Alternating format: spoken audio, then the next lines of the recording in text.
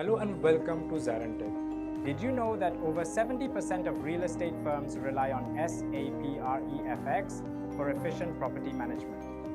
This statistic highlights the widespread adoption and importance of SAP REFX in the real estate industry. Let us dive into the SAP Flexible Real Estate Management. To give you an idea of its impact, companies using SAP REFX often see up to a 30% reduction in operational costs and a 40% increase in overall efficiency. These impressive numbers demonstrate the value SAP REFX brings to the table, making it a critical tool for any real estate professional. Effective real estate management is crucial for business success. It helps manage properties, leases, and contracts efficiently, ensuring that all aspects of real estate operations are handled smoothly. In this course, you'll learn about the key features and benefits of SAP REFX, including how to set up and configure the system, as well as real-world applications and best practices. Let's dive in. To begin with the training, first of all, I would like everyone to be interactive. Okay. If anyone has any kind of query, questions, Q&A, please ask me out there and there itself. And if you have anything, please write it down. Any queries are there which you want to get it sorted, please write it down and we can go through it at the end of sessions. Okay.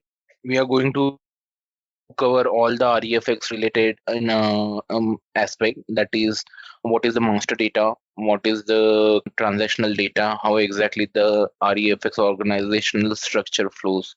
So let me know if you all can see my screen. So to begin with our REFX introduction, so what is REFX? So REFX is majorly used to succeed in total global highly competitive economy, and asset optimization in real estate management is crucial. So when we say flexible real estate, what does it mean by? So let's say we have multiple real estate asset is been managed by a certain organization or some construction company. So it is really important for them to manage those real estate objects, real estate master data, or any of the real estate rental objects which are there effectively. So when we say effectively, that means we have to see which all objects are available, which all objects are being leased out, which all objects are like still remain. There are multiple scenarios in real estate wherein we can see that okay, some common spaces are there. Common space, as in you might have seen, one of the best example is like in mall. When we go in mall, we have a common space like called as food court. Okay, food court, it is not specifically assigned to any of the one vendor, like let's say Domino's is there, KFC is there. It is not specifically assigned to that particular vendor, but it is assigned to all of the vendors, right? Now how exactly we are going to manage all of that food court area, that we are going to see in REFX. Okay, we can manage all of the activities, all of the service charges, all of the costs within REFX. Okay, organization need to ensure full visibility into their property portfolio to make informed decision. As I mentioned, like how much of property is there, how exactly they are utilizing, that can be managed through flexible real estate. Improving portfolio performance and reducing compliance cost are key objective in real estate management. Increased global competition has raised the need for sophisticated solution in handling changing consumer demand. Workforce management, information management, compliance adherence, leasing management, and property management effectively.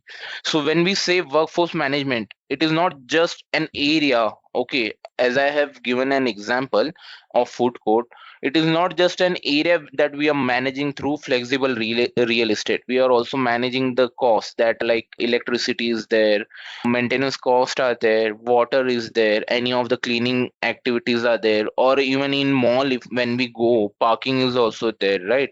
So all of these activities can be managed through flexible real estate. Okay, flexible real estate is a full-featured and integrated solution that enables effective real estate management and provides greater insight into one's real estate portfolio. The application addresses all phases of the real estate life cycle, including acquisition or disposal, portfolio management, and property and technical management. So one of the example which I have given you is already a constructed real estate building, right? That is a food court. But apart from that, we can also manage an under construction or a constructed building which has not been yet leased out or not have been started functioning. So that can also be managed through flexible real estate. It's not just real estate objects that we can manage through REFX module, but certain other modules are also there which we can manage it through this module. Okay. REFX is an emerging workstream in SAP world, covering industries such as airport, housing authorities, postal services, building services, insurance company, energy suppliers, office space managers, railway, real estate investment trust, manufacturers, shopping center managers, retailers, bankers, and telecommunication firm. So one of the example which I have given you is real estate. Now we have seen that there are so many of other industry that we can manage through REFX. So how exactly? I'll quickly give you one example of each industry. Airport. Again, in airport we have common area wherein certain multiple vendors are there. So that common area can be managed through REFX. Okay. Housing authorities. Let's say like we have a very great example of like government housing authorities are there, like in Maharashtra we have it as Mahada. Okay. Maharashtra Housing Authority Development. Okay. So that means they develop it and they rent it out. Apart from that, then we have government quarters which are there. So all of this can be managed through housing authority. Postal services. So postal services is like one of the example for that is like when we send something, when we send a courier through post, be it parcel or normal courier. So how much of the area now in India, when we send a courier or when we send a post, it occupies certain space within railway bogies, like a railway compartment, right? So how much of it, the area is been occupied, that can be managed. Building services, I have already given you an example. Insurance company example is like, let's say we have a contract with insurance company that up to certain, the very best example of insurance company is like when we travel out, we take a travel insurance, right? So travel insurance is nothing but our contract with our insurance company. So that contract can also be managed through insurance company. Energy suppliers.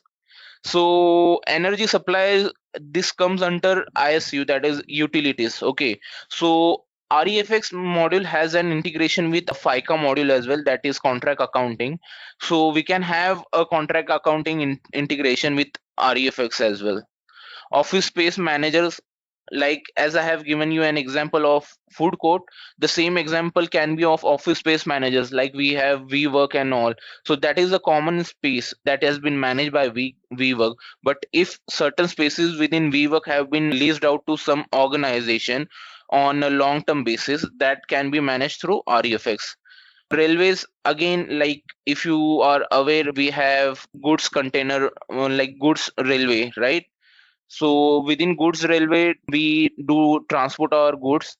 So it is not necessarily required that each of the container within railway will be occupied by one organization or one company itself. It can be like, okay, one container is there, out of which certain like 30% has been occupied by XYZ company, and the rest 70% has been occupied by ABC company. So that can be managed through REFX. Real estate investment trust, again, it's the same example of mall which I have given. Manufacturer. So one of the manufacturer example can be, let's say that I'll give you an example of Tata itself. Tata Motors, what they do is within Pimpri Chinchwad or in Pune. So they have a certain plant available in Pune. So let's say they have a capacity of producing 100 cars, but if they have like they have a demand of 110 and they cannot produce, I'm just taking an example of cars, ideally it's not car, but it is a spare part related activity. Okay. So when they have an exceeded demand, Okay, that means like 110. So the extra 10 cars demand which is there, what they will do is they'll give it out on a job work. That is nothing but a subletting. Okay, they are subleasing out to another manufacturer, asking them that okay, right now our capacity is of 100, but the extra 10 cars which we have got as a demand, so you please manufacture it on behalf of us and we'll pay certain amount. So that subleasing can also be adhered to REFX model. Okay, shopping centers, it is malls only. Retailers, again, like the same example I have given you of like shopping center and retailer comes under same.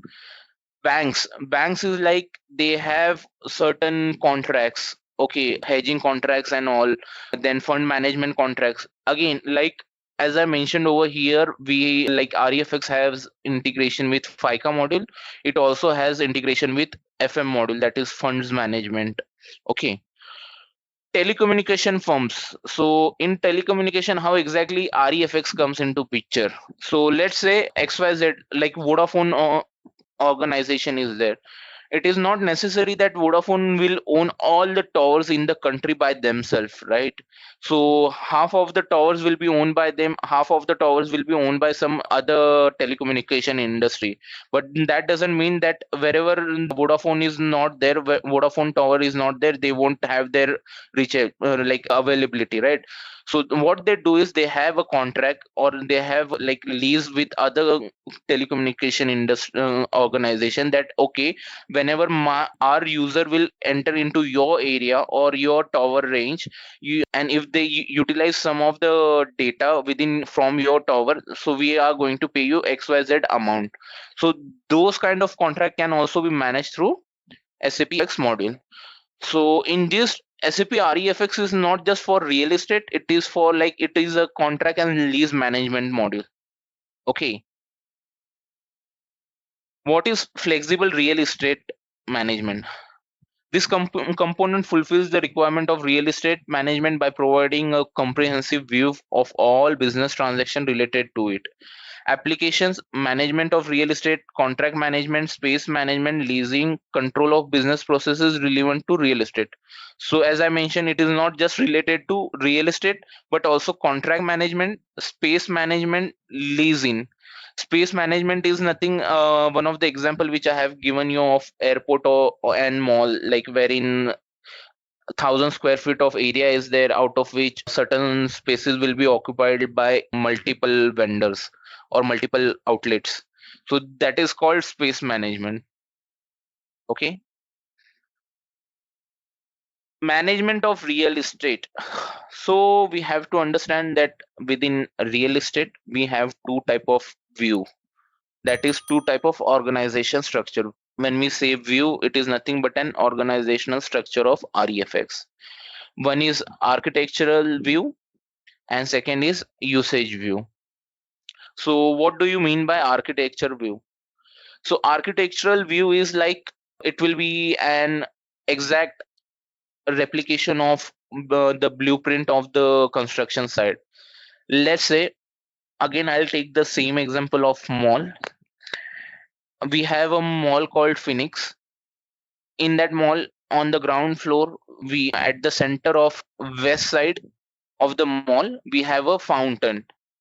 Okay, now that is something, we it will come under as architecture view. That fountain will come under architecture view.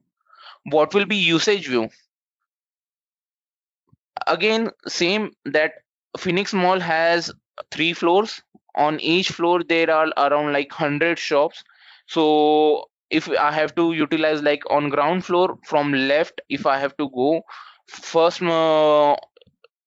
complex, like first outlet will be or first shop will be of Under Armour, second will be of Shopper Stop, third will be of Nika. That is how the usage view will be defined. So architectural view is optional when we utilize, like when we work for within REFX module, but usage view is mandatory. What do you mean by optional for architectural view? So it is not necessarily required that you have to create an architectural view when you are utilizing REFX module. It can be a requirement wherein business or a client would ask you to that, okay, I want my all the blueprints to be integrated with SAP module or SAP REFX module. Then we will activate or we will create this architectural view. Apart from that, if business or the client is not requiring any such things, then we won't use that. What I will do or what we can do is we can directly create usage view. Usage view is a mandatory view. Unless and until we do not create it, we won't be able to create any of the contract and start posting to contracts. Okay, so that is what architectural view is and usage view in overview. So in further slides, we will go in details how exactly it flow, what are the organizational structure of each of them. Okay. So within usage view and architectural view, you create your rental object, that is like business entity, land, building, rental unit, rental space, rental room. Okay. So these are the master data. These are not transactional data. These are master data of REFX. Okay. So are we guys clear until this? Does someone have any kind of question? Yeah. So actually, in architecture view, rightly you said that it is optional. Okay.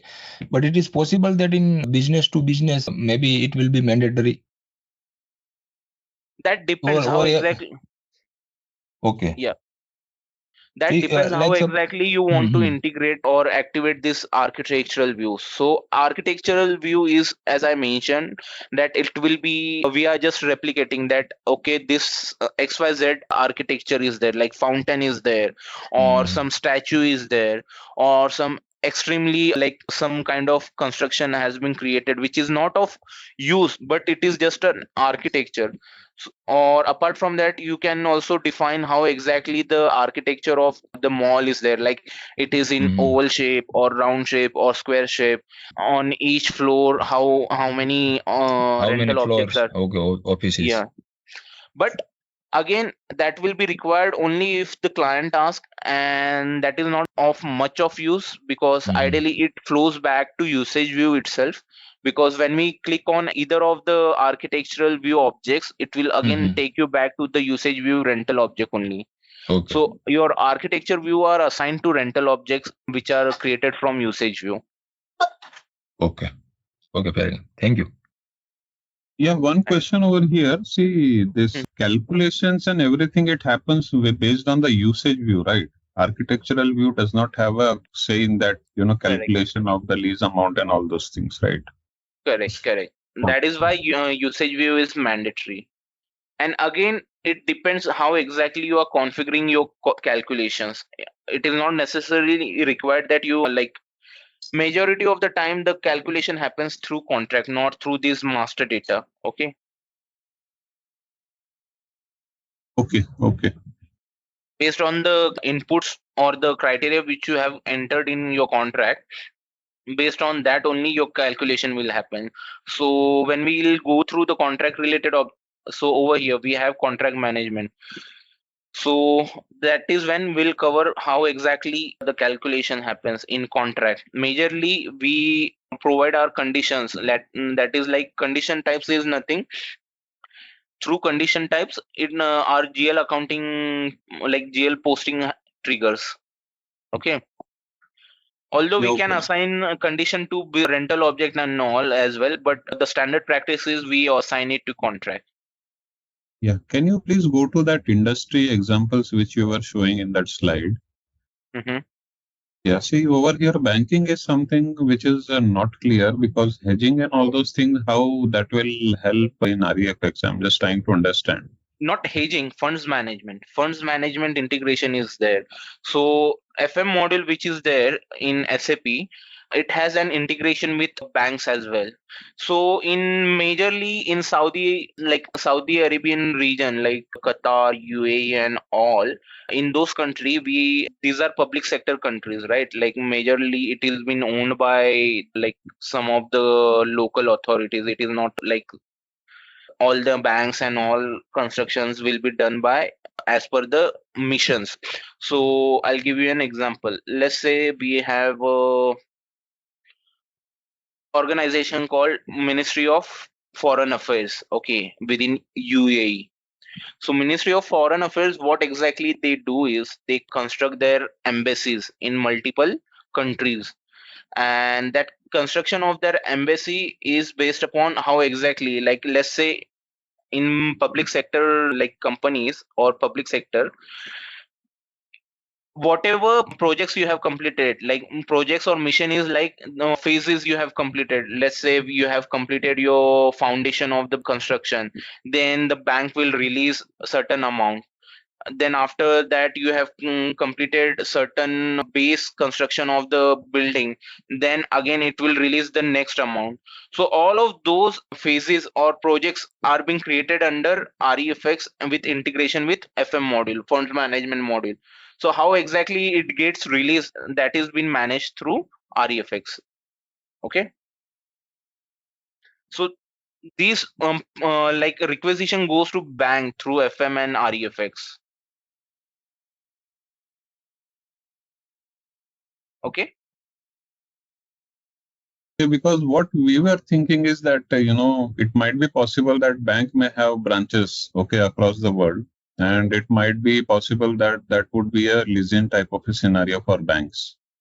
So we were thinking that whether that is the use case, or because this funds management is something for budgeting purposes. So that is So also one of the use case. So for banks, see, it is not necessarily required for banks only, right? Even a normal manufacturing company can have multiple spaces available in multiple countries, and they can let it out, right?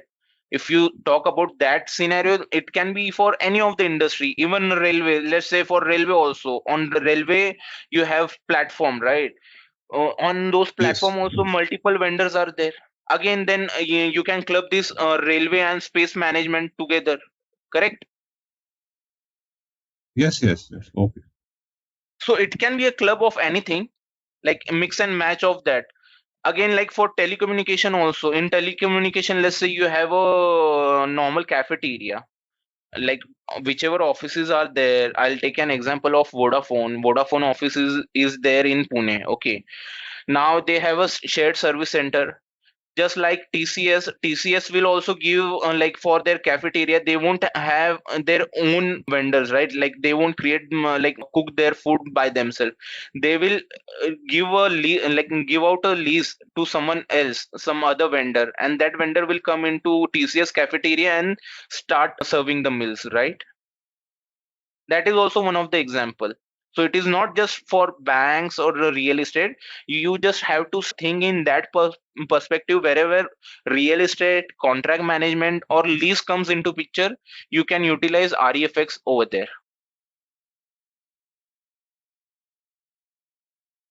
Okay, I hope this thing is cleared. Any other queries?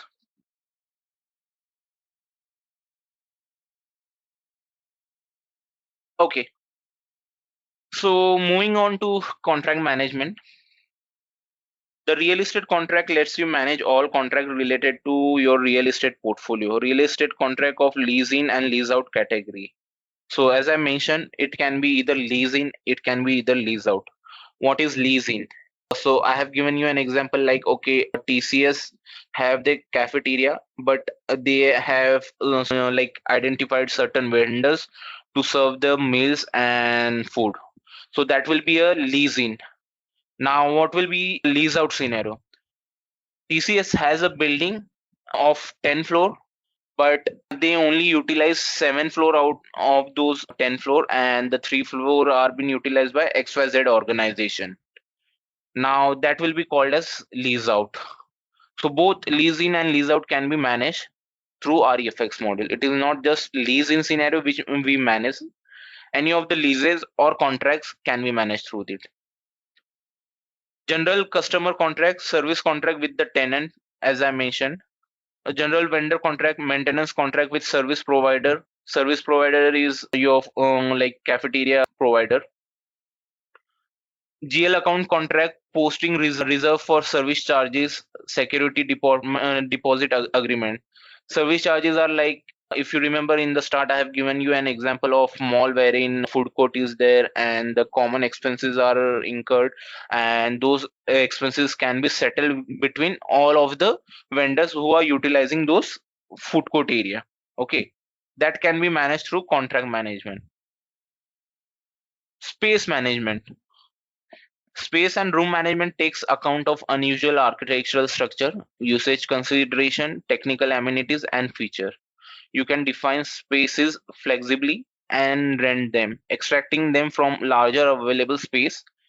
In addition, data exchange with external graphic system allows you to visually represent your real estate object. So space management, again, when I mention about the airport example wherein we have 1,000 square feet of area, and in that airport we have multiple vendors utilizing that 1,000 square feet. Let's say like Rameshwaram cafe is there, no, chai hatti is there, or KFC is there. All of those will be utilizing this particular area, but how exactly they will be utilizing? So let's say I have created a rental space of 1,000 square feet. Out of that 1,000, Rameshwaram cafe is using let's say 250 square feet of area. So what I'll do is I'll create a rental space, like a rental unit of that, sorry, rental space of that much of amount, that is 250.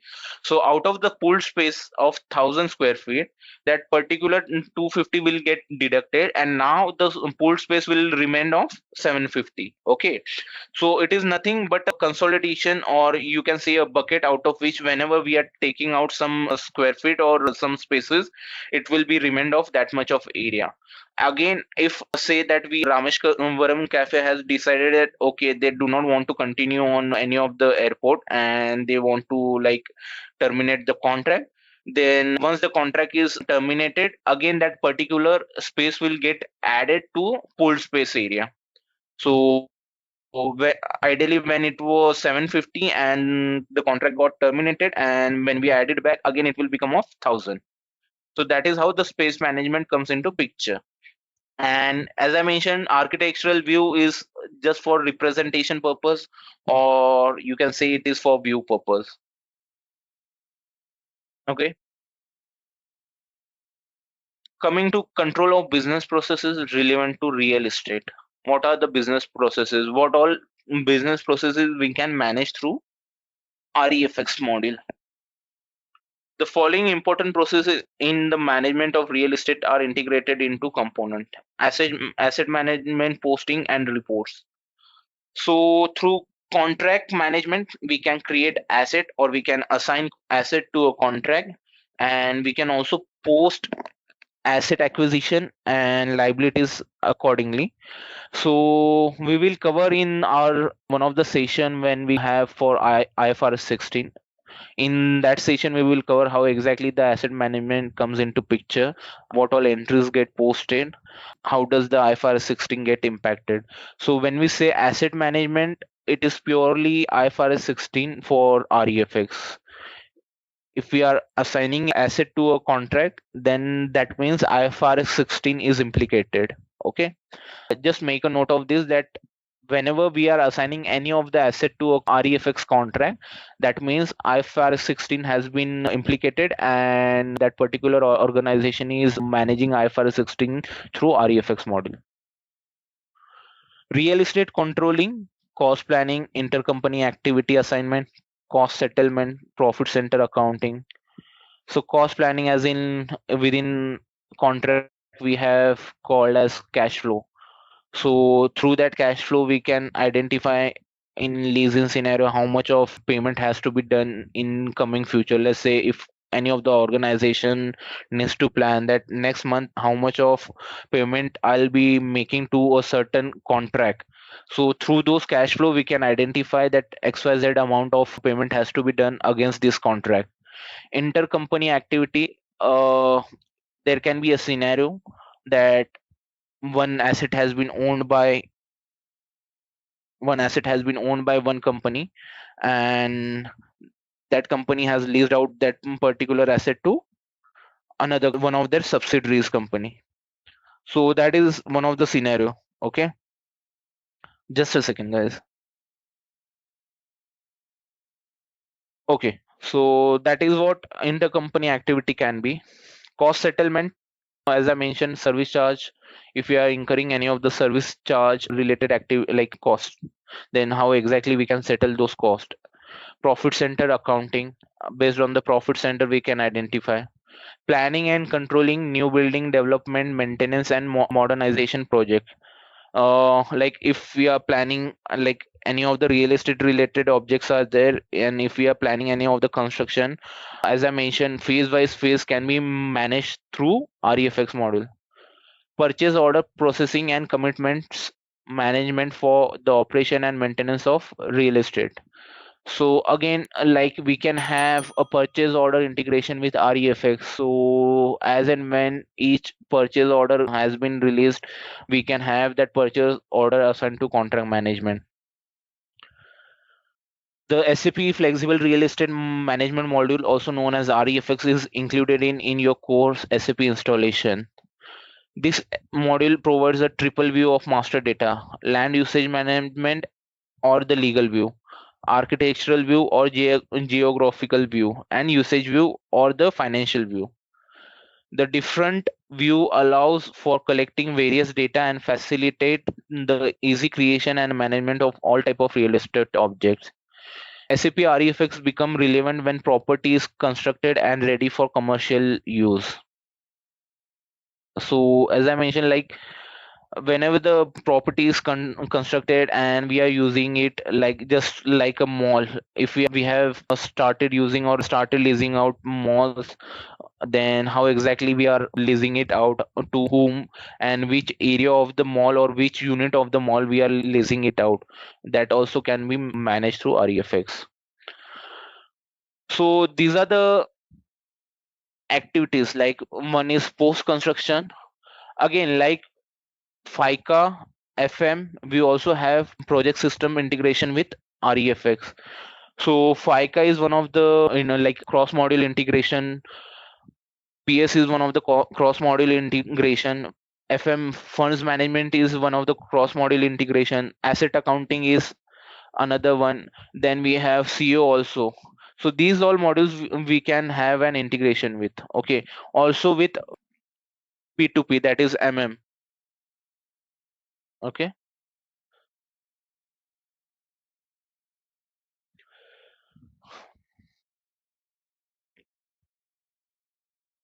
Real estate management solution provides map solution, property acquisition and disposal, buy, build, lease and sell, and buy portfolio like architecture, furniture and fixtures, usage, business partner.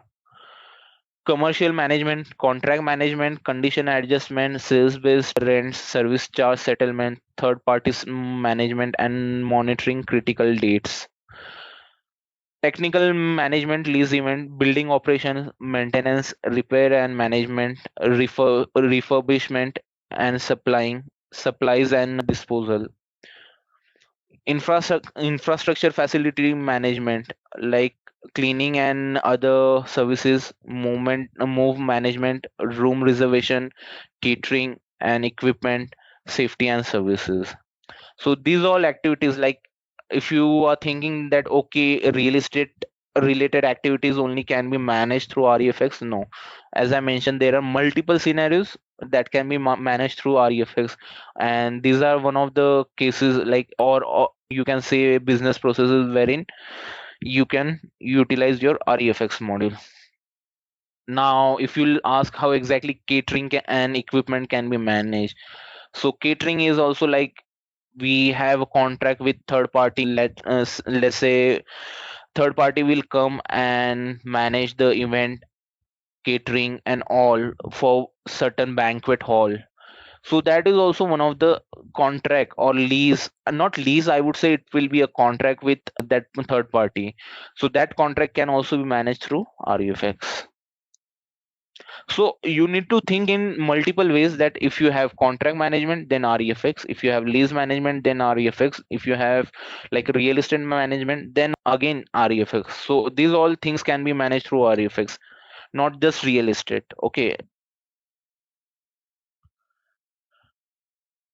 So as I mentioned, there are multiple integration, like cross-module integration.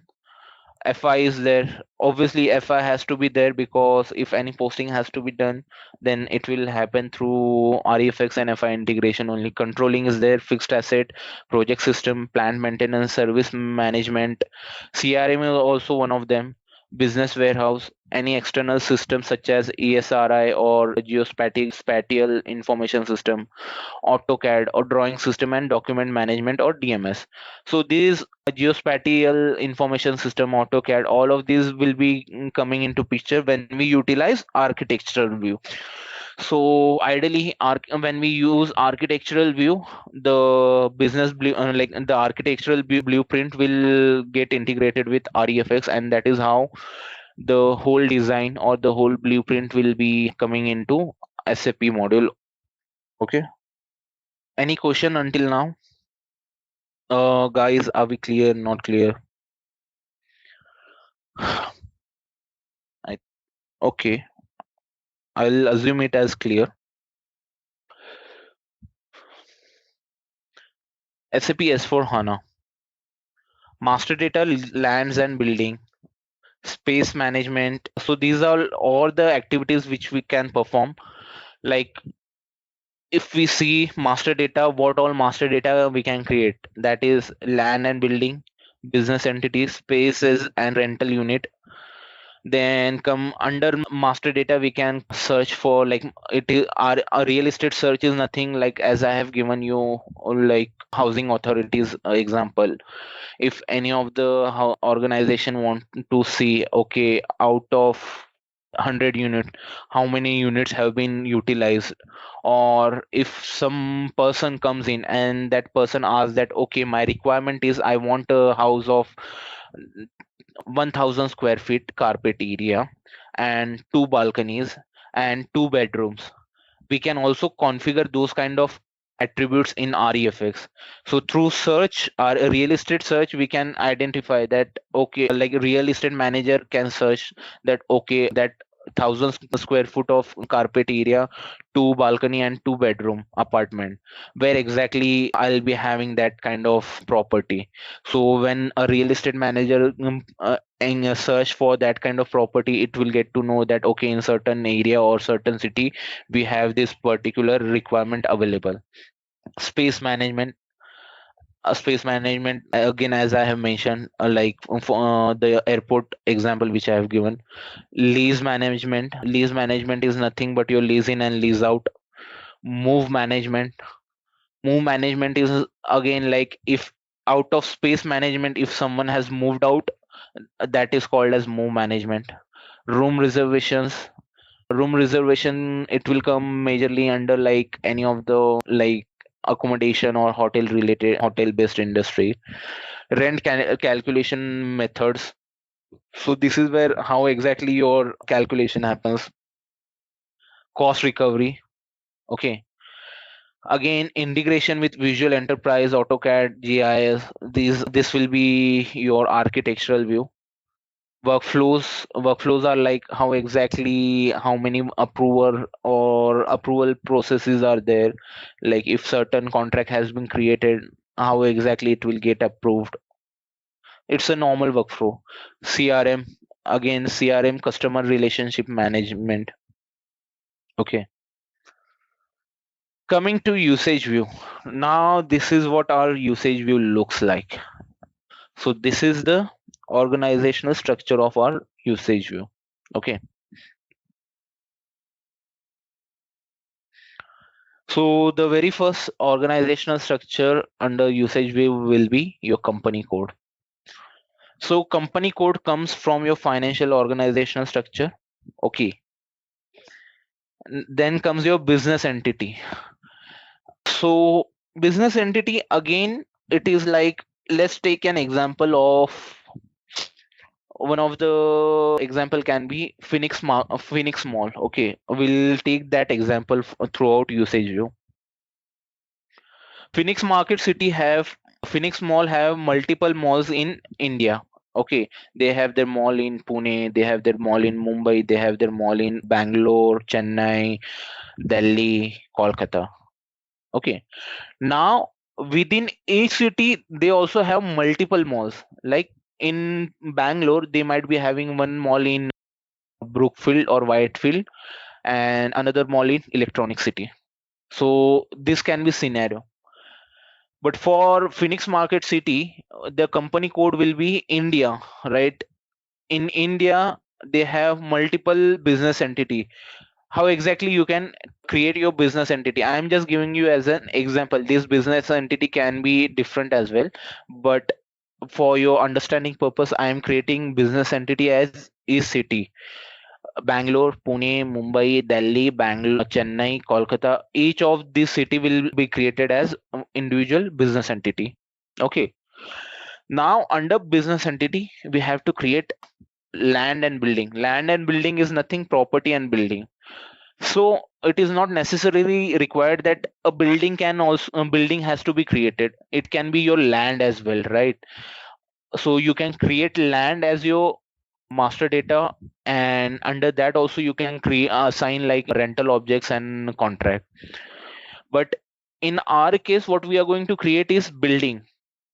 Okay, so I'll take as like one business entity. My first business entity is Bangalore. Now under that the building is Phoenix Market City, Bangalore, Brookfield. Okay. And another building will be Phoenix Market City, Bangalore, Electronic City. So these two building I'll be creating under business entity. Okay. I hope I'm clear until this. So after creating these two building, that is Brookfield Mall and Electronic City Mall, what I'll do is I'll create either rental unit or pool space. Rental unit can be, I can create both of them as well. Okay, rental unit can be like, let's say I have given you example like how many shops are there in that mall on ground floor. Those shops I'll create as rental unit. So let's say I have created my 100 rental unit. 100 rental unit represent 200 shops in that mall. So each of the unit I can maintain like, okay, on which floor this unit is, from when I enter from like into the mall, from the left or from the right, where exactly or the what number of shop is this. Let's say I have entered into mall. Now from the left, fourth shop is of Nika. Okay, I can maintain that as well under rental unit. Okay, now coming to pool spaces. Pool space, I have mentioned earlier that it can be your food court area which I have given like created as pool space, or another pool space can be of like a common area wherein multiple vendor have like installed their small stalls. It can be some credit card vendor, it can be some marketing vendor, it can be some NGO vendor. All of those can be created under pool space, and that will be created as rental space. So let's say 1,000 square feet of rental pool space is there. Out of that, 200 I have assigned to one of the credit card marketing vendor. Then 300 I have assigned to one of another automotive vendor. Let's say Mercedes has come in with their newly car, and they want to display that car in the mall. So what I'll do is I'll create another rental space of 300 for Mercedes. Now out of 1,000, 500 has been utilized, and I have left with 500. Now when, okay, Mercedes has come for only 2 days of event. Now after 2 days they have moved out. Now again that 300 square feet of area which they have utilized, it will again fall back under pool space. So ideally when it was of 500, 500 was been left out of pool space. When this 300 has again added back, then again 800 will be left out. That is unutilized space. So that means the mall management or the real estate manager of the mall will get to see that, okay, under this pool space 800 has like 800 square foot is still available. If someone comes and asks for 250 square foot of area, I can easily assign. Or even if 800 square feet of area, if someone asks for, I can assign. But if someone asks for 1000 square feet of area, then I do not have that much of area. That is how we get to see from reports. So standard reports are there in SAP REFX. So when we execute or pull out those report, through that report we get to see that. Okay. So again, it is just explanation of the usage view. The usage view contains the rental object and forms the basis of internal and external rental. Rental object can include pooled spaces, rental unit. Pooled spaces, as I mentioned, overall area. Rental spaces is out of this overall area, how much have we utilized. Whatever we have utilized, we have to create it as rental space. And rental unit is nothing, it is individual rental unit, wherein we need not have to create any of the pool space or rental space. For that, it will be an individual space, a rental unit. The pool space represent a group of spaces that can be flexibly leased out in any combination. Rental spaces are formed for rental. Rental unit remain fixed object that can be leased out only as a unit. Now coming to architectural view. The very first thing under architectural view organizational structure is locality. Okay. So locality is nothing, in which mall or like which city your this property is there. As I mentioned, Bangalore we were taking as an example, so locality will be Bangalore. Property either Brookfield Mall or the Electronic City Mall. Main floor, so let's say on which floor that particular architecture is there. So initially I have given you an example that on ground floor of the mall we have a fountain, so we can define those as well, like floor area, your ground floor, first floor, top floor, all of this can be created. Under that again, same office, store, storage, or object 1, object 2, this can be defined. The architectural view is an optional view that is company code independent. It provides an architectural structure that represents the physical structure of a building. So it comes only when a physical structure, we want to represent any of the physical structure of any of the property, then only we utilize architectural view. It is a user defined hierarchy structure that is named according to an organization specific nomenclature for the real estate object they wish to represent, such as building, part of a building, wing, floor, part of a floor, room in a building, room on a floor, tower structures, linear structures, land parcel, etc. These are the integrations linked to CAD, CAMS, GIS, geospatial information systems. These all can be there. So master data, coming to master data, what all master data we can create. The very first primary master data like usage type, permitted usage type, usage, building plan. So usage type is like when we create a rental unit, rental space, or pooled space, we have to assign usage type to them. So usage type is like we can say that okay, this particular usage type is for commercial, this particular usage type is for like land, this particular usage type is for furniture. Okay, based on the requirement or business requirement we can create the usage type, and based on the usage type we will assign those particular usage type while creating your rental object.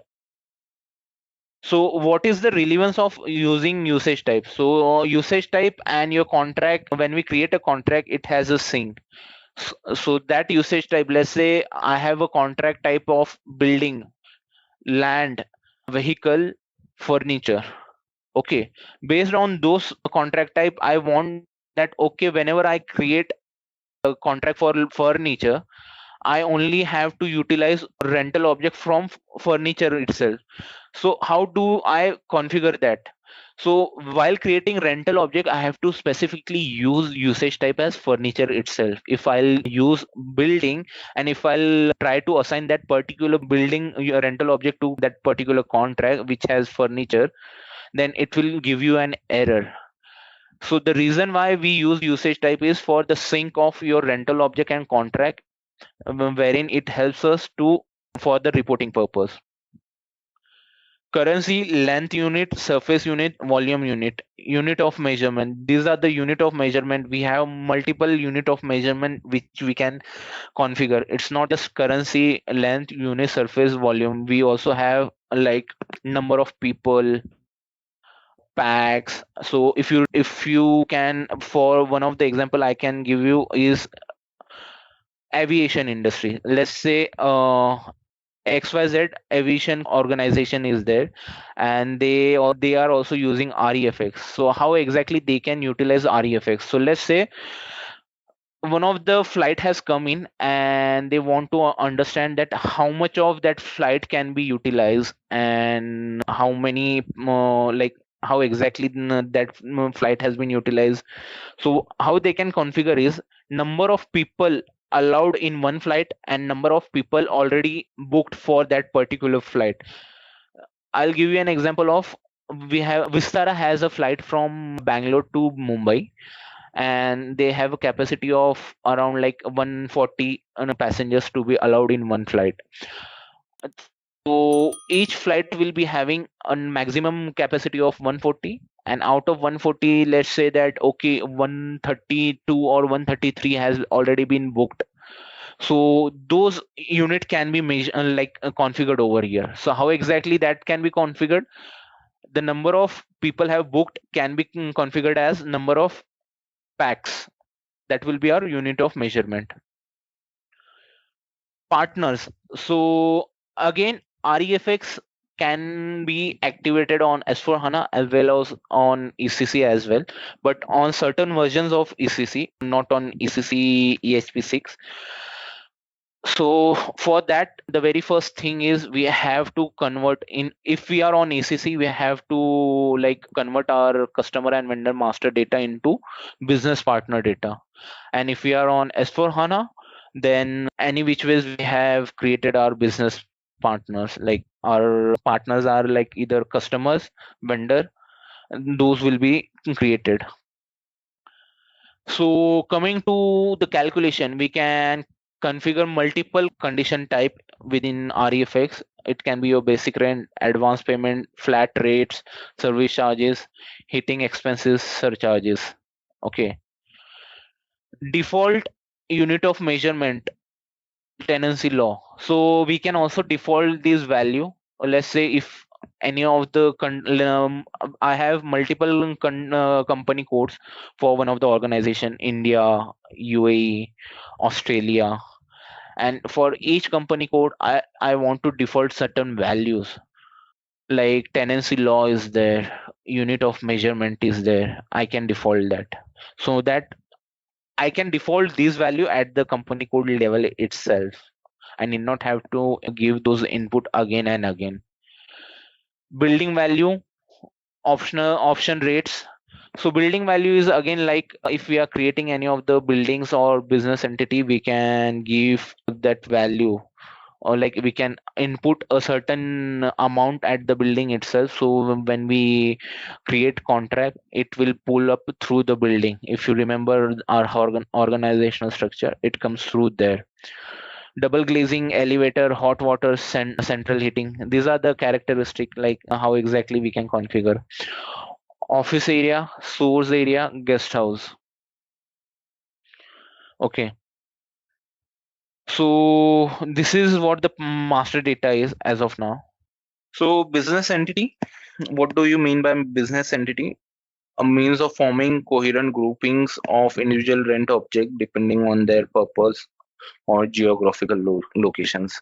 The system automatically creates a business entity as an internal controlling object. In other words, the business entity is also an account assignment object. So as I mentioned, like you can identify what can be your business entity. Either it can be city, it can be country, it can be area of the city, or within area also you can define multiple business entity. Okay. Business entity are part of company code and groups building land into coherent unit. Land, buildings, and the rental object derived from them are ideally grouped to form business entities if the following material requirement of creating a business entity are met. They should have a common owner or at least be managed together. They should be situated directly near each other and form an enclosed area. There should not be any fundamental differences in their residential or usage value. In other words, they should be built according to the same construction engineering standard with the same construction method and have the same fixtures and fittings. Business entity structure, general data, reference factor, hosting parameters, partner, availability, plant and plant maintenance, architectural view. Building. So under business entity, if you remember, we have business after company code, we have building, business entity, and after business entity, we have either land or building. Land, so it can be either or. Okay, it is not necessarily that it should be land. If we have created land, then we have to create building as well. It can be either of the cases, like if we have created building and that particular business process does not require land, then necessarily not required, we should not create any land. Okay, just like I have given an example of Phoenix Market City, they do not have any barren land, right? They open land area, they have all the buildings.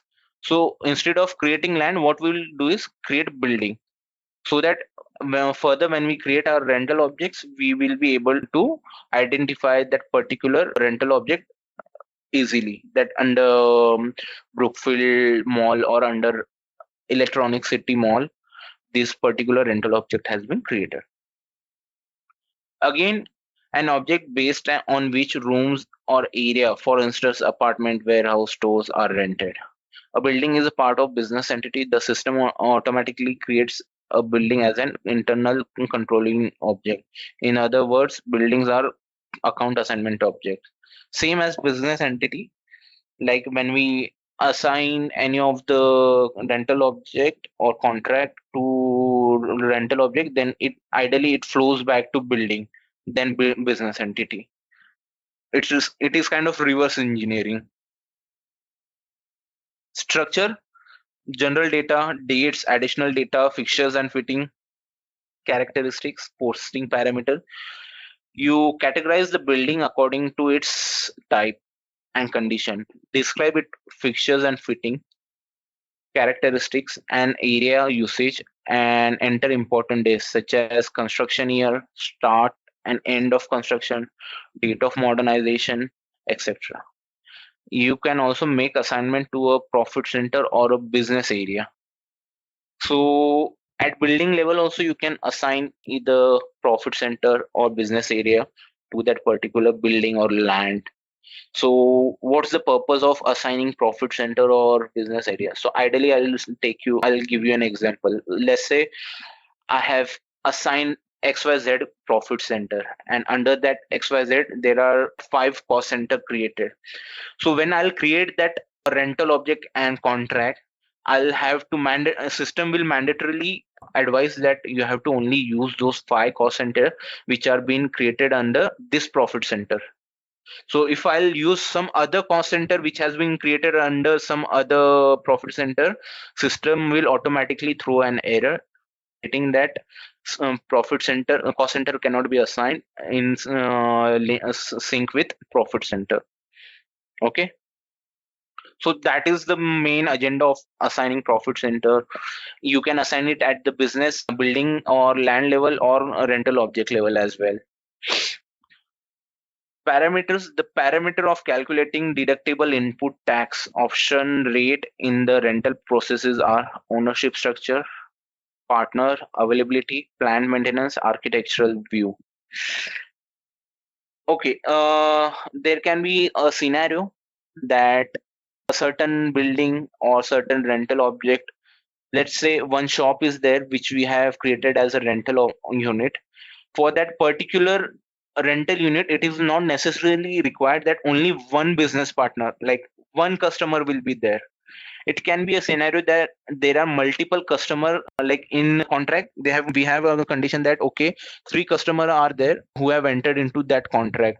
I'll take an example of what would be a better example. Rameshwaram Cafe. Okay, Rameshwaram Cafe, they have multiple owner of that cafe. So when they are coming into either of the Phoenix Mall and they want to set up their outlet in Rameshwaram in Phoenix Mall, those multiple, like let's say if two or three owner of those cafe are there, then those owner will come into contract with Phoenix Mall. So in that case, two customer will be created for this contract, and simultaneously we can also segregate the values of that contract as well. Let's say customer one is supposed to receive 70% of the contract value, like pay 70% of the contract value, and customer 2 is supposed to pay 30% of the contract value. We can also define that attributes in the contract. Property. Defining properties. You can define property for entity types and complex type. Property define the characteristic of the data that an entity type or complex type instance will continue and runtime. The property of entity types and complex types are stored in property subfolder within the entity types and complex type folder in your service builder project. Procedure. To create a new property, proceed as follow. Expand the data model folder in the tree view of your project. Expand complex type or entity type subfolder depending on the data object type for which you want to edit property, and double click the property subfolder. These are the nodes which you need to follow in mass maintenance view to switch to edit mode and add a new row to the table of the property. So in the name column, enter a name for the property. For example, whatever name you wish to enter, you can enter over there. Define the attributes of the property. Rental object. The following rental objects are available in the system. As I mentioned, pool space is there, a rental space is there, rental unit is there, comparative apartment are there. Pool space, from which spaces are extracted to be rented. The pool space itself cannot be rented.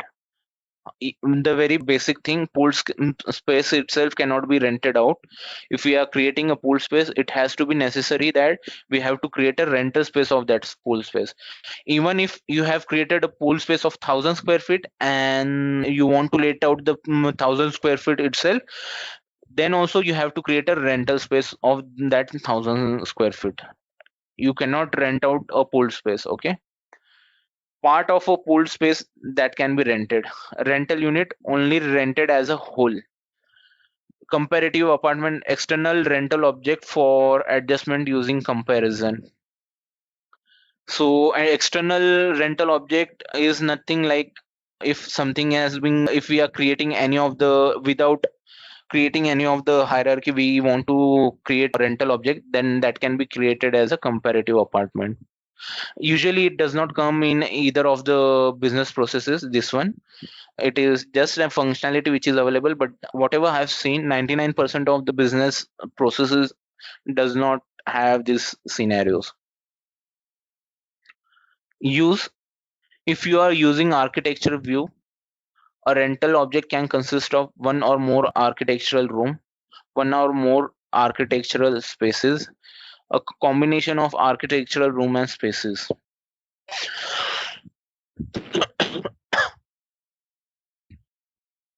Rental object structure. When you are in rental object processing, first decide which type of rental object you wish to create.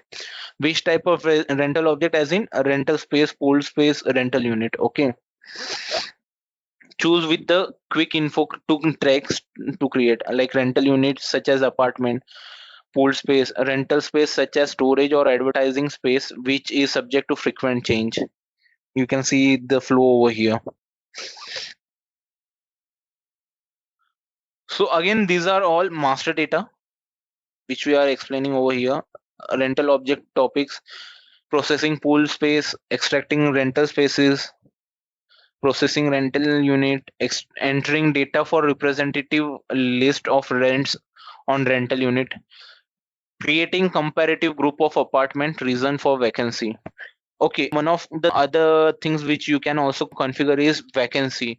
So let's say we have created a rental object, and certain rental object is supposed to be like certain contract has to be terminated due to XYZ reason.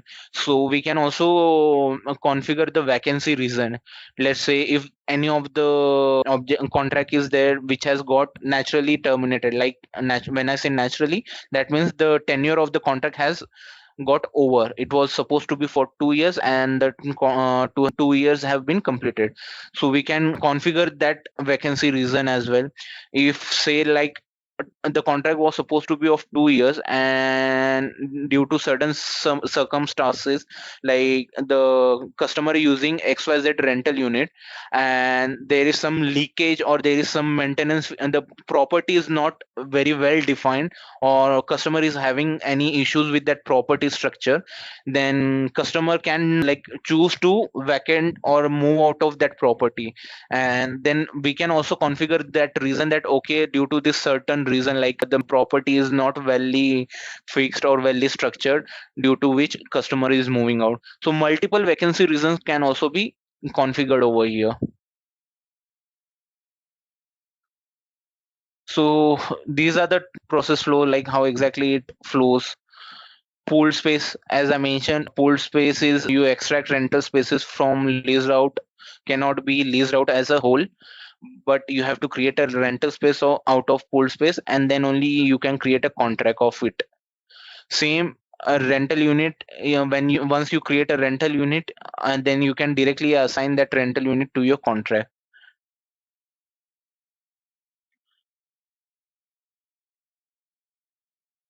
Usage type of rental object: screen sequence, overhead structure of the SCS, rental object type, SCC, service charge settlement participation, control of offered object, measurement type, derivable usage type, conditions. These all are the attributes which you can maintain under rental object. Okay.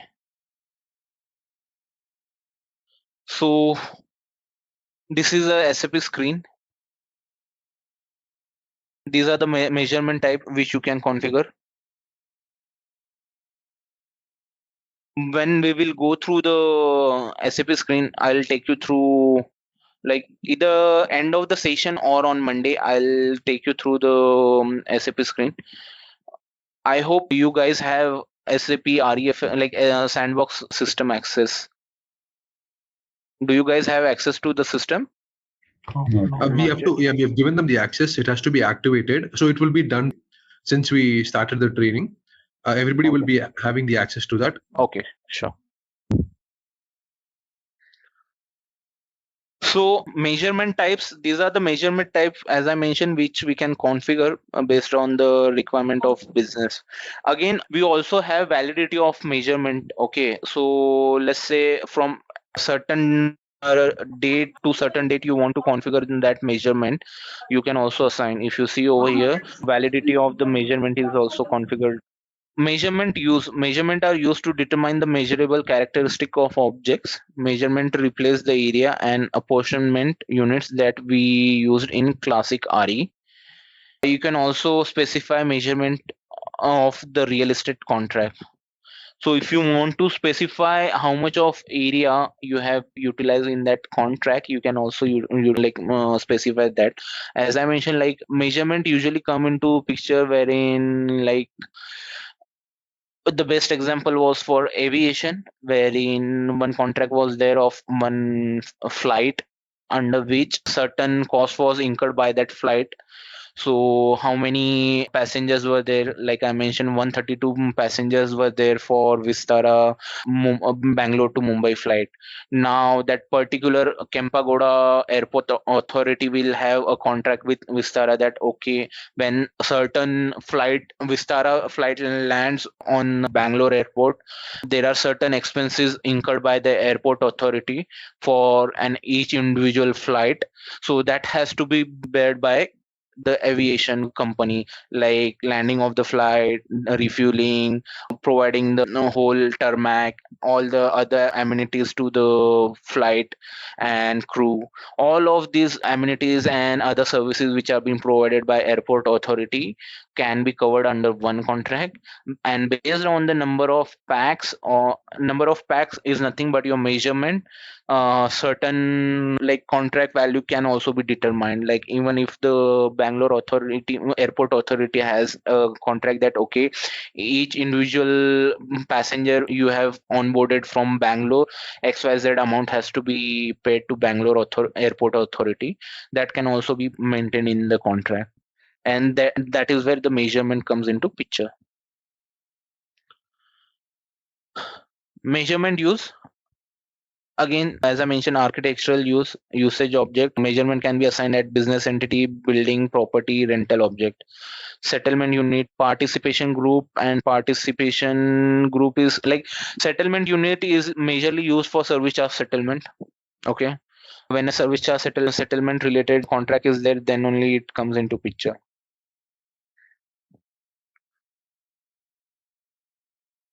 Okay, just a second. Okay, measurement of rental objects are used, calculation of condition amount, reports, option rate determination. Calculation of condition amount is in service charge settlement, which I mentioned, and report is like how exactly the measurement has, like based on the service charge settlement, what exactly the overall cost has been incurred, it can be determined. Customizing measurement type, what all configuration and customizing is available. Okay, measurement type: residential space, water consumption, rental space, retail space, room capacity in person, parking space. Then through that we can determine architectural object, locality, building, wing, parking lot, floor, room. Again, it flows to like architectural object, doctor's office, and then a rental object gets created if we are determining architectural object. And if we are not determining architectural object and we are determining usage view, then this will be the flow wherein we have to determine a usage type. If you remember, when we create a rental object, we have to determine a usage type. So usage type can be privately financed apartment, store, office, doctor's office, garage. And if you remember, I have also given you an example of furniture, building, vehicle, something like that. And based on that, a rental object, these all three types of rental object can be created, and it can be assigned to a contract. So this is the customizing path. Okay, how exactly you can determine the measurement. So what are the mandatory thing when you determine the measurement? The very first thing is measurement type. What is the measurement type? Either it is in value, volume, like kgs, liters, or it's in units like square feet, square meters, square centimeters. That can be derived. Okay, derivable measurements, like derivable measurement is also like optional. Only if the total measurement is defined, then only it comes into picture. Derivable measurement is something like it will come into picture for pool space area. Furthermore, you can make other optional setting exceptions in customizing for each contract type, usage type, object type, and architectural object type. What does it mean by is like you can determine which measurement type can be used for certain rental object and contract. So that means if you have defined for, let's say for building, if you have defined values like square centimeter, square feet, square meters of areas, then you have to utilize those, like you have to assign those measurement types only. For building, you cannot assign volume related measurement type like kilos, liters, something like that, or number of people, something like that. You cannot assign that. So when you have restricted those kind of settings for measurement type against rental object, then it automatically get determined to contract as well. You can also like restrict those setting at contract level as well. Okay, so that helps us to like mislead, it doesn't mislead the contract. Like user does not have any other functionality available to assign like kgs and liters to the contract and rental object. Define measurement, you can use measurement to define measurable characteristic of your object. You can specify measurement for usage object, architectural object, rent real estate objects, as I mentioned. Posting parameters definition, if multiple objects are assigned to real estate contract, then certain agreement group of parameter have to be made for individual object in the contract. To have to avoid having to create such agreement over and over for each object, you can create, you can group them as term under a single ID. So what does it mean by term of posting parameters? So let's say I have a contract of 2 years. Okay, for first year of that contract, I have agreement that the tax, or the first year of under posting parameter, first of all, I'll let just to let you know, under posting parameter we can assign tax, we can assign tax group, tax code, tax type, tax group, partner, then payment method, bank, all of these we can assign. Then comes your organizational structure, that is nothing but your profit center, cost center. All of this can be assigned under posting parameter. Okay, and each posting parameter we have a standard term. When I say term is like standard terms comes with a solution, or if you do not want to change either of the parameters, like as I mentioned, partner, tax type, tax group, if it is constant throughout the contract period, then you need not have to assign another term to that posting parameter. But we have an agreement that okay, out of the 2 year of contract, first year the tax percentage or the tax group will be of XYZ tax code, which has 5% of tax rate, and for second year of the contract it should be 10% of the contract. So what we can do is we can create two terms and we can assign a time slice. Or time slice is nothing but the validity from first year to second, from 0 to first year, your 5% of tax type will be assigned to that particular posting parameter, and in second term you can assign 10% of your tax code. So this is how your posting parameter helps, or term ID helps to define your posting parameters. Partners, business SAP business partner in REFX, you can create and manage master data on the business partner centrally with the SAP business partner. The SAP business partner has three technical aspects: business role, you define these as suits your needs in customizing. You can set the field status for each business role in the customizing. So that means you have partner available as FI customer, and if you want to extend a certain rule to that customer, I'll take an example that particular XYZ customer is there, which is also your tenant. So what you can do is you can create a new business partner role as tenant, and you can assign that tenant role to your customer. And when you do a configuration, you can also assign business partner role to your contract. That means whenever you're creating a lease out contract, apart from FI customer, you also have to assign a tenant role to that business partner. So how does that help you is it helps to assign a signatory. It defines that okay, this is your tenant. You necessarily, sometimes it is not required that one customer can be your tenant as well. So when you extend your roles as a tenant, then only it get defined that okay, XYZ customer is also your tenant. Customizing, Technical functions belonging to business role category. SAP provides business role category. You must be aware of this, like how exactly role category can be defined. You can program directly on them in the application. View business partner.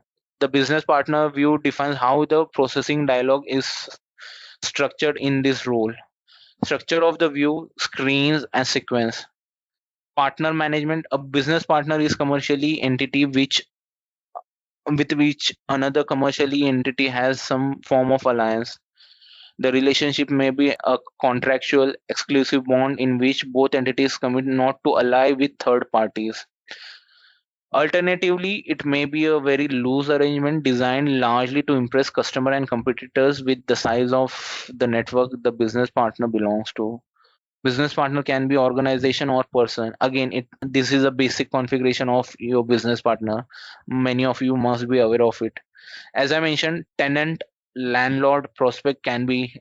Tenant is something, if a lease out scenario is there, then we can configure it as a tenant, your customer. If a leasing scenario is there, then your vendor will be configured as landlord.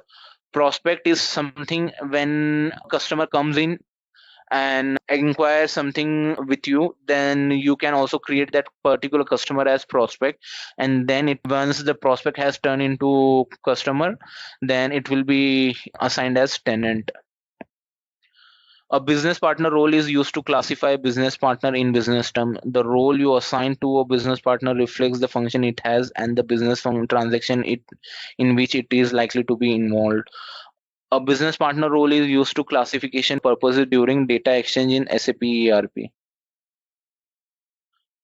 So this is your partner management. You must be aware, like your business partner can be person, group or organization.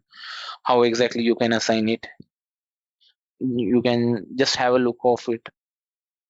I'll not go through it because many of you must be already aware of it.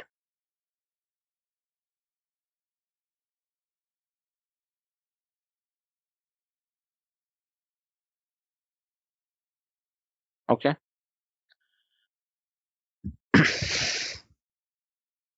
Challenges placed on partner management. Okay. So when a service contract is created, a service contract will be created with your vendor account.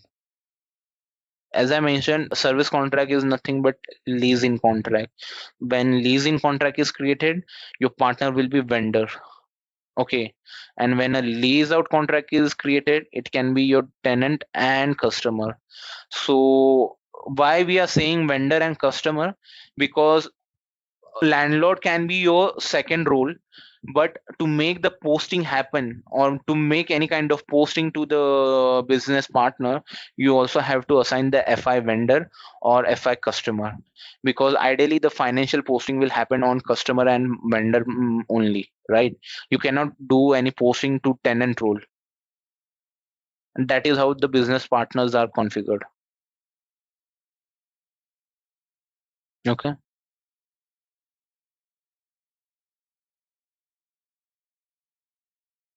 It's the same slide. Prerequisite, this is the path, how exactly you can configure business partner related activity. So again, in S4HANA, we have two type of business partner settings. One is under your master data synchronization, which is at SPRO level, wherein we cross application is there, and under that you go and you do your synchronization of master data. That is one of the configuration wherein you do.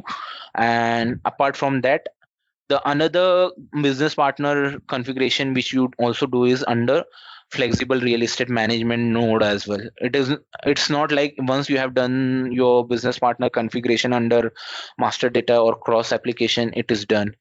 You need to again go into flexible real estate component like node under your SPRO, and again you need to do those kind of settings, okay, for business partner.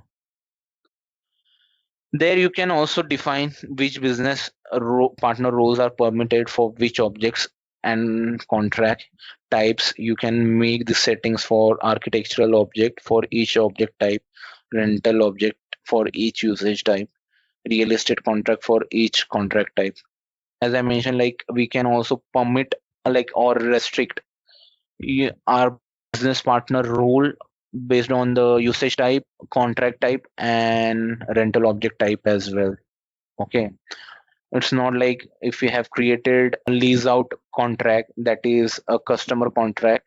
A customer contract is also allowed to assign vendor, that is landlord, to that contract. We should not permit that kind of settings. So ideally we have to restrict that. Okay, if a lease out contract is there, then tenant and FI customer business partner role should be allowed to lease out. And if a leasing contract is there, then landlord and FI vendor needs to be permitted or allowed. So again, those settings are done under flexible real estate node.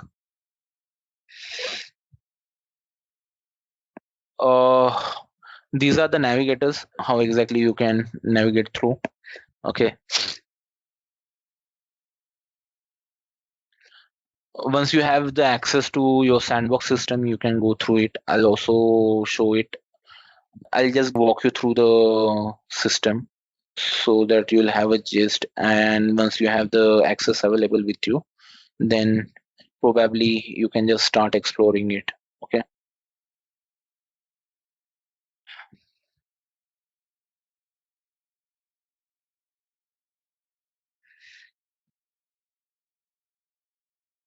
so business partner, as I mentioned, there are two configuration from business partner.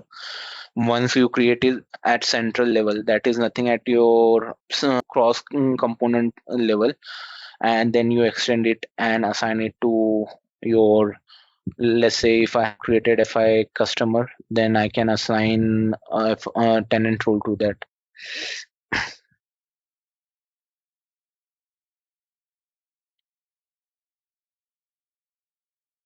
These are the standard rules which are there, as SAP has provided some standard rules for business partners.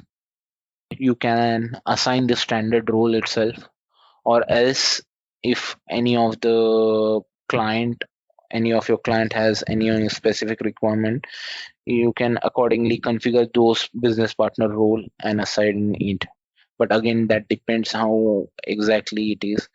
Usually most of the time the standard business partner role suffice and you can assign them.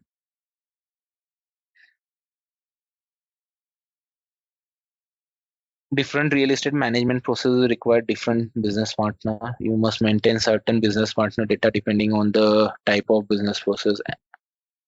Like as I mentioned, freelance employees, interested parties. Interested party is nothing but your prospect.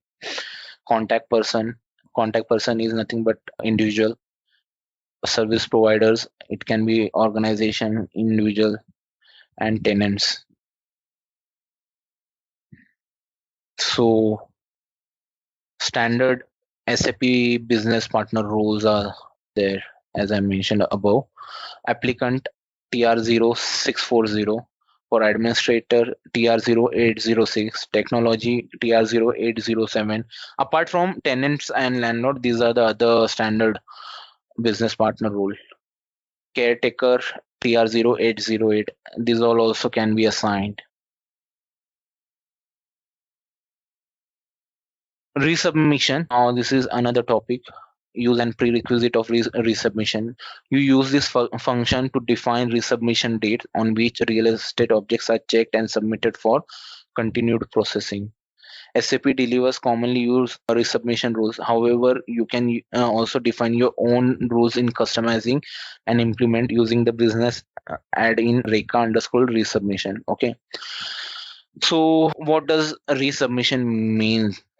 So resubmission is like if any of the contract is getting over, or the tenure of the contract is getting over, and if they want to extend the contract, then they have to again like a renewal of the contract is there, then that renewal can be resubmitted, and then through resubmission rule it will have like approval process, and through that we can manage the renewal of the contract.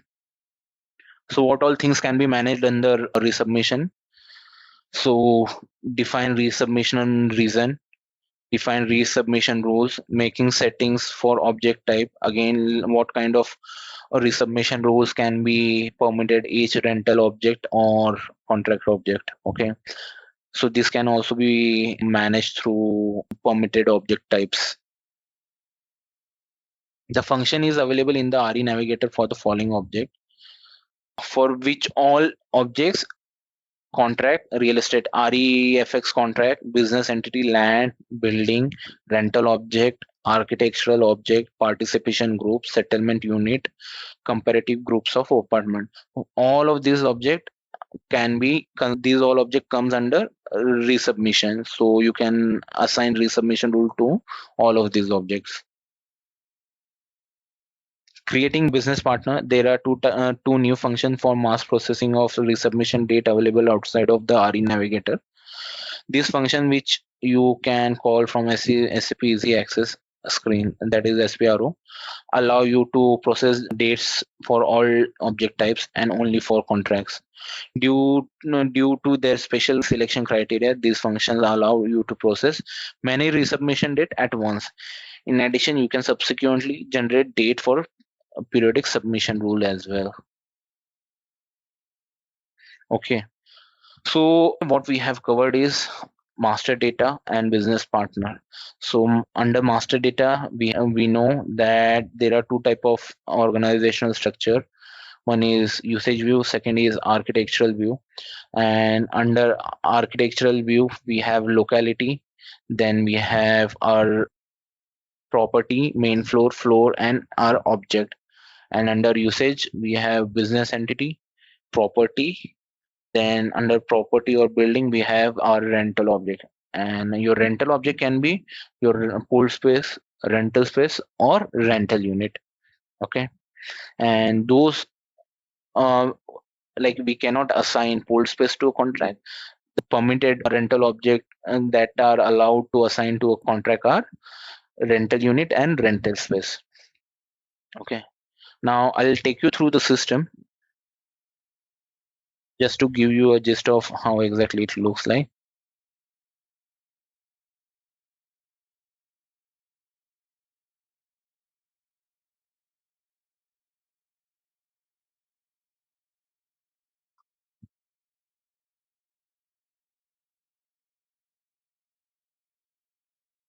So under SPRO,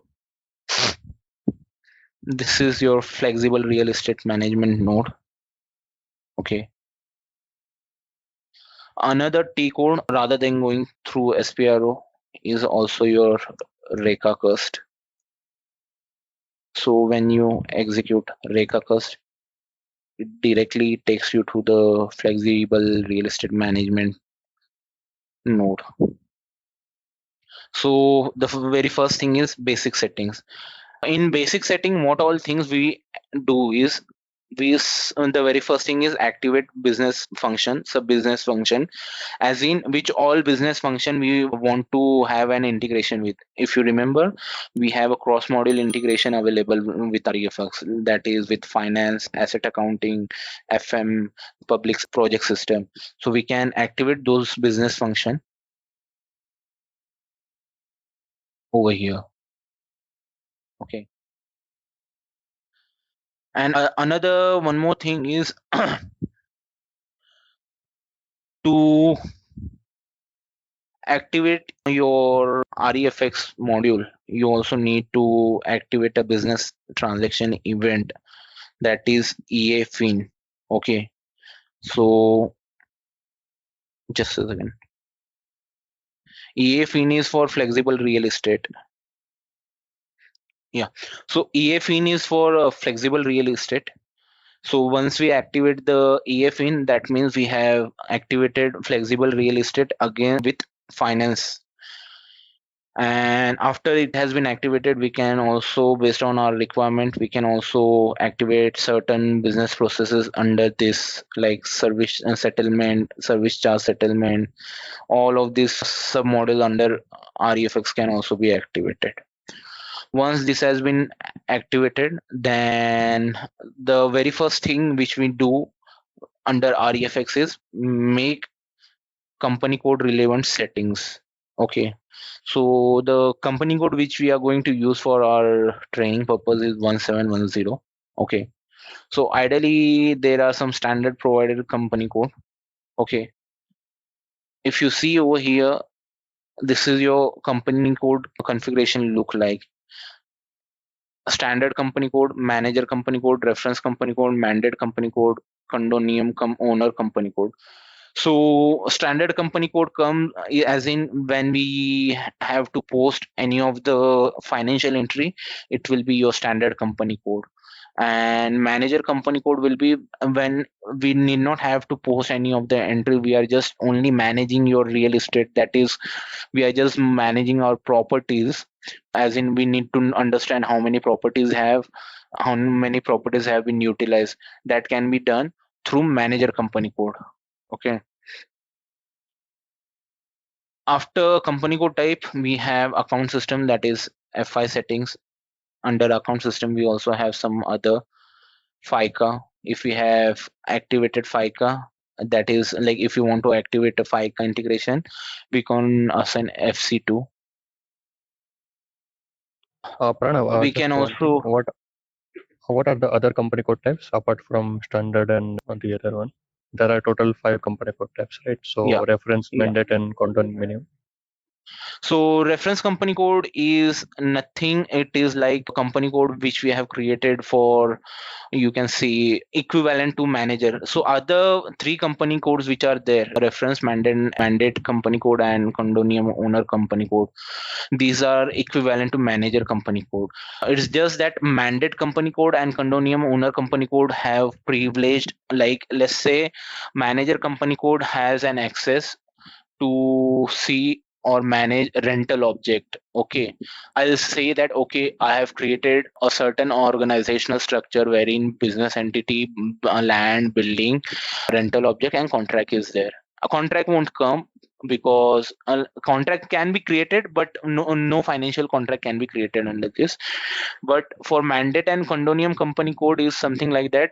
Once we have created it, certain approvals has to be flown back to the owner of the company. Like it does not have all the rights with manager company code. Manager company code has own rights with manager itself. Like when we create a real estate manager, the manager has to approve certain, when any of the property has been let out, manager has to approve it. But when we create condominium or this another or mandate company code, the manager can access the hierarchy, but the ownership or the approval flows back to owner. That is how it is. Okay, so other things are, if we want to default any of the settings like tax type, tax group, default measurement unit, as I mentioned, we can, if you remember, I have informed you that your measurement types can also be defaulted at company code level, so that you need not have to input at every level, business entity, land, building. Whenever you create, you need not have to enter it again and again. Okay, apportionment rule, this comes when we use service charge settlement and sales based relevant contracts. Okay, service charge settlement is something like, as I mentioned, like common areas were there, food court, and commonly incurred costs, we will need to settle those costs. So based on the apportionment rule, it can be defined. Okay, apart from that, you can also define what all object assignment you want. Like whenever a line item, whenever a accounting entry get posted and a line item is there, which all items should be reflected on that line item, like cost centers, order WBS, asset, which asset is assigned. These all things can be activated.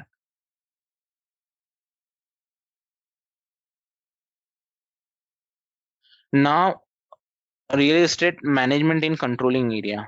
So if we are using CO, then we also need to activate a real estate function in CO. Okay. So for 17 OBY.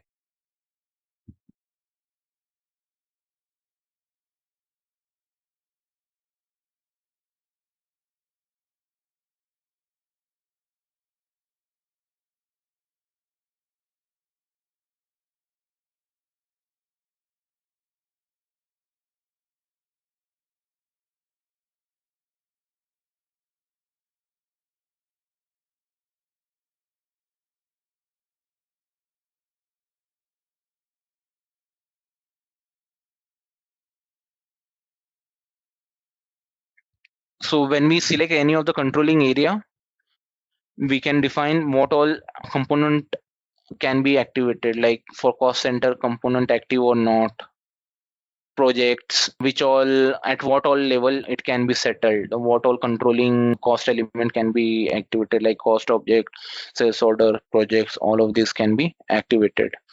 Order management, whether it is active or not. Commitment management, whether you want to, like based on it, if you want to activate at cost center, you will activate cost component only, cost center component only, and if you are not using order management, then you won't activate that. Okay.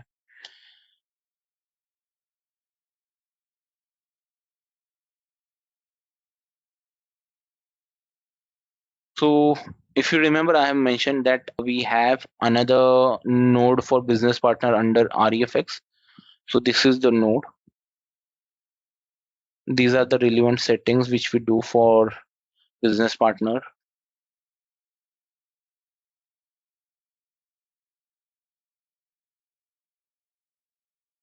These are standard business partner roles are already there, which we can use. Okay. So once you guys have access to your sandbox system, you can just start exploring this node, so that on Monday when we start doing a hands-on like system review, we can go through it. Okay. If you want to make a note how exactly we can directly go to flexible real estate node, this is the T code, Reka Cust. Okay, great. Thank you guys. So once you have this access available for you, please start exploring, or if you have any other access of your other system, then you can start exploring there as well. Okay, just start going through the system, Reka Cust. Okay. Hey there! Want to get good at managing real estate? Our SAP REFX course is here to help. You can take it at your own pace on our platform. In this course, you'll learn all about SAP REFX. It's like a toolbox for managing properties, from leasing to maintenance and everything in between. Our course covers everything you need to know, from the basics to more advanced tricks. It's made by experts who know what they're talking about. Your teachers are pros who've been doing this for ages. They're here to help you learn and answer any questions you have. And don't just take our word for it. Our students love the course too.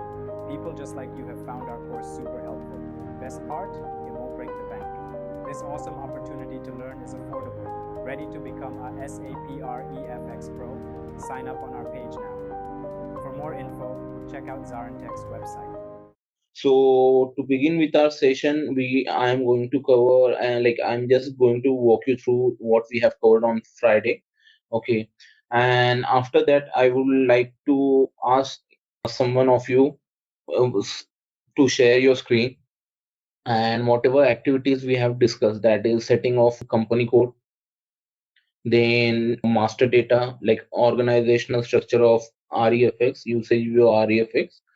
So I would like them to create that particular organizational structure. Okay. So, okay. Are you guys able to see my screen? Yes, we are able to see your screen. Okay, great. So on Friday, what we have covered is what is REFX, in what all scenarios REFX can be used, in which all industry. I have also explained, like, if it is REFX does not mean that you have to just use the REFX module in real estate industry.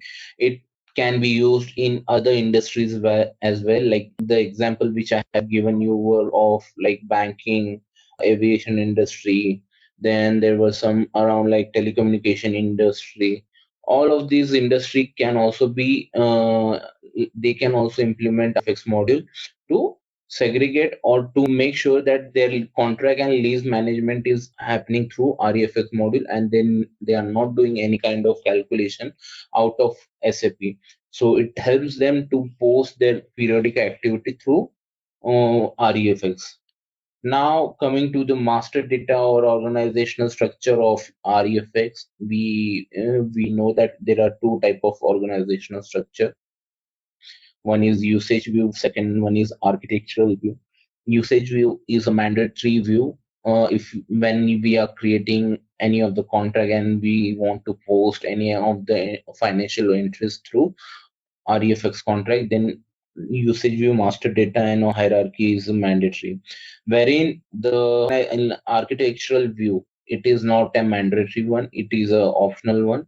The reason why we use architectural master data is to implement any of the architectural data from like building point of view, wherein you have a blueprint available within some other system, that is AutoCAD, GIS, something like that, and you want to integrate those system with SAP, then we use architectural view.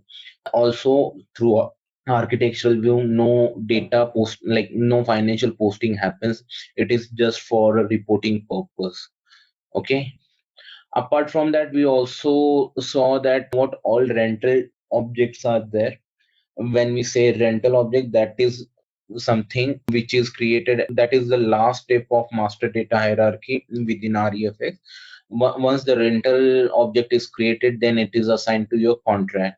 So there are three type of rental object. One is pool space, rental space, and rental unit.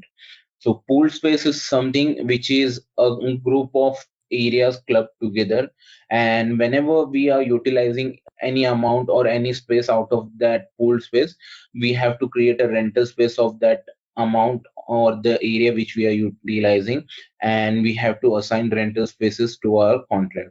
We cannot assign pool spaces to our contract as it is not supposed to be meant, and the reason being is it's a group of spaces, as in uh, if you remember, I have given you an example, 1,000 square feet of common area is there, out of which if we are like deploying some other vendor, like few part of that area to some vendors, then whatever area has been utilizing, then we will be creating that particular area as a rental space, and whatever we have utilized, if we can subtract that, then the particular pool space will be left off that amount. Rental unit is an independent one. It does not require either rental space or pool space. It's a whole individual rental object, wherein if you do not have any such kind of requirement, wherein group of area is there. The best example of rental unit will be a commercial shop, wherein you have a shop and you rent it out, or you rent it in. So in those cases, we can create rental unit. Okay. Now coming, as I mentioned, like for architectural view, we have integration with certain third-party tools, that is AutoCAD, CAM, GIS, all of these. Then we also covered what is business entity, how exactly we can define business entity. Business entity is one of the first hierarchy of EFX after company code. Company code is something from financial point of view. After company, with like below company code, first thing comes as business entity. Then comes your, after business entity comes your building. Building also, if you have any of your constructed building available, then you will create that particular object as building. If not, if it's a open place, then you can create that particular as a property or land. Again, as I mentioned, after business entity, when we create property or land, it's optional. It's like either or. You need not have to create both of them. No, you need not have to create property and land both together. If your business scenario requires that either of them has to be created, then you can create either of them as well. Then rental object, I have taken you through that already above, that there are three type of rental objects. Uses is like you can use it for one or more architectural room, one or more architectural spaces. Okay.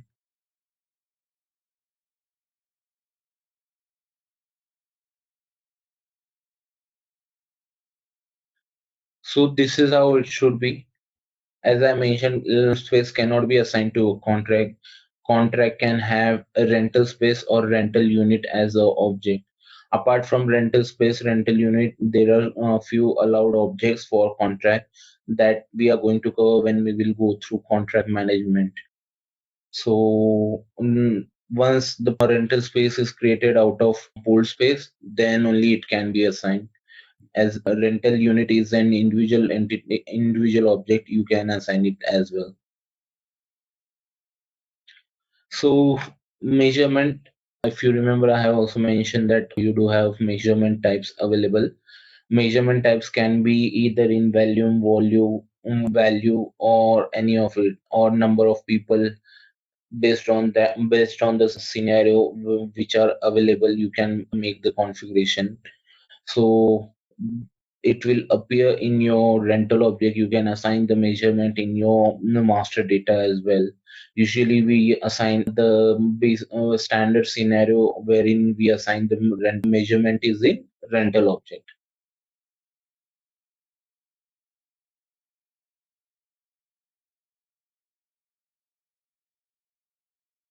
So these are the measurement type. Then usage type of rental object, rental object types are there.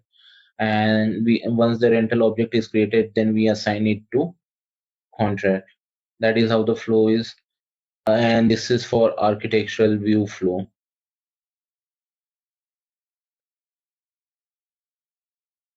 These are the prerequisite. If you remember, measurement type is mandatory, total measurement is optional, derivable like again, if total measurement we have entered, then derivable measurements will become mandatory. But unless and until we have not used total measurement, then it will not be a mandatory thing. Posting parameters, as I mentioned, posting parameter is something wherein your business partner will be assigned, your tax type, tax group will be assigned, your bank, house bank, payment block will be assigned to your contract. So this is what your business partner will have. Apart from that, you can have multiple terms in business partner, so that in future, like let's say for out of your 2 years of tenure, if 1 year of your tenure has some other business partner and the second year of the contract tenure has another business partner, adding a time slice, you can maintain that as well. And that goes with your tax group, tax type as well. If you want to maintain certain tax type and tax group in differently for one contract, you can do that as well. Apart from tax group, tax type, posting parameter also has your organizational assignments. That is nothing but your profit center, funds management, cost center, fund management area is there, commitment area is there. All of this will also come under your posting parameter tab.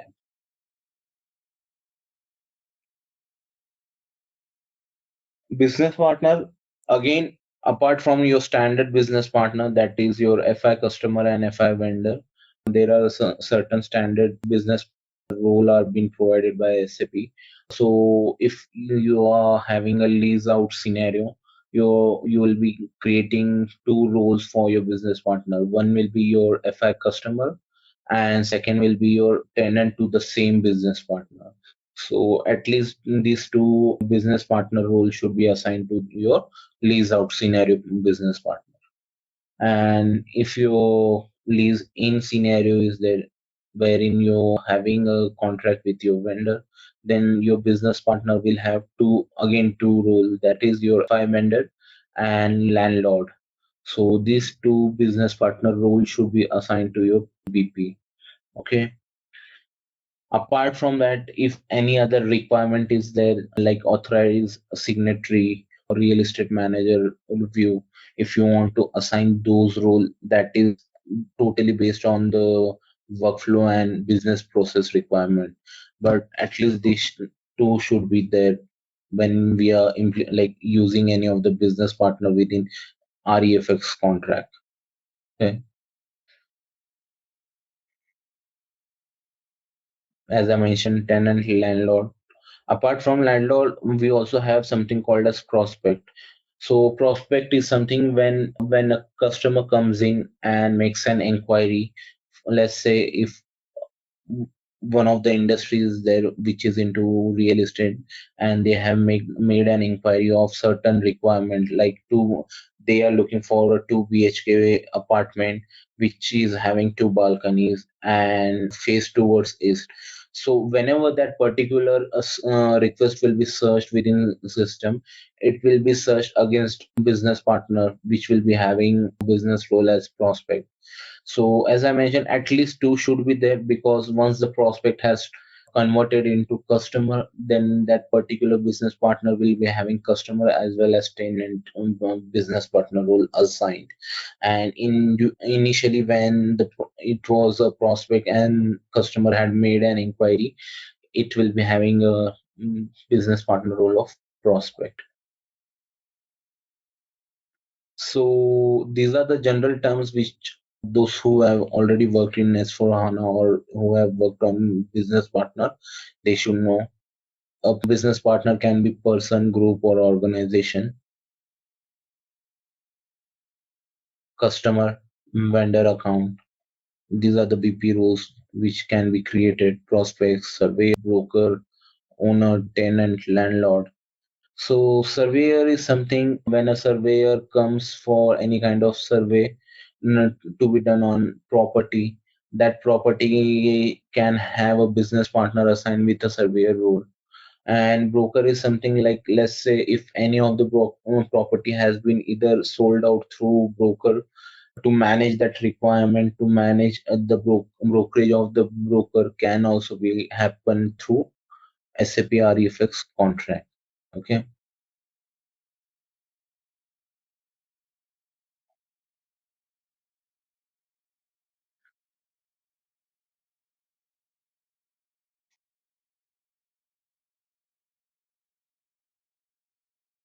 So these are the settings.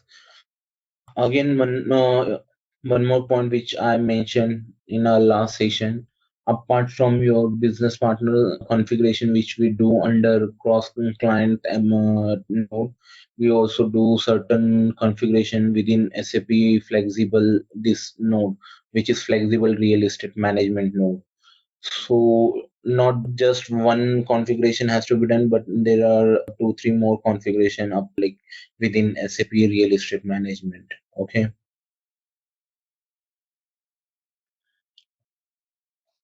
So these are the navigators.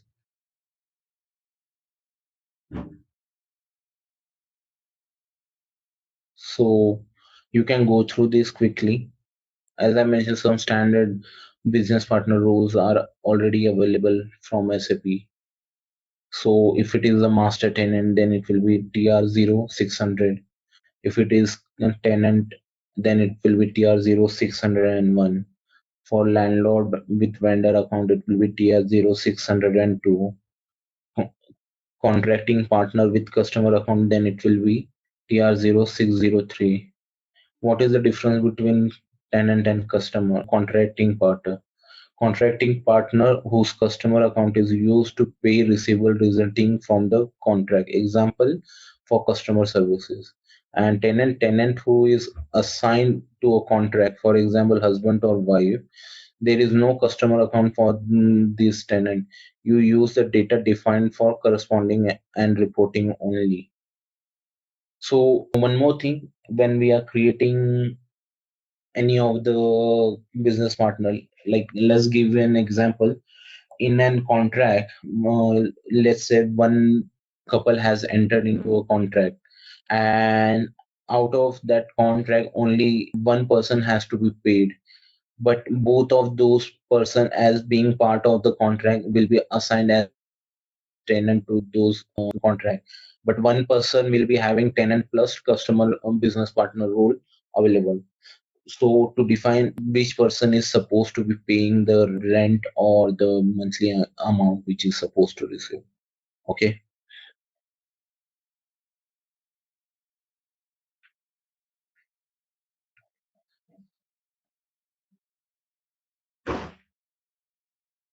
This is resubmission. Resubmission, if you remember, if any of the contract is like getting over or terminated, if they want to review renew that particular contract, then that can also happen. Okay, now resubmission rules can be activated for all of these contract like real estate object, not just contract, but also your business entity, land, building, rental object, architectural object, participation group, settlement unit, comparative group of apartment. Okay, so this is what we have covered on Friday. Now what we are going to do is someone of you will be sharing your screen, and we will be going through some master data and basic company code settings, what we do. So if someone remembers that which T code we have used to get directly into REFX related configuration.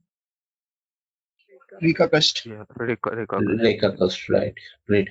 So who would like to share the screen and would like to do some configuration? Can I share? Yeah, Jyoti, please. So we already have one company code created. Okay, that is 1710 available. So that will be our base company code in while creating. So what we are going to do is we are going to create a basic setting for company code within Rekacast. So after that, we are also going to create some master data object. Okay.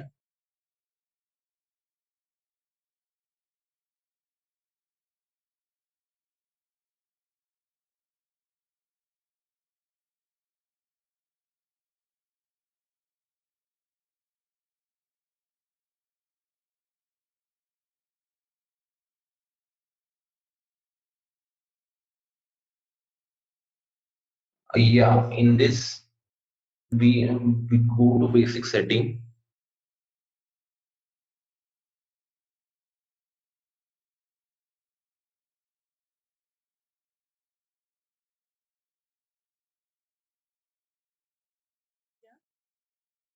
So can you see the basic setting for company code, Jyoti? So this is where we will be creating a new company code setup for REFX.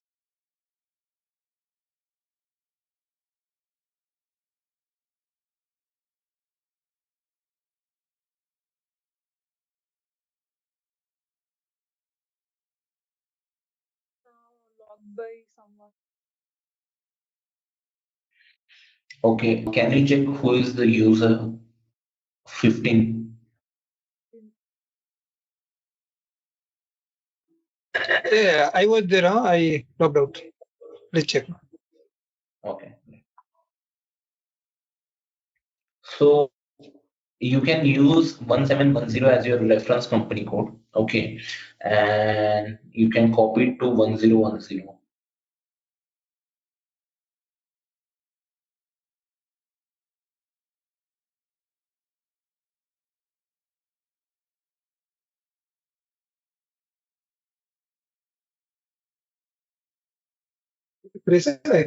Display से बाहर निकल जाओ.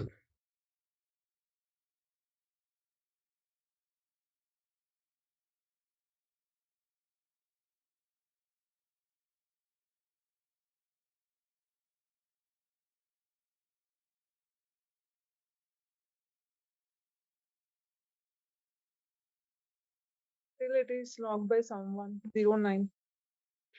Okay, guys, if someone is sharing their screen, please let that person only work on that screen and all the activities, okay?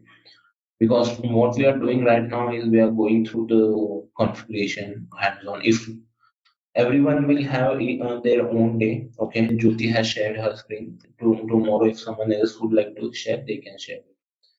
But we'll just go through it. Once she is done with that screen, then you can try it probably, okay? 09 So again. 09, who is the user? Logged out already.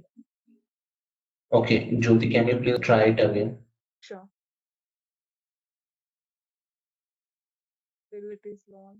Slash and Rekha, please do slash and Rekha first again.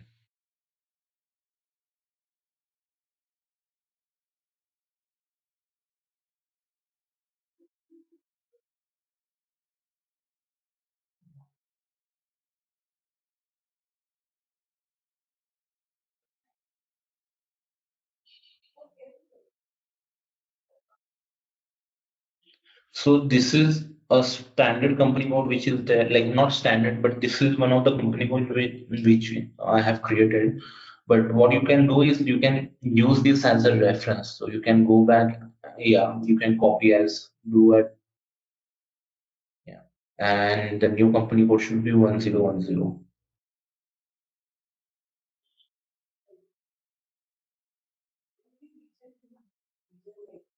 Okay, and now Jyoti, go through the indicators, zero tax indicator, and check if these are the zero tax indicator which are perfectly assigned.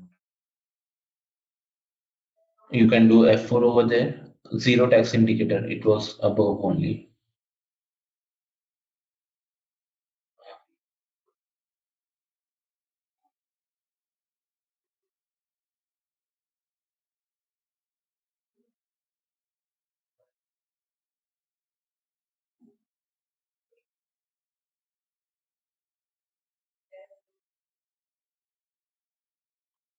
Yeah, the This is tax type.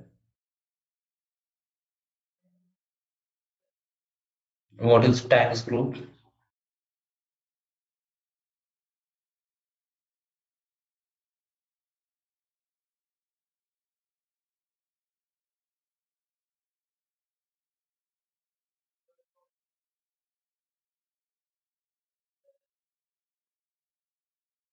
can I choose 0 here? Tax exempt, right? Yeah. So that means it is exempted one. Okay. Then you can save it. We don't need to change output.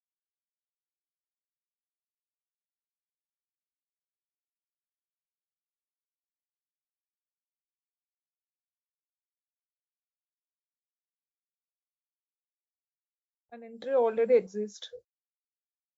Someone must have created a. Can you go back and check?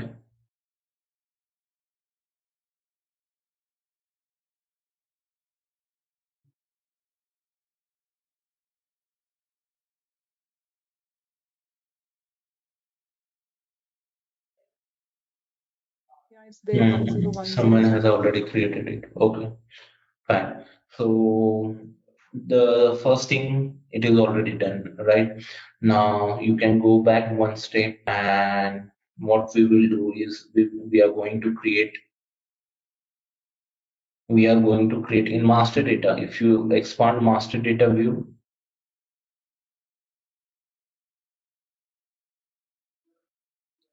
can you see usage view? Yeah. So this is what we are going to configure usage view. If you see, the very first thing is business entity. This is under general setting. This is your something fixtures and fitting infrastructures and all are there. When if we want to use infrastructure fixtures and fitting, then we will be making those configuration. Okay. Now for business entity, what we are going to do, if you see there are multiple options available. Okay, number range, regional location layer. Now the very first thing what we are going to do is configure number ranges. So that means when we are using, if we are trying to create any of the business entity, the number range is available and it will pick up. Can I use 1010? Yes.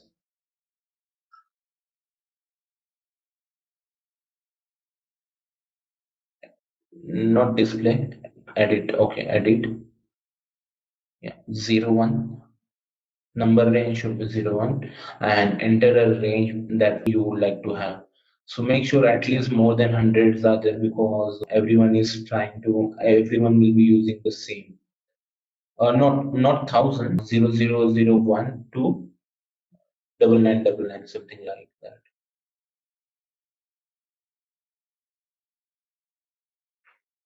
Yeah, enter. And how would you like to maintain this? Would you like to maintain it? One more thing, if you would like to maintain this external business part like business entity number range or internal. If it is external, then you'll have to enter all A's and Z and click on external. Okay.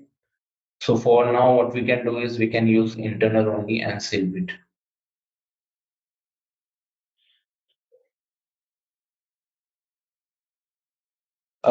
Sorry, 1 second. Sorry. Could you explain me what if we do the external checkbox? So external will be there. If you are using external, then you'll have to maintain number ranges as external, as well as if you want to maintain alphanumeric, then in from and to, it will be all A's and all Z's. Oh. Understood. Okay. You can go one step back, click on exit. You have already saved it, right? Yeah. Yeah. Click on exit.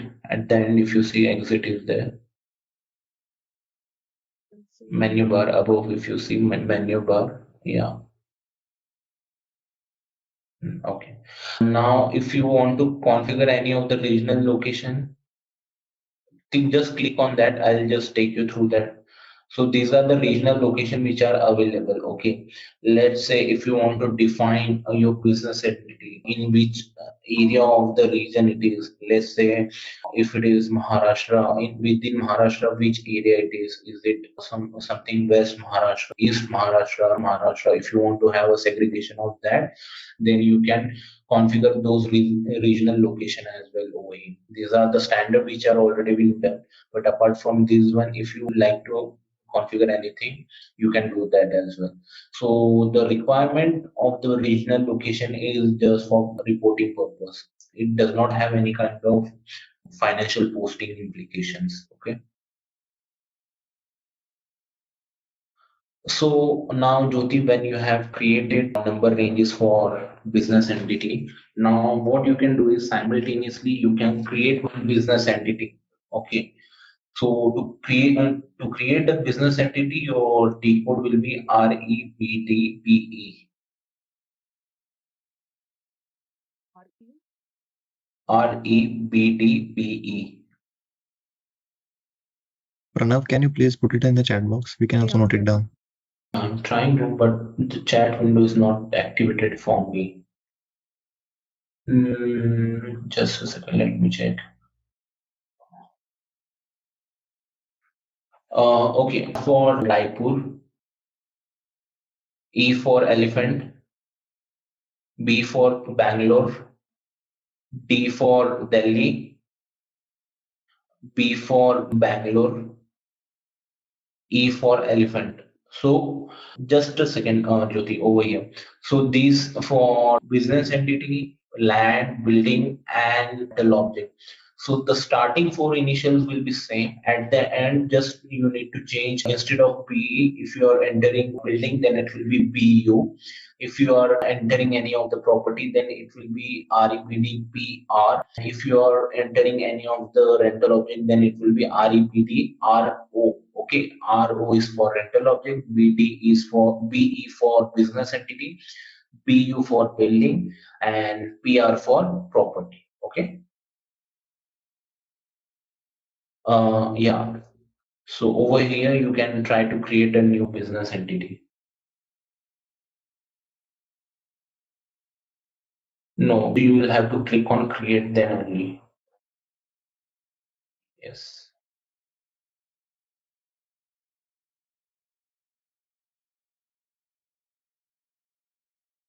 Is there any particular kind of things we have to check? No, so as you have already mentioned it as internal system will assign the number range. So you just need to click on continue.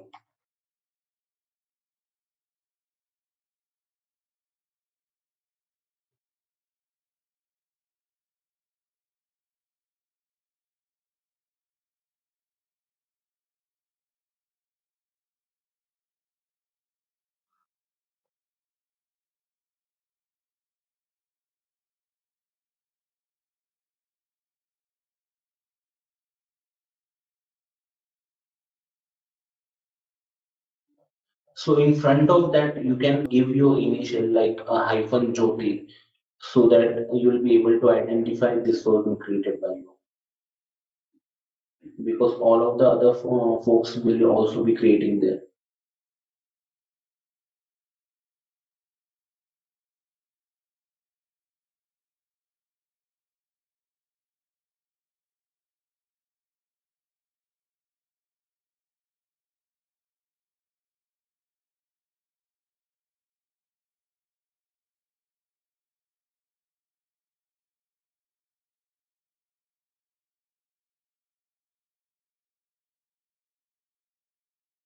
Can we give object description also? Sorry, Jyoti, I cannot hear you. What were you saying? Here it is asking for object description. Is that required field? No, it's not a required field.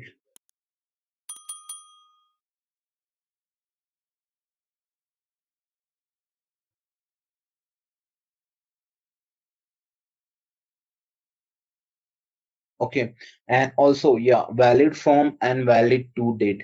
So let's say if you are creating in either of the master data object and you want to create a validity for that. So what you can do is you can assign the valid from and valid to date for those object as well. So let's say if I have assigned a valid from date from 1st of Jan 2023 until 31st of Jan 31st of December 2024. Okay. So now until this only this particular object will be available after 2024. Yeah. So after this, if I want to utilize, let's say in the month of Jan 2025, I have gone and tried to use this business entity, and below that business entity, I tried to create land and building. Then system itself will throw an error that okay, the validity of this has already been expired, so you cannot use it. So other option which you have is if you want to use this, you can extend the validity, or else what you can do is you can create a new business entity and assign that particular business entity to the building and land. Okay. Okay, now Jyoti, you can click on the other tab that is reference factor. If you see reference factor,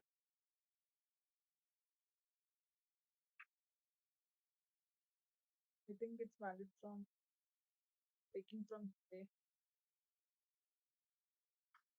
yeah, click on the symbol. What is the purpose of this validity period? Can you come once again? Yes, okay. So let's say validity. Now we are creating business entity. Okay. Yeah, it's a So building we now might, in this case. sorry.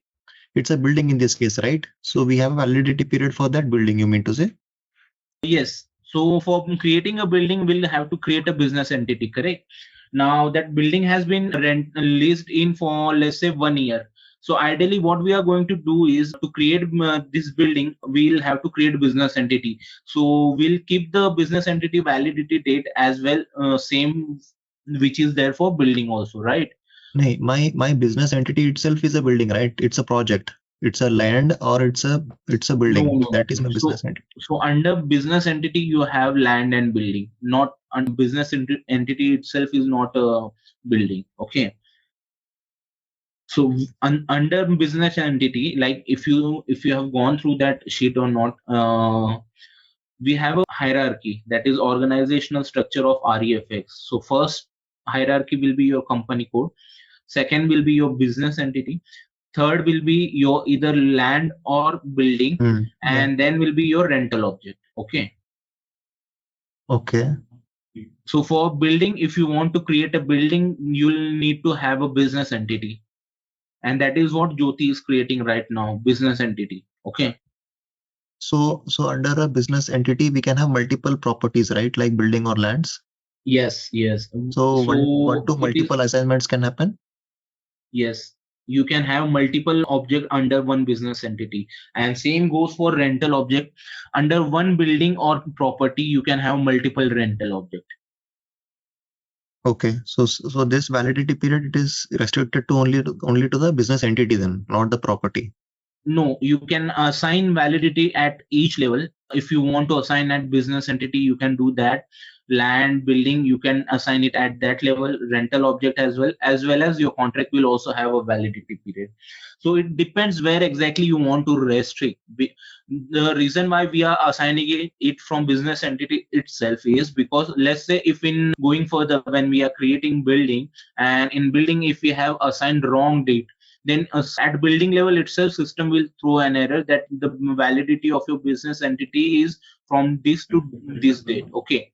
So you'll have a sync up of all the data together. So wherever in either of the case, if you put in wrong date, then system itself throws an error. Okay. Okay. So It's once the nothing but validity you are period syncing is all. Sorry. so once the validity period is crossed, Mhm. then in that case, it is required to create a new business entity, or can we extend it? We can extend it as well. We can do that as well. We can extend it, but in contract we have some other process to extend the validity. But for master data like business entity, building, land, and rental object, we can just click on edit and we can just extend the validity. Okay. Okay. Okay. Also, you can go to, like, you need not have to enter all of the details. It's just I'm trying to show that what all fields are there. Okay. As I mentioned, regional location, if you want to, just a second, if you can go to reference factor. Okay.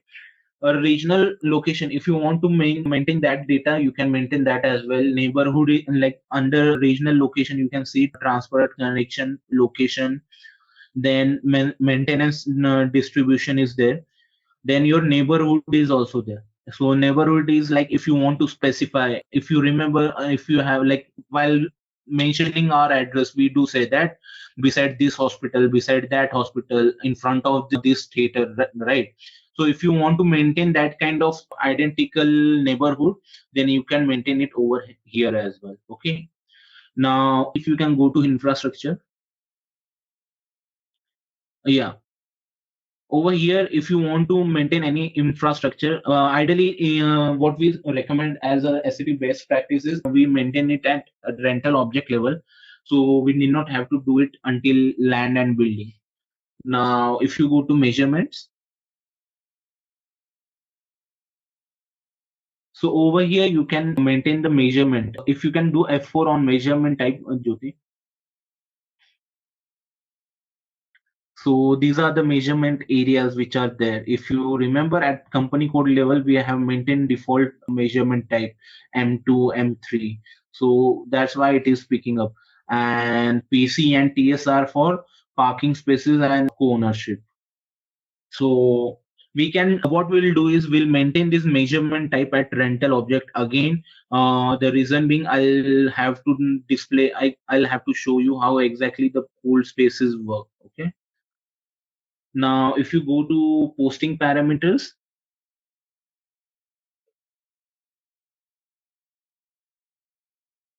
yeah. So over here in posting parameter, we can assign which profit center functional areas are there. Okay. So the posting parameter for master data will be different from your contract, that is transactional data. Okay. So let's say you are using XYZ profit center and you want that it should be in sync. Profit center is something you can assign it at business entity level as well, just like your validity, because you then in that case you can have a sync of all your other master data. Okay. So if Jyoti, if you wish to assign profit center over here, you can assign one of them. If not, then we can skip to next tab. Okay, so over here again, partner as a suggestion, what I would say, or out of my experience, what I have seen is we do not assign partner at master data level, because reason being is, under, let's say, one business entity is there, under one business entity multiple land or building is there, and those multiple land and building will have rental object, and in that rental object again multiple business partner might be there. So if we are restricting our business partner over here, then in contract, at contract level, we won't be able to assign either of the different uh, business partner. Okay.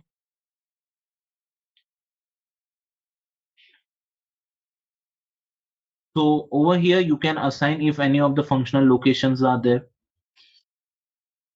You can do that. Jyoti, if you can go to next tab, architecture. Again, this will come if your architecture object, like architecture view, if you are utilizing architectural view, then we will be using this. If not, then this is not required.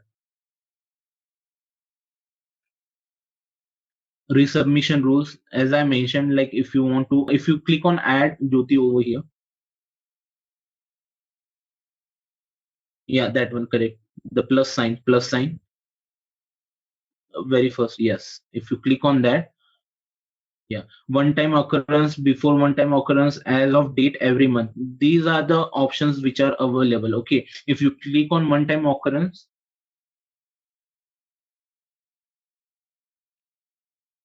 resubmission reason, if you do F4 over there, so these are the resubmission reasons. Okay, apart from that, if you want to change or create a new resubmission reason, then you can configure the same and assign it over here. Okay, so yeah, that's fine. We need not like have to assign it over here. Just trying to show what all fields are available. You can close it. Okay, and what are the other tabs? Overview. So again, in overview, you will be having all the data, change data log. If you click on that drop down on Jyoti, yeah, so if you see, first option is change document. So as Pradeep asked, like if we want to extend any of the validity, then we can do that, right? So in change document, we'll be having all the values. What was the old value? If you see at the to the right of your screen, old value, new values are there, right? So it will show you when exactly the data was changed, what was the old value. Let's say if my old value of the validity was 31st of December 2024, and I have changed it to 30th of June 2025. So it will show that a new value is end of June 2025 and old value was 31st of December 2024. So any changes on your master data or contract, you will be able to see it over here. Okay. And apart from that, you can also see if you click on that drop down Jyoti again. Yeah. So documents created, measurements, then contract. Contract is nothing but which all contracts are assigned are there under this particular business entity. You will be able to see it over here as well. So yeah, so that is what this overview tab is all of. Now, when we try to save this, you can check when we try to save this particular business entity, what you can do is, Jyoti, you can click on check button. If you see above, that check button is available to the left of, yeah, to the left of that flag, green flag. Yes, check.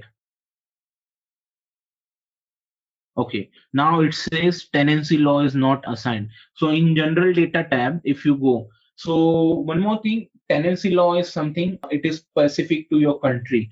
So if you want to configure and if you want to make it like mandatory thing, then you can do that as well. So if you go to general data tab, Jyoti, scroll up and go to general data tab. You can close this error screen. No, no, no, no, no, no, no, no. The error screen, if you see, cancel option is there. Yeah. Now, yeah, over here, if you see tenancy law is there, select the drop down. Now, this particular company code, I'm not exactly sure which region it is, but for now, what we can do is we can select Austrian tenancy law. Also, one more thing, we can restrict the tenancy law for company code and contract type as well. Okay. So now you can, as you have assigned the tenancy law, you can click on check again.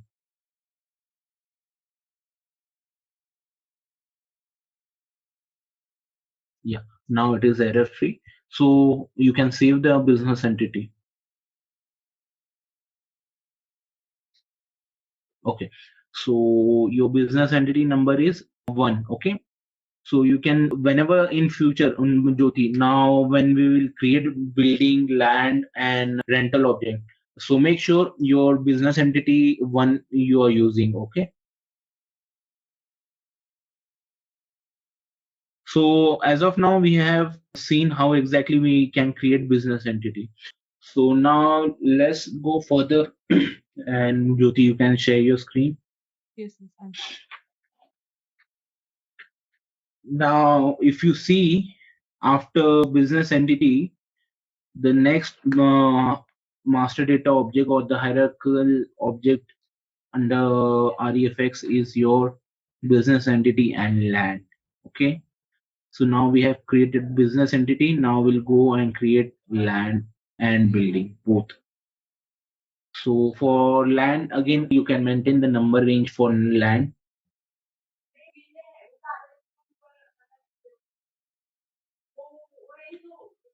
1010 company code. Yeah. Click on intervals.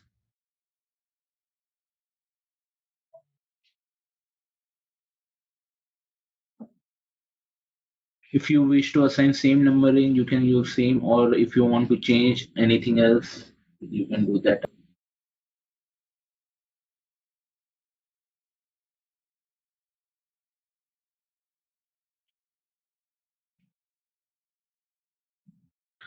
So now the number range has been assigned. So when we'll try to create property, it should not give an error stating number range has not been defined. Okay. Now below that, if you see municipality key is there. So this one municipality key, this will be available only for land. Reason being, if you want to define any of the municipality related information on your land, then you can make a configuration over here and save it. If you do not wish to maintain this, then you can. So for now, we can maintain a municipality key over here, or Jyoti, you can create, let's say 01, then whichever municipality you wish to create one for.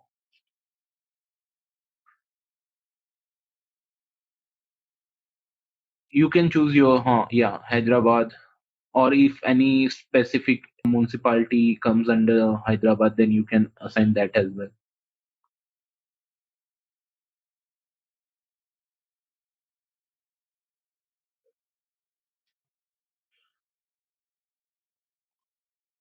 So again, absolute, you, I hope everyone is aware of HDRO, right? Hidden display required absolute. Okay. So this is one of that thing. So yeah, you can, if you wish to assign any of the other one as well, if you want to create the second municipality key as well, you can create that as well and then click on save. If not, then you can just maintain this one and click on save. Okay.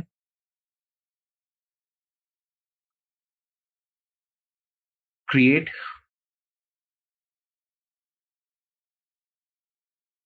Create. Yes, create. So you can mention it as demo REFX demo training DND. REFX training. Yes.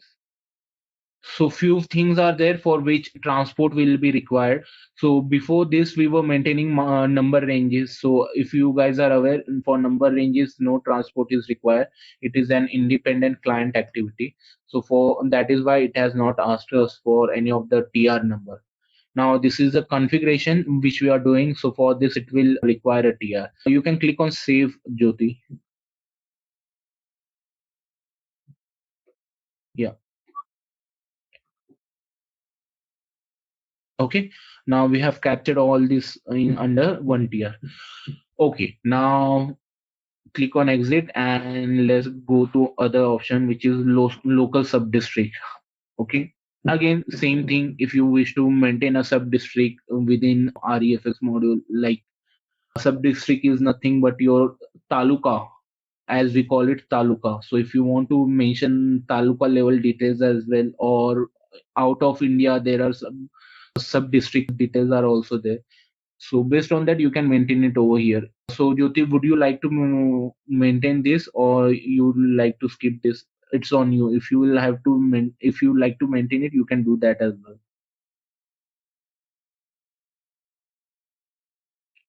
Okay. Property type. Yeah. So these are the standard SAP provided property types which are available: terraced, individual, auction. And apart from this, if you wish to create a new one, let's say apart, you say you can maintain like co-shared, something like that.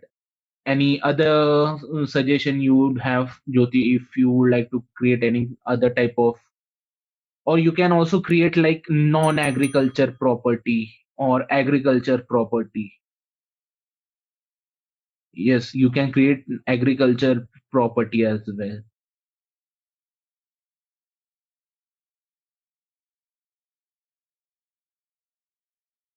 04. Okay. Now 05, you can create one more thing: agriculture property converted to NA. That is one of the agriculture property was there, which has now been converted to non-agriculture property that will be used as for residential or commercial purpose. Property converted to NA. Taking more than this character.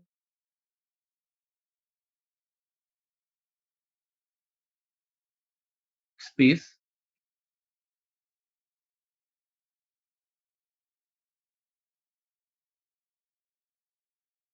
It's Okay, not so you are having any kind of restriction over here?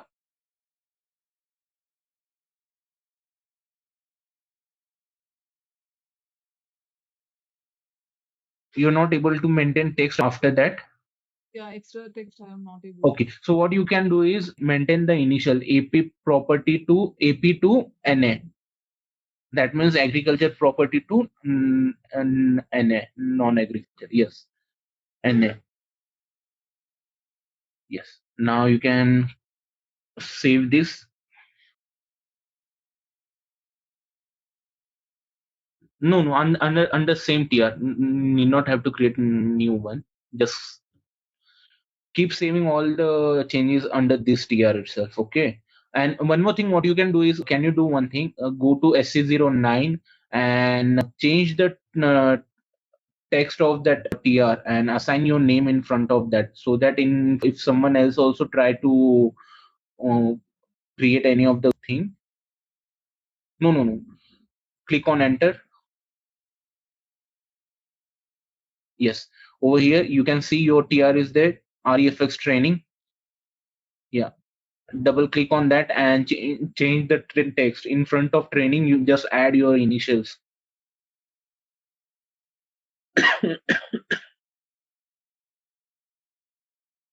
So that each individual will have their own tier. So guys, whenever you are doing any kind of configuration, please create your own tier. Do not use the same tier being used by Jyoti. Okay. Click on edit. If you see above, click on edit. Yeah. Go on properties. Description should be there. Yeah. Hyphen Jyoti. REFX training hyphen Jyoti. Yes. Okay. save this and you can go back there. So please use your own TR only, so that if any of the changes are there, it is captured under own transport and you need not have to use others TR. Okay.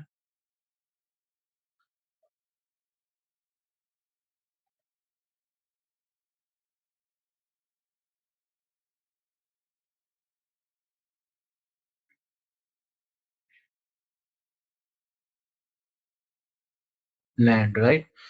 Now, after property location qualities, okay.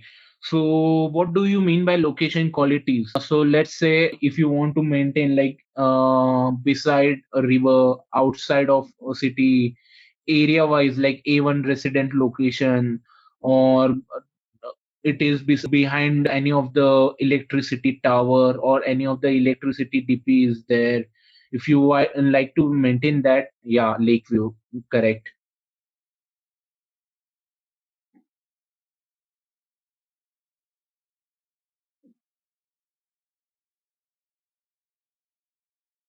It's safe. You can click on exit. Ground type. Again, ground type is like if it is not a flat ground, no, if it is up and down ground, what is the size of the ground, like the shape of the total area, like quadrangle, linear, triangle, rectangle.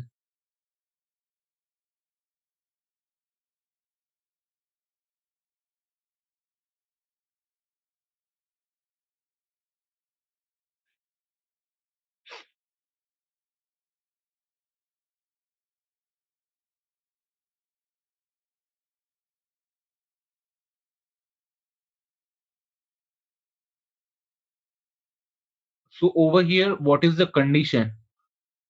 Wasteland, not maintained, very good. Apart from that, if you have some other thing like beside any kind of canal, that will have an impact in future, like if any of the properties beside a canal or river, then it does have future like implications of that while doing any kind of construction. So if you wish to maintain that as well, it will give you an overview when you pull out a report. So why exactly we are maintaining all of these detail? So when at the business entity level or company code level, whenever we are pulling out a report, we'll be able to see which all properties are there based on the requirement. So if you remember, we do have, when we do a search, when a prospect comes in and they ask for a certain property, so based on this kind of status or based on these attributes we can search. Okay. Over here, usage type in development plan. So residential building, commercial building, park building, under construction building, or you can also say like residential plus commercial both together. Like in some of the cases, one building will have or one land will be having commercial and residential both in one place. So based on that, you can maintain anything over here.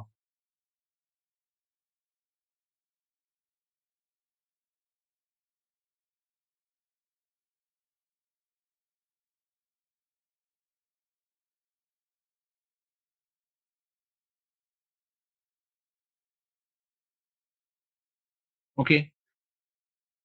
Again, usage type of your land use area. This is also something like we will be doing it for specifically for architectural use. So to define like how exactly the AutoCAD or GIS integration should happen. If it is happening, then which all attributes it should pick up.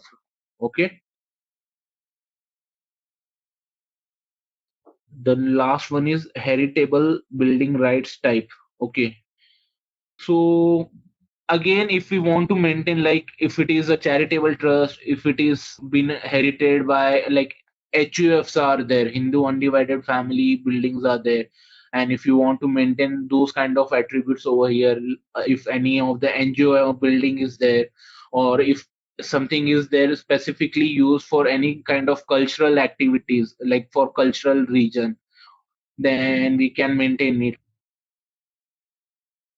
Some places we use for as a graveyard or something like that, if you want to maintain those as well, we can do that using these attributes. Okay. So yeah, so basically most of the configurations we have done for LAN. Now what we will do, Jyoti, is again we'll go to REBDPR and create one LAN. Yes. So at the end, instead of BE, which was for business entity, you need to change it to PR, property, PR. Yes. See, over here, as you have only created one business entity, it is automatically populating that one.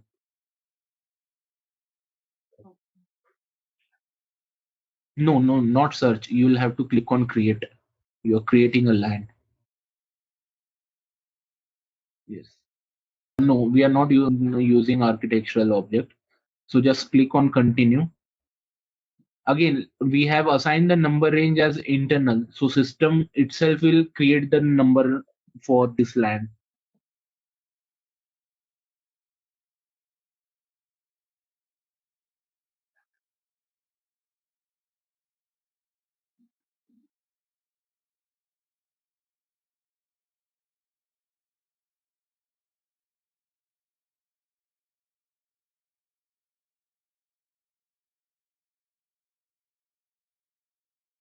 So if you see business entity valid from date has already been picked up below that.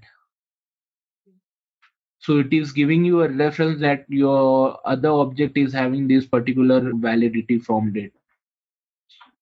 So are you trying to create 1 year before that, Jyoti? Because if you see it is until 31st of Jan 2025, right? 1 month before, sorry, not 1 year. 31st of Jan.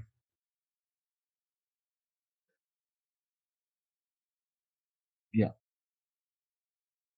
Okay. If you want to create until December, that is also fine, Jyoti. It is not necessary that you have to use to date until that, but your from date should be within the range only, okay, which is already there. Yeah.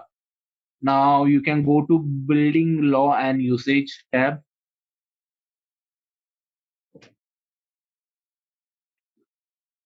Yeah, you can do F4 and you will be able to see the usage type if you remember. Yeah, industrial, apartment, office. So we won't be using it for either of them. It is a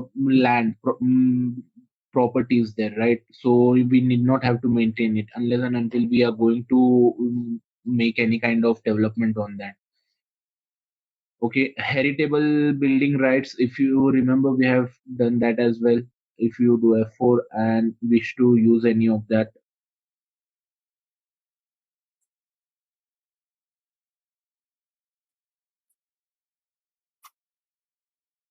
values.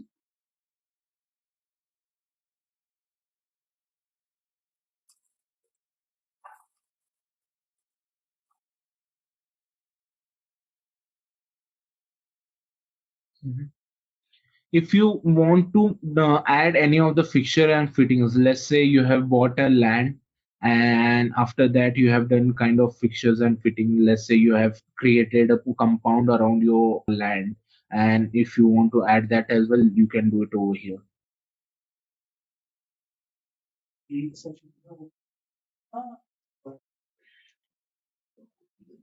Measurements, again it will be same as I mentioned in business entity. Like rather than using or assigning measurement over here, we should prefer to assign it at rental object level, because from there it will percolate to contract.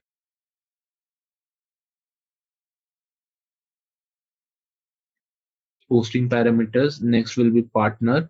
So rest all the tabs are same as business entity. Okay, assignment, architecture, resubmission, and overview. All of these tabs will be same as architecture, business entity view. So now you can click on check and see if it is error free.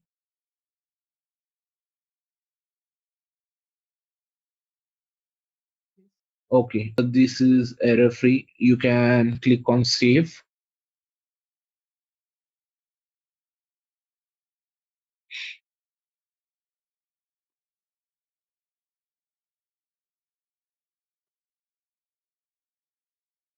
Okay. So your building has also been created now. Sorry, land has also been created now. Now what we will do is we will go and create number range for building and see what all attributes are there under building. Okay. Is the same? So go to Reka Cust again.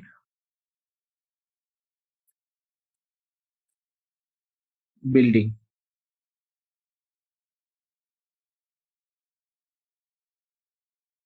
So building condition, your building condition will be like how many floors, how many stairs, like buildings are there, and if there are any defect out of, let's say, since how many years this has been created, the building has been built up.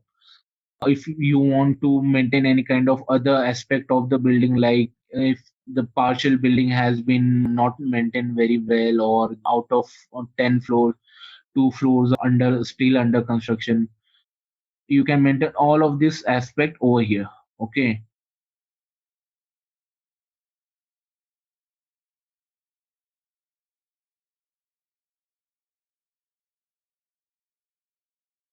Okay. Now let's say building type, you can say like if one of the construction is going on, and under that construction multiple wings or multiple one society is there under which multiple towers are there.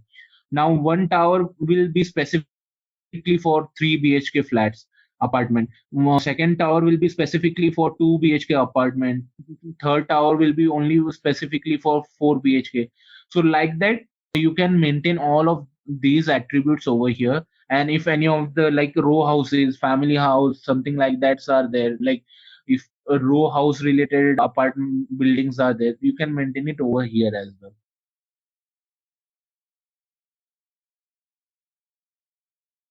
Main usage type, will it be commercial, official, industrial usage, or any other like NGO? We maintain it something like for NGO or school purpose, something like that we can maintain over here. Okay.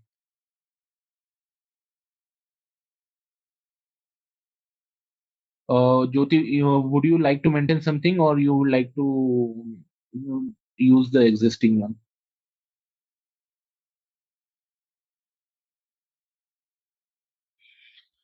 So fixtures and fitting characteristics. Okay, if you see all of these tick marks are there. So what does it mean? So it says that fixtures and fitting, whichever line item is there, like floor fixtures and fitting is there, floor concrete is there. So it will be applicable for which all object. So first one is rental object, second one is building, third one is parcel. That is nothing but your relevant for parcel. Okay, so this will be activated for your building rental object. Okay. Now if you go usage category, click on usage category. Yeah. Over here you can maintain whether the usage category is commercial, non-commercial, or used for both of it. And if you scroll down, you will be able to see some more floorings like the usage, fixture and fitting. Okay. So these are the standard SAP provided solutions for fixtures and fitting. Apart from these all, if you wish to maintain something else specific for any of your business requirement, then you can maintain it as well. So Jyoti, if you can see, yeah, the square feet was there. Can you go some square feet related activity was also maintained? If you scroll down a little bit more.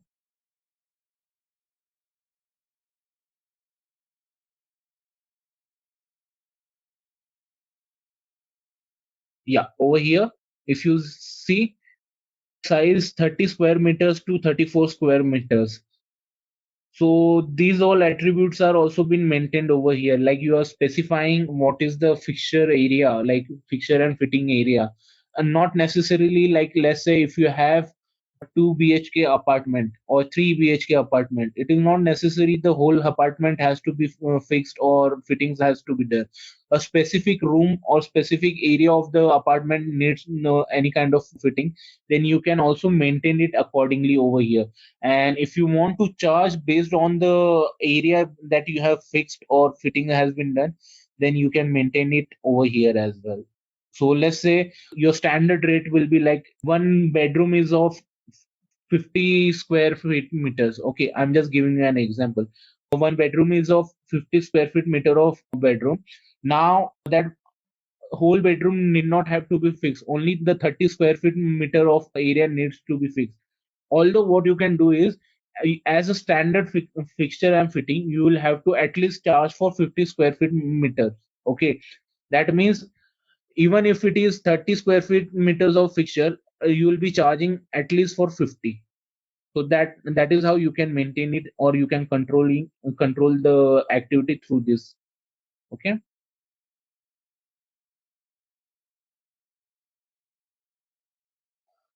No.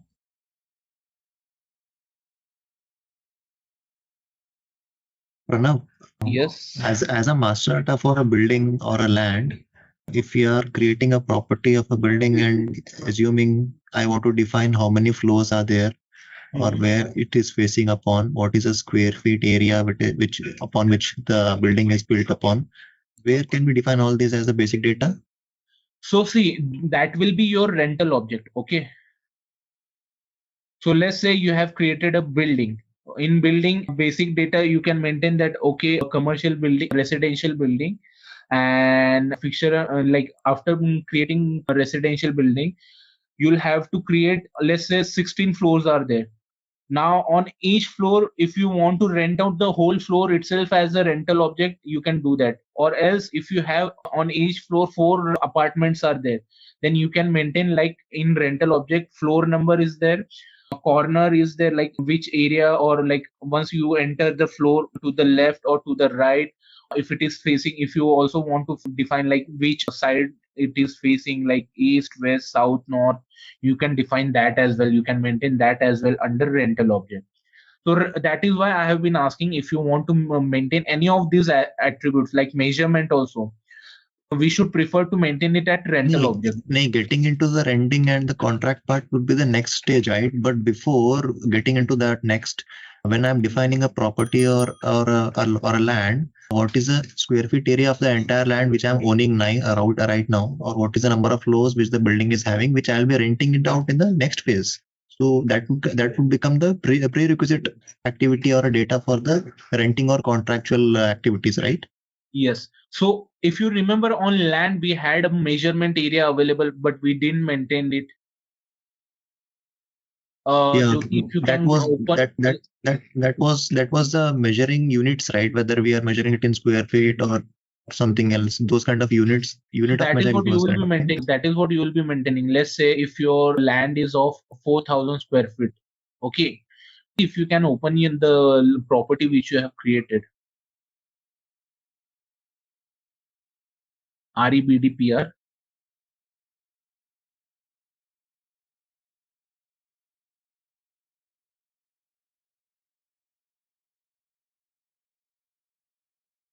Go to measurements. Yeah. Click on edit. At the end, if you see to the left of exit. Yeah. Now over here, if we click on, can you please click on add? Yeah. So total area over here, if you see, you can maintain it in square feet, square meter, whatever your land is holding. Let's say your total area of your land is of 4,000 square feet. Okay. Now under this, if you also want to maintain, your question was there for a building, like each floor will be there and each floor will be having certain area. So the second option, can you see floor area? You can maintain that as well. So if you click on total area, Jyoti, and click on continue. Okay. And amount, can you click on amount? Let's say 4,000. So what exactly I'm maintaining over here is this particular land is of 4,000 square feet. Click on enter, please. Yeah. So now it has picked up. Unit is M2, but instead of M2, if I want to use something else, we'll have to do such kind of configuration in measurements. Okay. Okay. As of now, we are using M2, and for this company code it is also been used as M2. But apart from this, if you wish to use anything else, if you also like, not just for area wise, if you want to maintain it as per like square feet, square meter, or anything is there which you want to maintain it in volume, that is kgs or liters. In land it won't be a practical scenario, but in something else, if your business requirement is there wherein kgs or liters are also maintained, then you can maintain that as well. So I'll give you one of the example wherein kg will be applied. Okay, do you know shipping containers are there? Yeah. In shipping industry, containers are there, right? So the container standard capacity is either 8 ton or 14 ton, right? Mm-hmm. So it is not necessarily required that the whole container will be leased by one organization itself, right? So the whole area wise or the capacity wise container are leased out. So it can be, let's say I am sending out, one organization is there, that organization is supposed to utilize only 100 kgs of that container. Then it is not necessary that the shipping organization will charge for the whole container amount to that organization. It will only charge for the area or the capacity that particular organization has utilized. That will be only for 100 kgs. Okay. Okay. So that is where you can maintain, or you can utilize kgs and something, all of these measurements. Okay. So yes, Jyoti, you can get back and create building.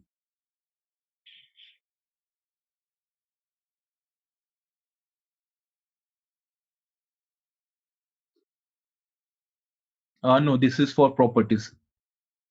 So instead of PR, you need to enter BU.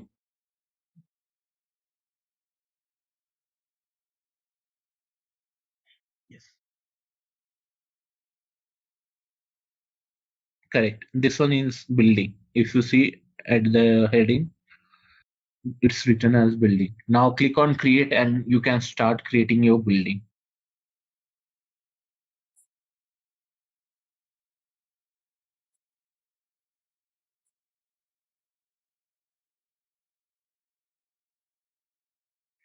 Or can you click on additional data? You don't want to maintain either of them.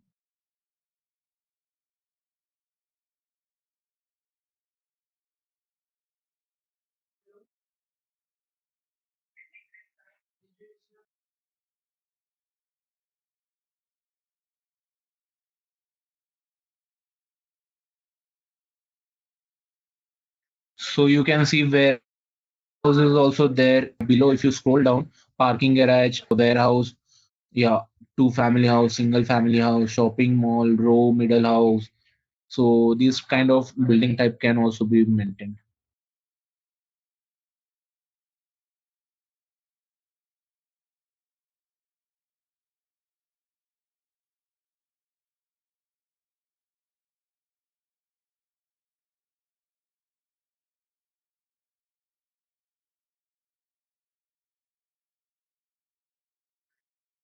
You can go to values and add values.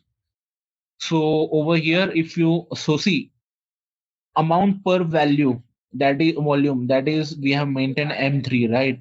So if you want to assign any of the amount, let's say that this much of amount per square feet, this much of amount per square meter, so you can define it over here as well. Otherwise, you can skip, like you can assign it in a rental object. And also one more thing, assessed values are there, current building value, assessed value, insurable value. You can assign all of these aspect over here. Building value is there, type insurance value, floating new value. Okay. And again, year assessed value. So one is assessed value and second is year assessed value. Over here you will maintain the year in which the valuation like assessment was done. Okay. And can you scroll down?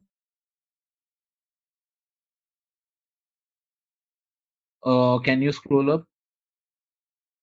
Jyoti, will you like to maintain any of the field? You can maintain some values over here in building value, then current building value, assessed value. Just do not maintain the amount per volume unit, okay? Let's say we are acquiring any building for a 1 million and we are doing some additions like a cost of improvement or renovation. So how that values will be bifurcated here? So current building value and assessed value, that sorry, building value and current building value. Building value will be your acquired value.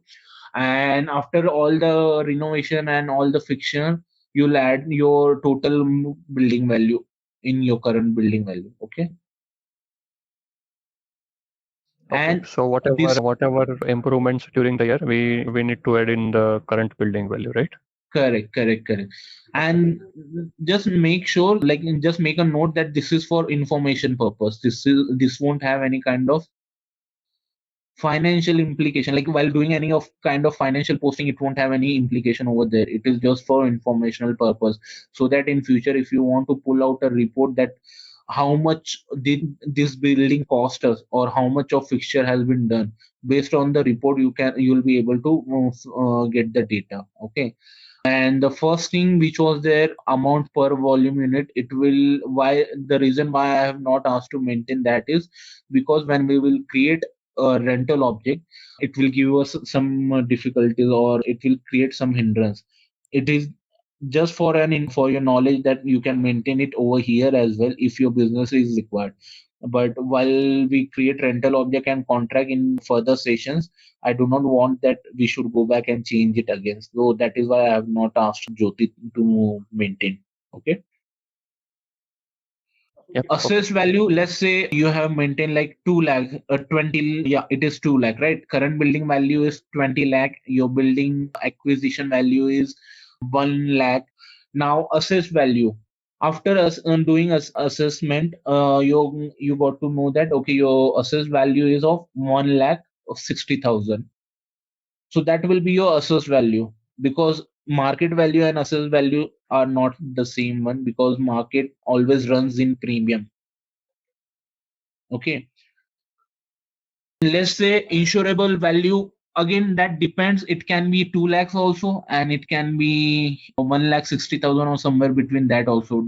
Again, totally depends on the insurance and business or the market. No, it won't be lesser than assessed value ideally, because if the government assessment is done by a government surveyor, right? So at least the minimum value of that property will be 1 lakh 60,000, as that is what you have maintained, Jyoti, right? So if we are getting an insurance, then at least that value should be assured, correct? In a practical scenario, at least that will be assured. Or it can be one other thing also. In another scenario, it can be, let's say, a loan has been bought up, like a mortgage has been done to buy this building and all the fixtures has been done, and that loan was of, let's say, 1 lakh 80,000, and simultaneously the mortgage company has also offered an insurance for that particular loan. So the value which has been maintained by Jyoti, it can also be the same value, that is a mortgage value, and your insurable value can be same. Okay. Now, again, infrastructure is something for your architectural view. Measurement, we will maintain it at rental object level. The rest of the fields are same. Okay. Partner assignment, overview, resubmissions, it will be the same.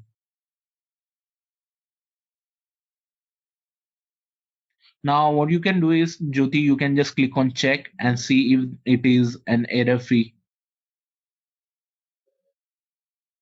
Yeah. So this one is an error free building. You can save this.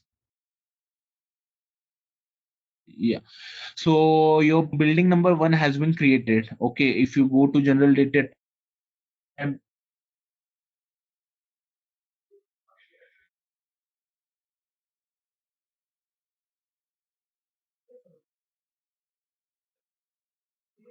BU. Yeah. Enter. Yeah. So this one has been created, correct? Okay. So I hope you guys are clear up to how exactly you can create business entity, land, and building.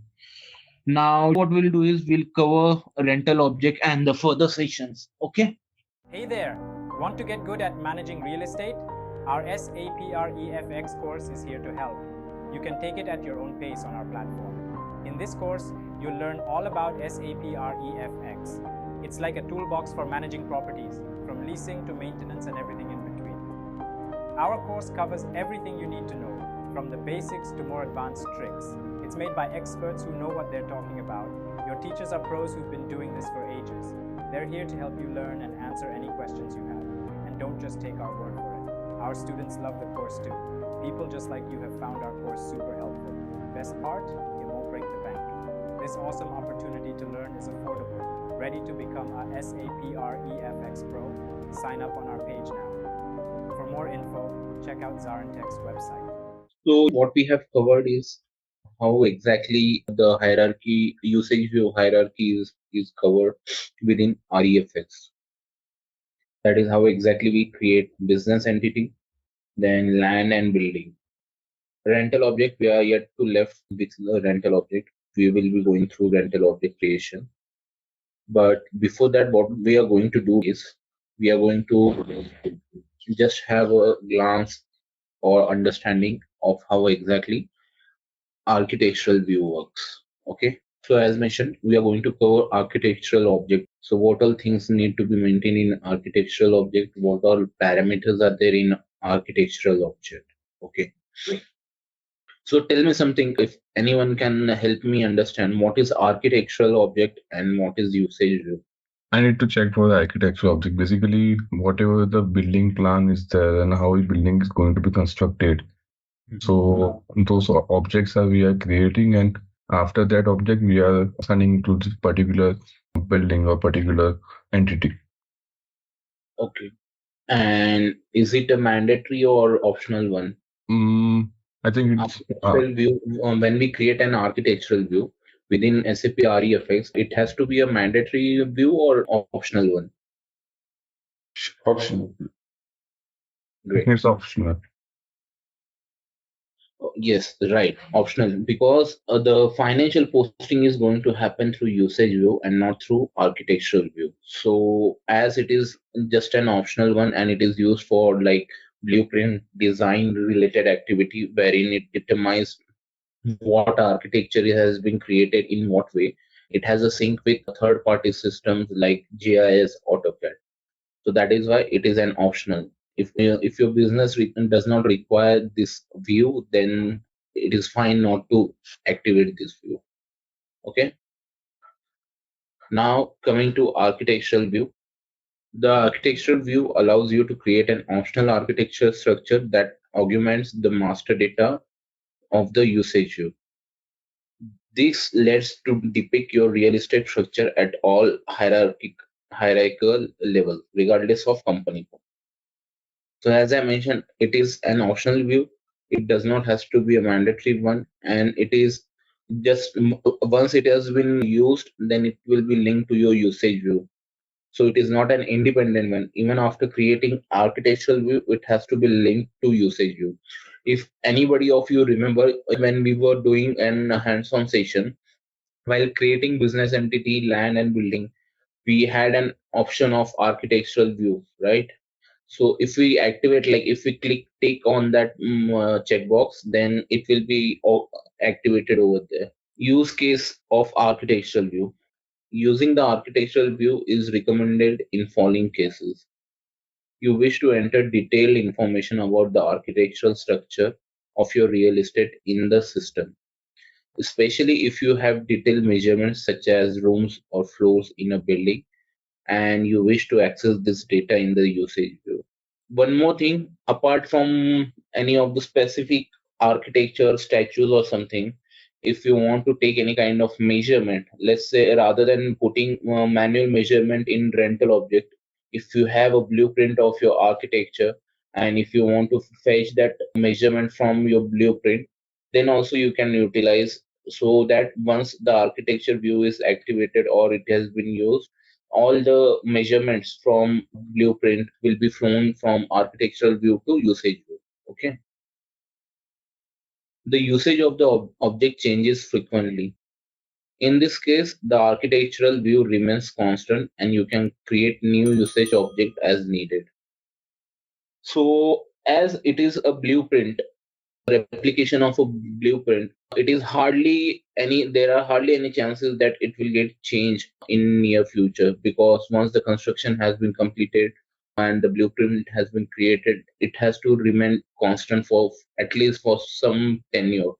And that is why it is mentioned over here that the change of the architectural view area or the measurement is hardly possible, wherein when we create a usage view, we can change it. Let's say initially we have been utilizing 500 square feet, again we occupy some 200 more square feet of area, so it can change. Like in pool space it can change, in rental space also it can change, but in architectural view it is hardly possible. You want to be able to reflect spatial architectural consideration. You want to move management of plant maintenance from the usage view to architectural view. You want to link to graphical system. So plant and it has an integration. Architectural view has an integration with plant and maintenance as well. Apart from that, graphical system as well. As I mentioned, graphical systems are nothing but your AutoCAD system, your GIS system, wherein your architectural blueprint will be saved. Okay. Architectural view usage objects. So under usage view, the very first thing is company code, business entity, building and land, pool space and rental space, rental unit. So this all can be used in your architectural view. Okay, right from business entity. Now different between architectural object and usage object. Okay, so AO level, that means you can configure it at country level, region level, city, zip code, building, and all this you can configure as your AO level, that is architectural object levels. Okay. Architecture object types, again it can be same: region, city, zip code, building, property, floor, rooms, warehouse, flat. Higher architectural object, it will be as same as your AO level. AO levels is nothing but your higher architectural object type, so it can be same as your AO levels. Now coming to architectural object type, how exactly we can create an architectural object. So what are the navigators when we get into architectural Rekha of SAP screen, how we can create it. So once we get into either Rekha or SPRO, we have to expand our flexible real estate navigator. Then on RE navigator, we have to click on architectural object with the quick info text create. Okay. After that, what all things we can add? We have general data tab. We have number assignment tab. Number assignment, if you remember, whenever we create any object, we have to assign a number range, unless and until it won't create any object, be it your architectural view or be it your usage view. So in general data tab, if you remember, what all things we enter is validity, what is your company code, what will be your business entity, what will be your land or building. That these all data will be entered at general data level. Number assignment is something like number range creation. Additional data tab, we'll be having some extra field, as in like in land, if you remember, we had municipality key, then extra fields like which area it is facing, what is the quality, all those tab. Land and building tab, which land and building is assigned to it. Date tabs and page. Partner, if you remember, we can assign business partner, but as I recommended, rather than assigning business partner at master data level, it is anytime better to assign this business partner at contract level, because under one business business entity, there are multiple land and building, and under one land and building, there are multiple rental object, and one rental object uh, has to be assigned to a contract. So when we will assign multiple contract or multiple rental object, we might have multiple tenant or landlord as well. So in this case, it is always better to maintain partner at contract level. So we need not have to, like, it is system will not give any error, and it is not restricted at all. Measurement tab, it will have all the measurement which are been flown in from your third party system that are your integrated system like CAD, GIS. So from that it will appear that how much is the area, how much is the width, how much is the length of the particular area which is being used. Now under assignment, what we will have, under assignment we can have multiple things, like let's say if we are creating business entity, and under business entity there are multiple land and building, then in assignment you will be able to see those land and building rental object and contracts which are assigned under that particular business entity. So that is how it works. Now coming to architectural object hierarchy. Okay, this extractor is used for loading hierarchies of for the architectural object characteristic. You have to select a hierarchy level. The extractor returns the subordinate nodes. Technical data, the application component. So there are some components which we need to activate if we are using architectural object hierarchy. That in sense, it makes system available for any kind of integration from a GIS or AutoCAD. So what are the components? A 0 REFX-1 master data of flexible real estate management. From which enhancement package it is available? Enhancement package 4 for ERP 6.0 and NetWeaver 7.0 BI content add-on 4. So for BI content, you can use 7.0. Content version, no different content version exists. A remote cube capable, yes. Delta capable, no. Extraction from, no. And verifiable, no. Now, fields of origin for the extraction structure. So what does it mean by extraction is nothing but how exactly the data will be extracted from particular system. So these are the extraction fields that will be your 0 LTP source, description of the field in the extraction structure, data source. So these will be the field. Uses and prerequisite of architectural view or architectural object. So uses and prerequisite of architectural object, you have to set up number assignment for architectural object yourself. Number assignment is not internal. You can make preliminary setting for your number assignment in customizing. So these are the basic setting for any kind of usage view or architectural view. If you remember, we had done number range settings, wherein we have maintained number ranges for business entity, land, building, correct? That is how you also maintain it for architectural view, architecture object types. Okay.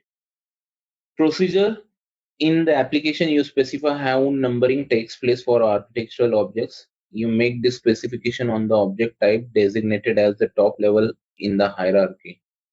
The specification then applies to all object type below this one in the hierarchy. Name of architectural object type. Object type for which you are specifying the number assignment depends on the hierarchy of object types you define in the customizing. So again, if you remember in above steps, we can define multiple architectural object type. So based on that, if you want to define multiple number ranges, then you can do that as well. Number assign number assignment. Higher level on which numbering has to be unique. Default web value from customizing. If the global not applicable indicator is set in customizing, then numbering has to be unique in the entire client. You can change this default value here, but you cannot delete it. If you do not make any entry here, numbering has to be unique at the top level of the hierarchy. manual changes are not possible. So what does it mean is the numbering has to be internal and it has no available facility of external. Okay. First number in this column and the next one, you define the range of numbering. Lower limit of the number range interval. If you enter numeric value here, then the number of the object can only be numeric and has to be within the defined range. If you make alphanumeric entries, then the system checks if the string is within the specified range. Note the first of the 13 characters has precedence during the check. For example, the number A123456 7 is between A1 and A2.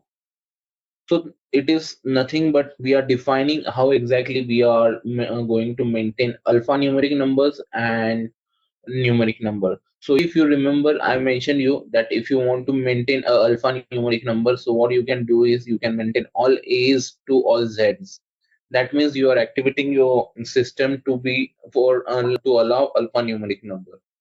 Again, apart from that, when exactly we'll be using alphanumeric number?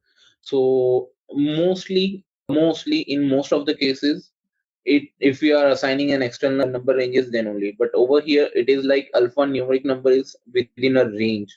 So let's say, as you see, A1 all zeros to A1 A2 all zeros. So this is the range, that is why it has been picked up, otherwise it won't have been. Now coming to fixtures and fittings. What are the characteristics of fixtures and fitting? You can assign fixtures and fitting characteristics to the buildings, rental object, or parcel to describe the real estate object or adjust condition. You have made the settings for the representative list of rents in customizing. To do so, choose below navigator. How exactly we can make fixtures and fittings set in. So under flexible real estate, we get into adjustment of condition, rent adjustment, and representative list of rents. So in that we can change it. Another characteristic of fixtures and fitting. So building rental objects can be one of those. Building and rental object can have fixture and fittings characteristic. Category wise, it can be roof, group wise roof covering, and characteristic wise under roof what all activities we have done. Like we have created a brick wall, shingles, or any kind of false ceiling. So these all things can come under characteristic. Okay, the structure of the fixture and fitting characteristic is an important basis for carrying out an adjustment based on the representative list of rent. Okay, so the further topic will be contract management, that we will cover afterwards. First of all, we'll have hands-on session of rental object and how exactly the architectural view can be. So who will be sharing your screen? Who will volunteer to share their screen? We have done an hands-on session, right? So have you practiced that particular activity after this session? Yes, sorry. I was not able to practice, but I remember the T codes and Lika Cust and REDB, UBD. Okay, so quickly, can you create all of those master data? Because we already have number ranges created, right? Yes.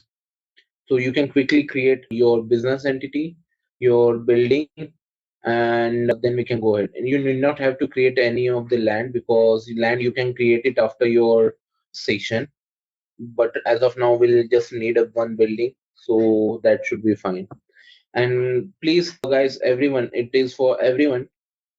Kindly, whichever activity or whichever node we are doing as a hands-on session in our classes, please make sure you complete it, because I might pick any one of you to take it further. So if we are not having those data available or those objects available in your system, then it will be again a duplication of, like, you'll have to go through it again in your sessions. So rather than wasting your time in session, better you do your hands-on practice before coming. Okay. Okay. Just can you let me know the company code once again? So company code is 1010. Click on create. No. Business entity will be an internal number range. It will be assigned by system.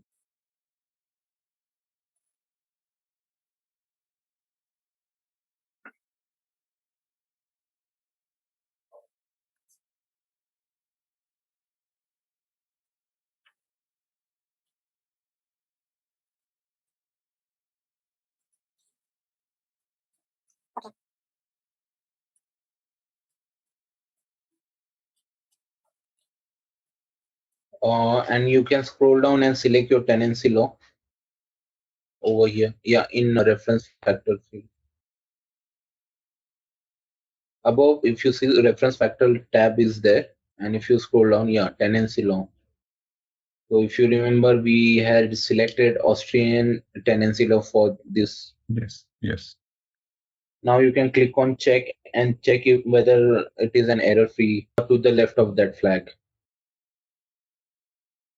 No, the left icon. Immediately left icon of to the flag. Yeah, this one. Yes.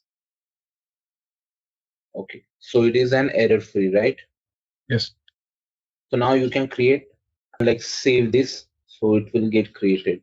Okay. So business entity 3 has been assigned to you. It seems that only one person has practiced this activity, because business entity number 1 was been utilized by Jyoti, and only one person has done the hands-on session. Guys, please make sure you guys practice all of these activities after this session. Yeah, actually we tried, but the remote connection was off after 6. So is there any time limit that will not work on the remote computer? Or was it for everyone or just for you? I have tried and it was not working. Tried multiple. I have taken a screenshot as well. Anybody else who had faced this kind of issue? I'll just call them right now. Okay, sure.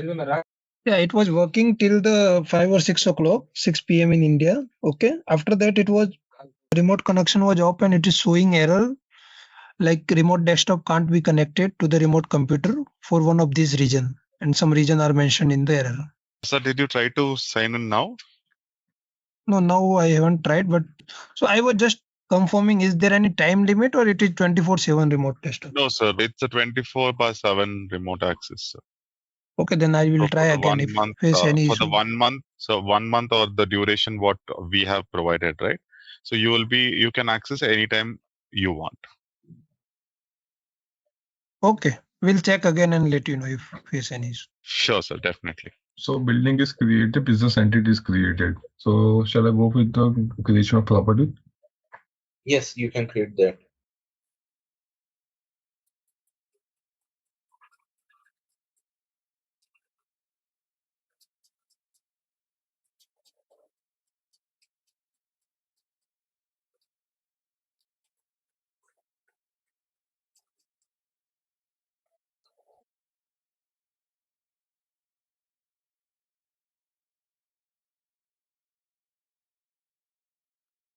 So over here, if you see at the top, there is one checkbox available. Create from architectural object, right? So if you remember in our current session, as I mentioned, that if you want to create any of your objects like a building, a business entity, land from your architectural object, you can create it from that object as well. So what it will do is it will directly fetch the measurements from that architectural object. Okay. So can I click over now? So you are creating, no, right now we are not creating it from rental object. What exactly you're creating right now is rental object, right? Yes. Okay. Have you created land as well? Yes. Okay. So do one thing. Now for rental object, we have not yet done any configuration. If you remember, we have covered it until land and building only. Yes. So what we are going to do is we are going to cover rental object, how exactly the rental object is, what are the usage type of rental object, or what all configuration needs to be done. Okay. Okay. So go to your Rekha screen.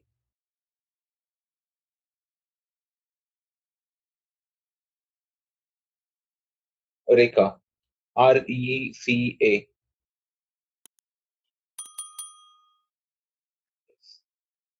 So over here, which node you will be extracting from? Master data. Correct. And what exactly we are performing over here? Is it architecture or usage? Usage view. Yes. A rental object. Yes. Okay. So now over here, the very first thing if you see is your number range for rental object, right? Yes.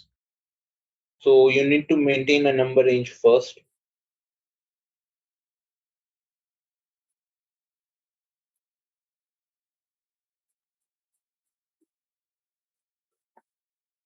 Two number range has to be different, right? It cannot sorry. be Sorry. 0.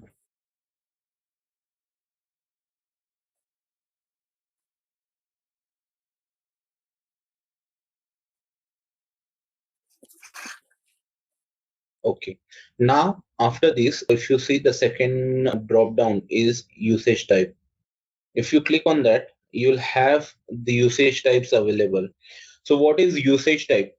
So after rental object type, so how many types of rental objects are there? If someone can tell me, Kushagra, you or does someone remember how many types of rental objects are there? I think it's 5 types. One is property, one is office, and it's basically how we are. No. So if you remember, there are 3 types of rental object types. Okay. First one is pooled space, second one is rental space, and third one is rental unit. Correct? Okay. Yes. Of a rental object type. So there are 2 types. One is usage type, and the second, the very first thing is rental object type. So under rental object type, you will be having usage type. Usage type is nothing. If you click on that, Kushagra, on usage type, you'll be able to see what is the purpose of this rental object, whether it is land, building. As you mentioned, Kushagra, we will be defining over here land, building, warehouse, garage, commercial office, residential, whatever place it may be, like advertising space, vending machine space. All of this you can mention or maintain it over here. Okay.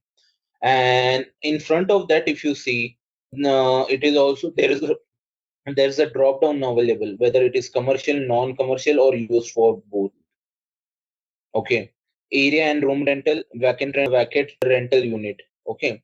So if you want to maintain any usage type as like someone has vacated that particular rental object, you can do that as well. Okay. Now, if you click on the fourth column, there is a numbering available 1, 2, 3, 4, 5, 6. Can you see that? And if you do F4 over there, so this is internal usage type. What does that mean? If someone can tell me what is internal usage type? So ideally, internal usage type is nothing when we create an rental object in sync with your architectural object. So it will get flown in using this internal usage type. Okay. And if we do not want to maintain this, it is fine. Like if we are not activating architectural view, it is also fine. Okay. Do you want to maintain any of the usage type for yourself? Do you think you want to maintain any new one? Yes, I will create one. Okay, create it.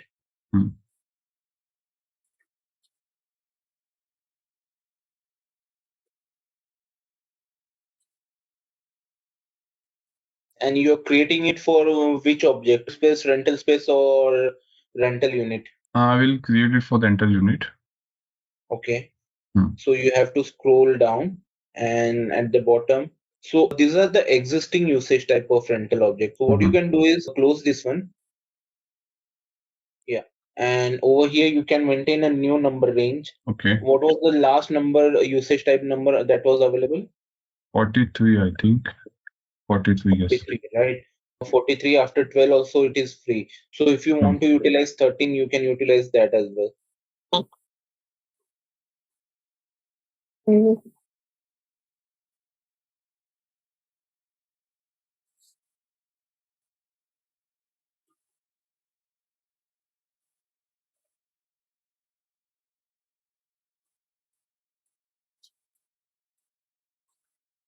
And will it be commercial, right? It should be commercial only. And if you scroll ahead, use for both, right? Now you can click on enter and save it. For a doubt here, we can see a checkbox for something Settlement. Can you explain what is it? Yeah, so settlement is nothing when we use a service charge related process, like we do have one of the another process within REFX. So we have normal lease and contracting, we have service charge settlement contracting, then we have sales based contracting. So if sales settlement related activity is there or settlement related contract are there, like what will be the settlement? When let's say you have a common area, and for common area multiple like rental objects are there. The very first example, if you remember, I had taken was for mall. In mall we have a food court, and that food court area has multiple maintenance activity like for water, electricity, generator cost, normal maintenance activity. So these all are common costs which will be incurred by multiple vendors, correct? Whosoever outlets are there in that food court, they will be incurring that cost. So in that case, what we do is over here we create a settlement unit, and we can add some participant, like we create settlement unit, and then we create participation group, and in those participation group we assign rental object. So that means when we assign those rental object, it defines that okay, these all people or these are all outlets are supposed to be participating in settlement related activity. And to activate that particular process, we have to also activate settlement tab and over here. So it gets in line and sync with all the further processes. Okay, understood. So when in future we settle the settlement unit, whatever cost we have incurred, when we try to settle those costs, it will not give us an error that this particular checkbox has not been activated. That means this particular object usage type is not maintained for settlement. Okay, got it. Now you can click on enter and save it. Create your own transport for this, just like Jyotin did. It should be your own transport, not hers.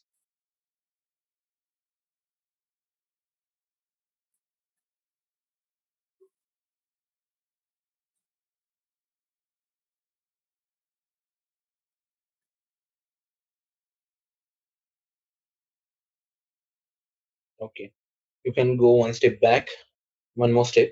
Yeah. Now usage type per rental object type. Okay. Now you have configured your usage type, right? Your cold storage usage type with number 13. Now you can maintain this usage type is available for which all rental object type. If you want to activate it for rental space, pool space, and rental unit. So if you click on that, you can assign your usage type to all the object types. Yeah. Over here, create a new entry, do RU and 13. It should be standard. This is nothing but your screen sequences, RERO. So ideally it defines which field should be your hidden field, which should be your display required object optional field. You don't want to create it for your this one pool space and rental space. Better you create it for pool space and rental space as well, because if we want to try any other activity, we should not face any errors. So you can maintain it for both of them as well.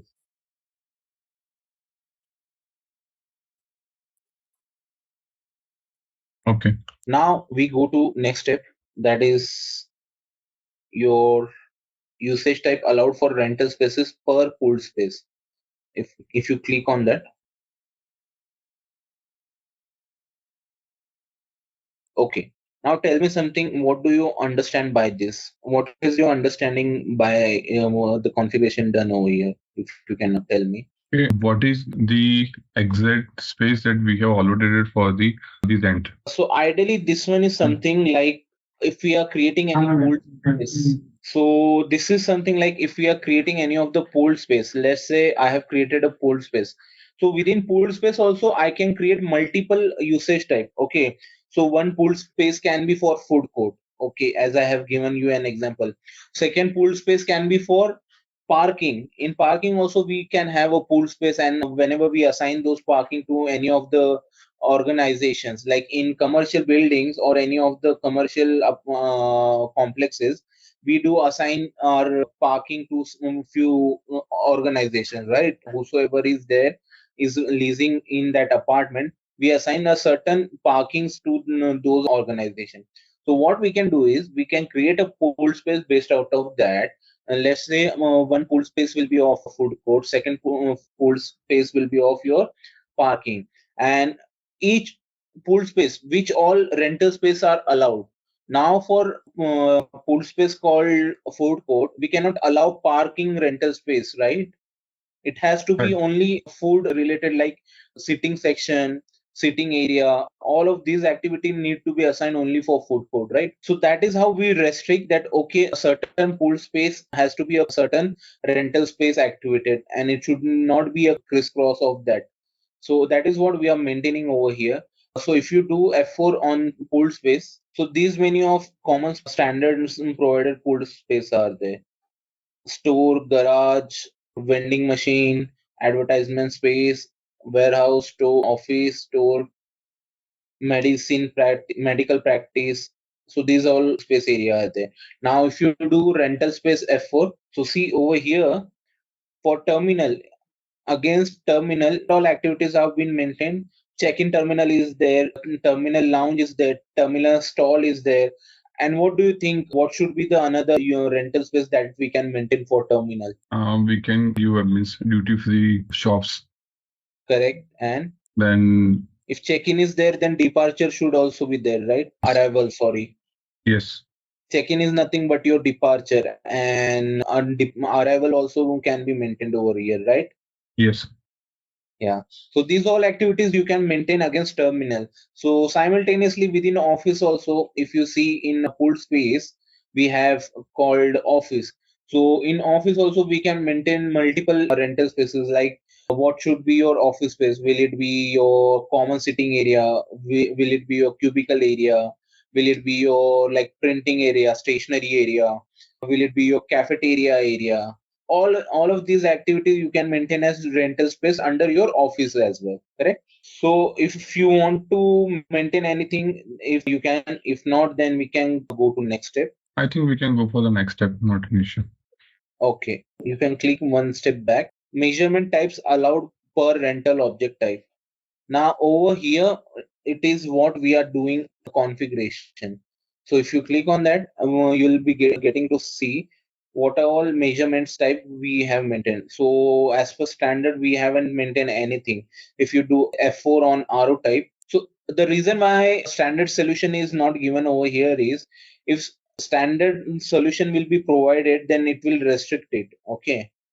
Yeah. So you can select either of them. Do one thing, select pool space and rental space. Yeah, and do F4 on measurement type.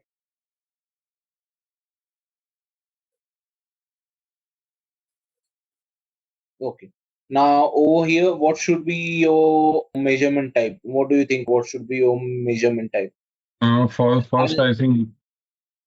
Yeah, tell me. Sorry, go ahead. First, I think we can go for the floor area. Mm-hmm. Okay. And for the rental space, I think we can go for the total area. Rental space, don't you think it should be vice versa? Total area versus usable space, and floor, like usable space is nothing but the rental space. Okay. Okay. Legally, it is for. So see, it is even fine if you do not maintain it. Because if we'll maintain it, we will restrict our rental object on this. So I would suggest not to maintain it and skip it. I just wanted to show you that you can maintain it over here. In while creating rental object, I will let you know why exactly I have not asked you to maintain it, because I want you to show multiple scenarios over there. Okay. So you can skip this, and just if you have any question, please ask me on this. Otherwise, we can move to next step. So what does it mean by this? So whether it is allowed or not, this particular measurement type for this particular RO type, is it allowed or not? If it is allowed, yes. Will it be a standard by default object, or will it be a required object? It is nothing but HDRO, hidden display required optional. Okay. So you can go one step back, or no, don't save it. just keep the saving. Now, similarly, when we can assign a measurement type to your rental object, similarly, we can also assign our measurement type to our usage type. So if you do F4 over there, so over here, if you see measurement type and usage types are assigned to each other. So what is your first usage type? Privately financed accommodation. Second one is public authority supplied accommodation. And your fourth and fifth usage type has been used. Fourth is store, that is for rental space. Fifth is warehouse, that is for office space. So these all rental space and usage type, sorry, measurement type and usage type has been assigned. Any questions on this? So now you can cancel this and go one step back. Okay. Now after this we have attributes. Can you click on that attributes? So in attributes, we can define which part of building, these all functionalities. If you remember, I mentioned you that you can specifically define that a certain rental unit or certain shop is at which part of that particular building. Let's say I have entered a mall and a Nike store has to be there. So which part, whether it is first floor, second floor, ground floor, and from ground floor it is third shop from the left. All of these we can define over here. If you click on a part of building, Kushagra, back facing, east wing, main building, underground garage, then comes your annex. All of this aspect you can maintain over here. So apart from this, if you have something else, let's say you want to say that seventh shop from the left, you can maintain that as well. So you can maintain a new activity in new part of building over here as per your requirement. Maintain anything so that we can use it while creating a rental object. Can I mention the specific, for example, number that is this is the shop? Yes, okay. Exactly. That is how you should maintain it. Extremely right. Rather than maintaining it in words over here, because it is a short text, what you can do is two from left in crisp, yeah, from left. And in part of building further description, you can mention a second shop from left. Yeah, instead of second, you can also use two and ND. Okay. Like it will have some more space for you. Yeah. Now you can maintain one more thing. Let's say third flat from elevator.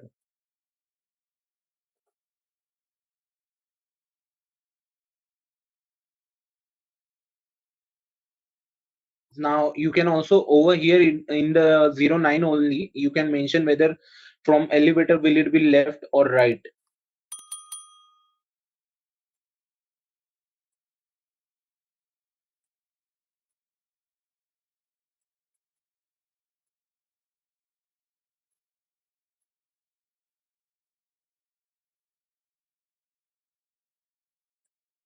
Okay. Extremely right. Now you can save this one. So you got to know, right, how exactly we are maintaining it. Like let's say if we have certain commercial complexes or residential complexes or any other object rental objectives that which we are going to lease it out. So how exactly we can identify. So this is how we can maintain it over there. That okay, second from left, second flat from elevator to the left. So this is how you can maintain it in REFX. Okay. Now you can go one step back and go to next step, location on floor. Okay, if you remember in flat number, yeah, so this is also one of the thing. If you do not want to maintain it in your part of your building, you can also maintain it over here, third from the left, first from the left, which all whether it is center, you can maintain it over here as well. Okay, if you do not want to maintain it there, if you just want to say that okay, third building, third apartment, and from locations on the floor you can determine this as well. Okay. Okay. So I think there are many configurations available for the location on the floor. If you wish to create new one, that is fine. If not, then we can move it. Floor description. Now if you click on floor description, you'll be able to see which floor it is. first floor, ground floor, third floor, basement floor, underground. All of these you can maintain over here. Okay. Do you think something is missing over here?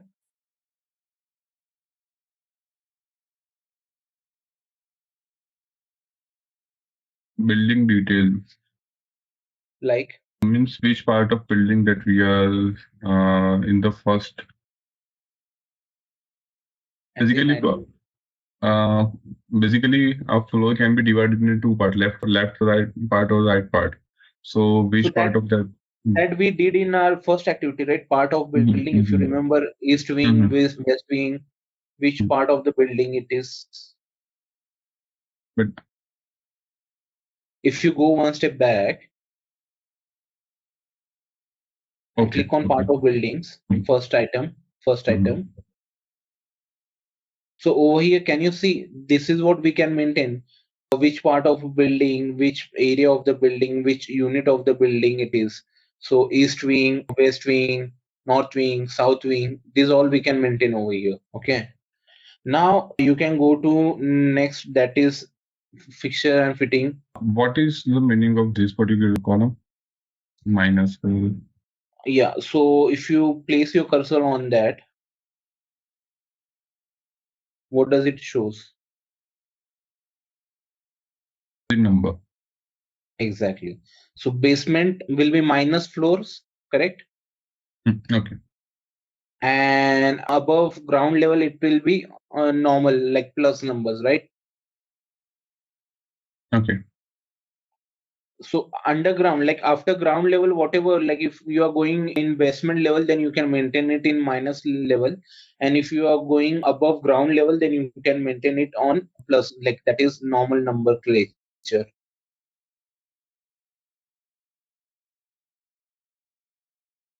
Okay. So last, if you scroll down at the bottom, if you see, this one has been maintained as top floor, right? But in story number, if you see, it says 999. That means the top floor is 999th floor. It need not have to be a specific number, like until 16th floor we have maintained it. But let's say someone wants to maintain, some of the complex will have like up to 18th floor. Then after 18th floor, there will be a swimming pool area on 19th floor. But it won't be a 19th floor. It will be a swimming pool area. Then after that, it will be your cafeteria, like pubs. Then after that, there will be some residential. So how many, the residential will be on which floor? So we have commercial we have commercial complexes until 18th floor. After that, we have swimming pool. Then we have pubs. Then we have residential floor. So what will be the residential floor on? It should be story number 21, right? Yes. Because 18 is something we have maintained. Then 19th is our swimming pool area. 20th is our pub area, and 21st is our residential area. So against that, we will maintain that story number 21st. If you do not want to maintain like the floor number over here, through story number, you will be able to get what is the floor number or what is the exact level of that particular floor. Okay. How many floor we can add here? Suppose like n number of, or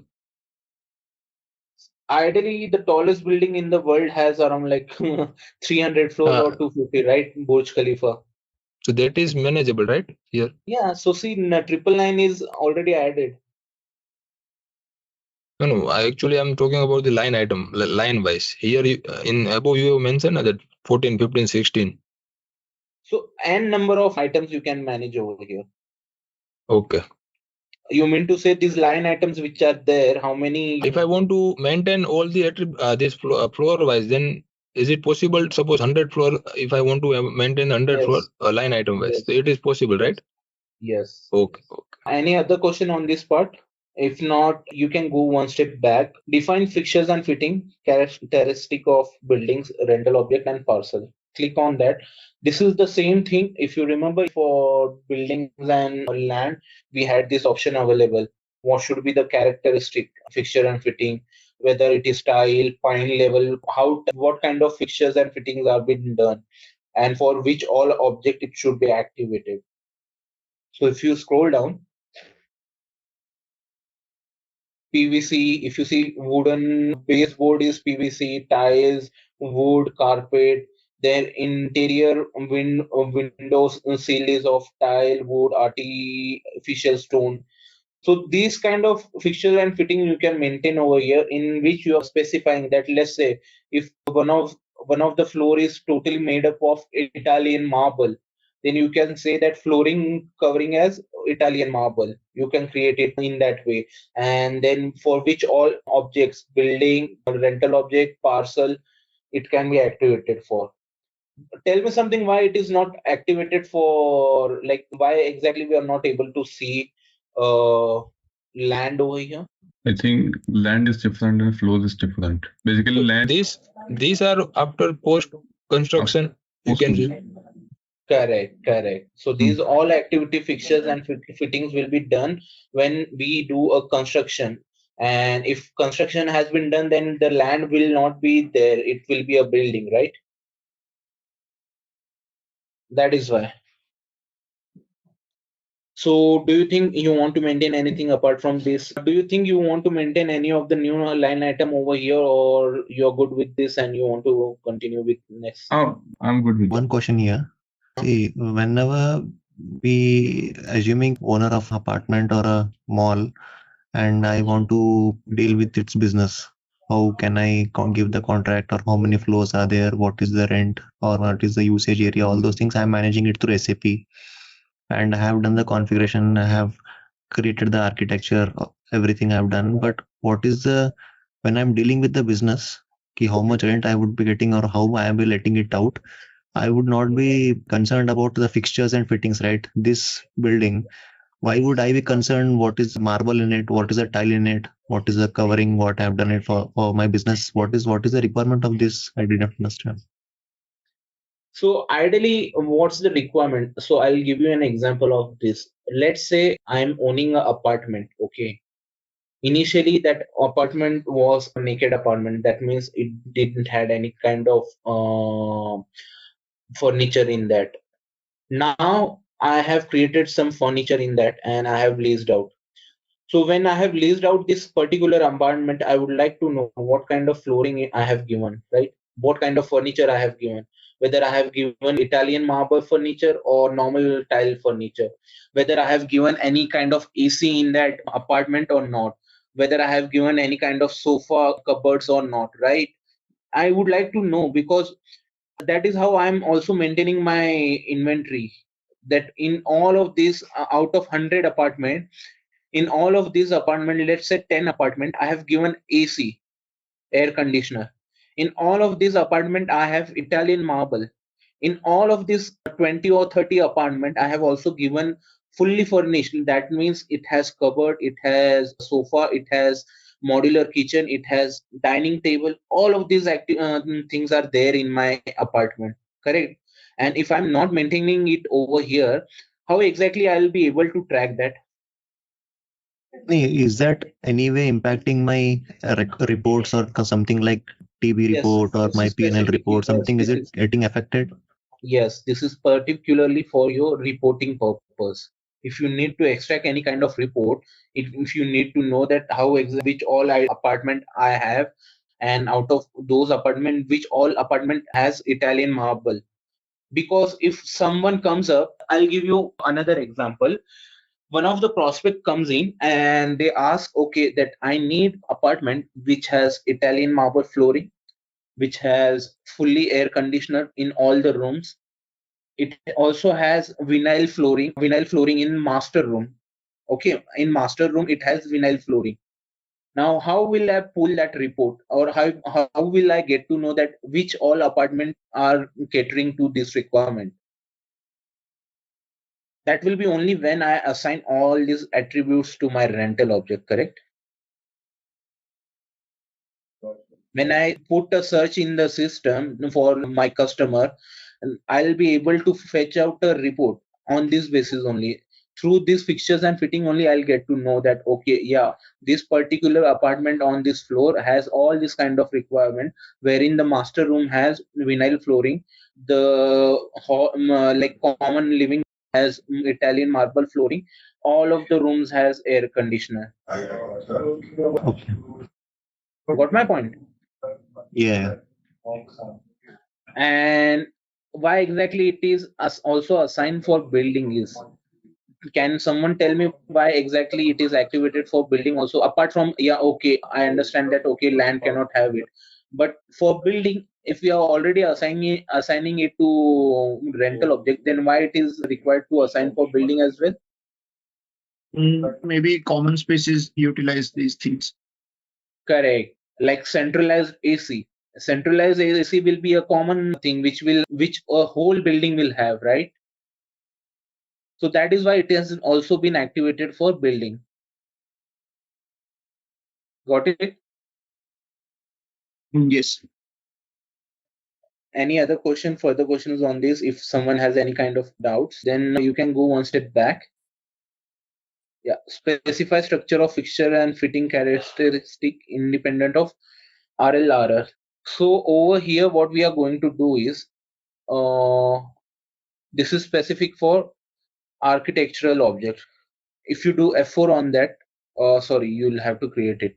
Okay, so what exactly it means over here is, if you are integrating any of your rental object from architectural object, you'll have to maintain certain data over here. So this is how you can sync up your data through this object. Okay. So as of now, we are not doing any of the architectural objects. So we can go one step back and go to next step.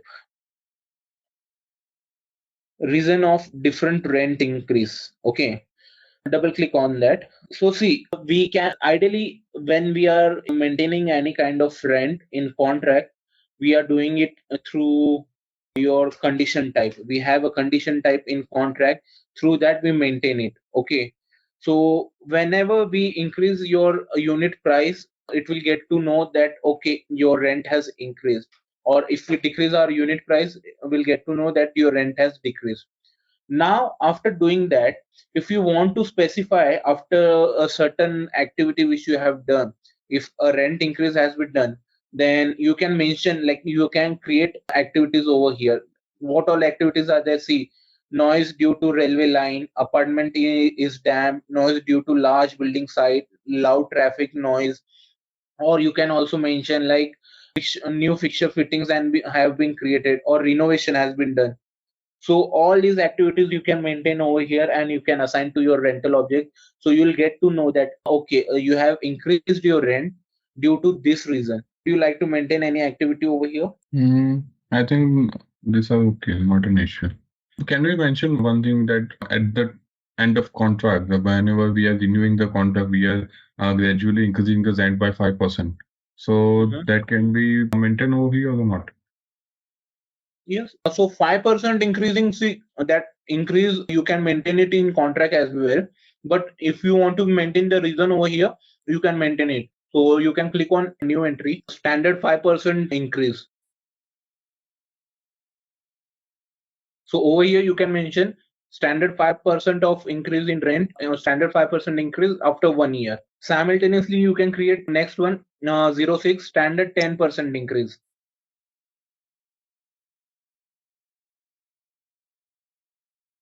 Okay, so what you have defined over here is, like, let's say some contract might have that standard 5% of increase in your rent is there, or some contract might have standard 10% of increase in your rent might be there. So whichever increase is applicable, you can define, like assign that particular reason. Okay. Okay. Now one step back. Yeah. Account determination value. So these are the account determination value which we will be using in contract as well as rental object. What does it mean by account determination value? Can someone tell me? GL account posting or link. Correct. So let's say we have a scenario wherein for first year it is supposed to be posted to 1 GL. For second year it is supposed to be posted to second year. So how exactly we can manage is we can create a multiple account determination value over here, and we can assign each GL, individual GL, to those account determination value. So, and through our time slice, we can determine that for first year, GL number XYZ has to be picked up, and for second year, GL number ABC has to be picked up. Okay. So, leasing property, leasing building, land, machine. So, what account determination you should be creating over here, if you can mention? Can we say, like, suppose if I have, like, multi-story building, so in some of the part fully furnished, so like we create the here the fully furnished, semi-furnished, unfurnished. Yes. So through that you can also get to know that this is coming from this particular, like in financial posting, you need not have to go back and check at REFX report, right? Like whether the income is coming from fully furnished flat or semi-furnished flat, correct? If a financial person has to check, how exactly it will check? The very best thing Through is GL. what exactly has mentioned, that through GL. If we have to determine, like through account determination value, we can define that, okay, if any of the postings are happening to fully furnished GL, that means that particular rental income is coming from this particular flat, which is a fully furnished flat. So yes, you can define that to three of these: fully furnished, semi-furnished, non-furnished. You can maintain these three. Okay. So against semi-furnished, you can maintain semi-furnished apartments.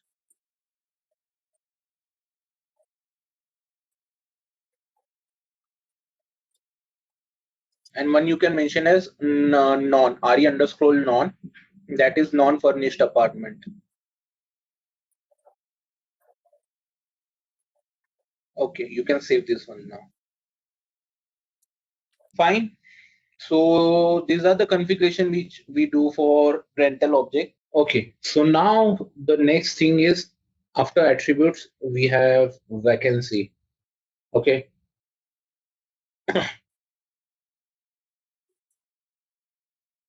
So what do you mean by vacancy? If someone can tell me what do you mean by vacancy, what does it mean in real estate? It's not rented out, it's available for rent.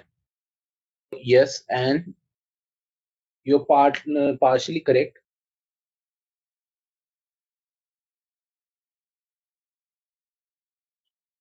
So ideally, as mentioned, one thing is it is not rented out or it is available, and second thing is, while any of the apartment or rental object is been getting vacated, what is the reason for that? So let's say XYZ apartment has been rented out. It has a contract of 2 years. Now, suddenly after 6 months, the tenant has decided to leave the apartment. That might be because unavailable of water supply, not available of like electricity, or it can be like seepage in the roof from hall. Multiple reasons can be there that the flat apartment is not in appropriate condition.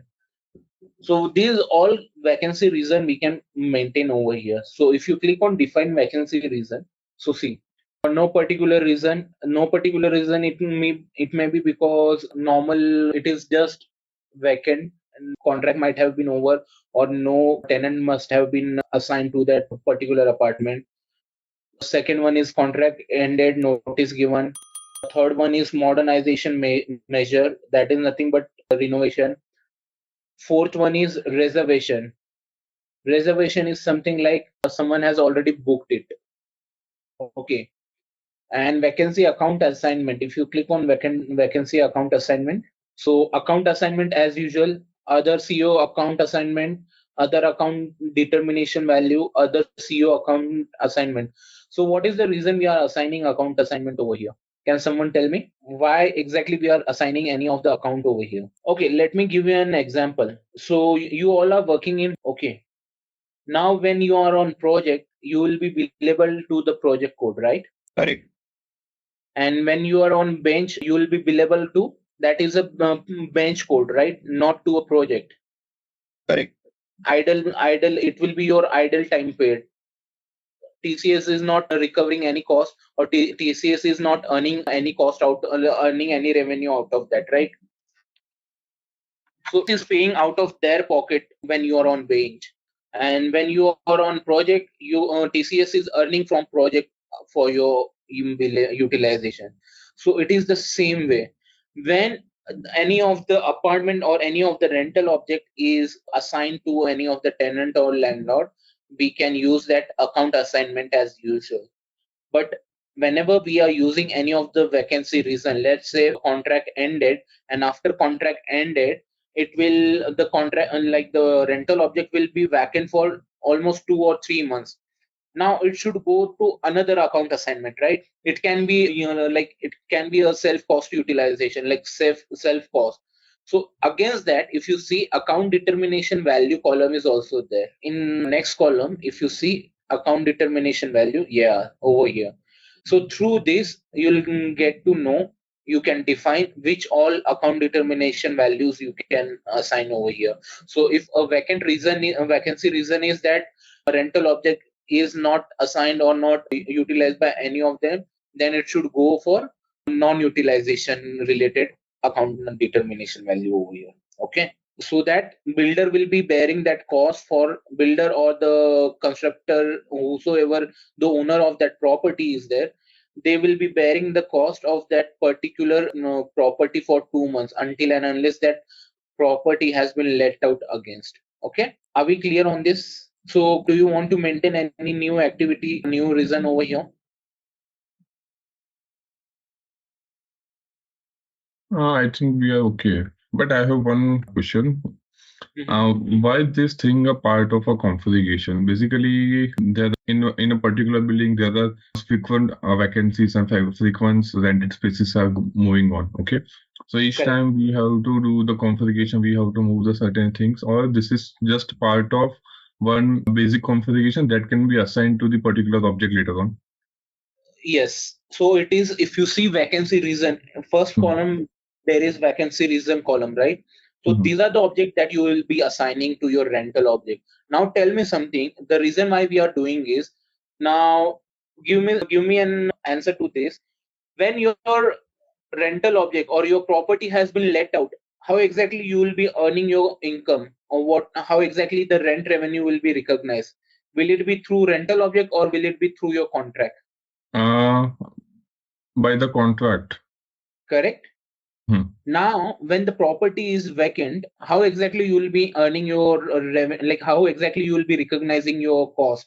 Will it be through your rental object, or will it be through your contract?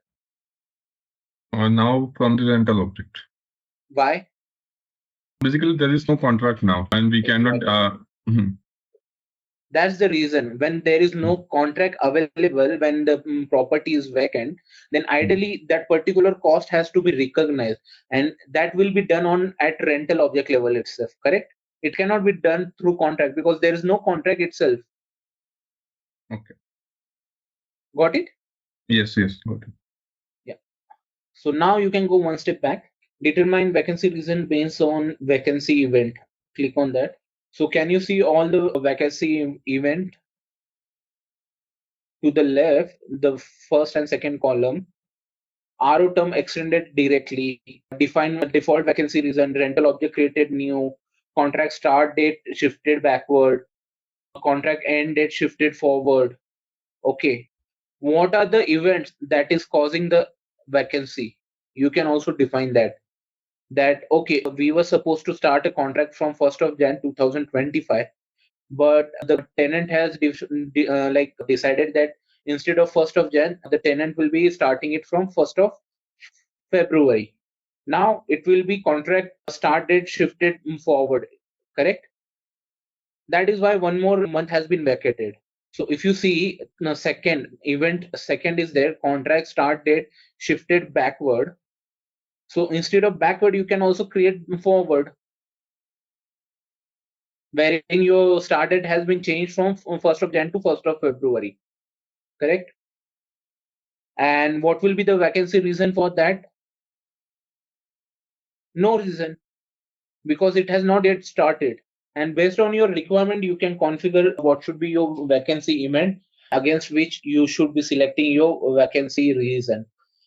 Or please make sure when we configure or when we select either of them, vacancy event and vacancy reason together, we have to make sure that whenever we are selecting vacancy reason, and if we have assigned any of the account determination values to those vacancy reason, then it should be in line. Let's say like start date of RO assignment to contract shifted backward. Correct. What does this mean? A start date of assignment to contract shifted backward. That means some contract was going to start in 1st of Jan, but it has started from 1st of December. Okay. So in that case, wherein you were supposed to be vacant for XYZ amount, XYZ month, it has reduced by 1 month now. So these are the vacancy event which you can assign. Again, vacancy event is not mandatory thing we should assign. Only if the business purpose is like business scenarios require that you should be assigning events, then only you can assign it. Otherwise, vacancy reason suffice your requirement. Okay. So now, do you want to maintain something over here? Any new configuration? I think If not, I'm okay. yeah. So we can go one step back and go to next step. In this particular screen, warning before, so will SAP is giving us the notification or something like warning before? So what does it mean by no influence on follow-on process? It means that if we are creating anything, let's say the rental object start date was supposed to be, we do have validity as well, right? In rental object. So ideally we have created, I have given you an example that 1st of Jan was supposed to be start date and now it has shifted to 1st of December. So will it have any kind of impact on processes? But in rental object, if I have maintained that 1st of Jan is the start date of that validity, then it should have that particular impact. But if I have not maintained anything, then it should not have any of the influence on the follow-on process, right? So these all processes we are inlining over here. Whether the automatic it should be overwritten or not. Let's say if you click on drop down, one warning before automatic override. Okay, what does it mean? That rather than creating, or if we are directly updating our start date in rental object, then it should not give any kind of warning and it should be directly overwritten. Okay. And second is error. Error is like it will just give you an error that okay, ideally your start date of your rental object was supposed to be from 1st of Jan. Do you still want to continue? Yes, and save it. So it is like you are maintaining the message types. Okay. Okay. Yeah. So now you can go to Rekacast again and determine vacancy reason based on notice reason.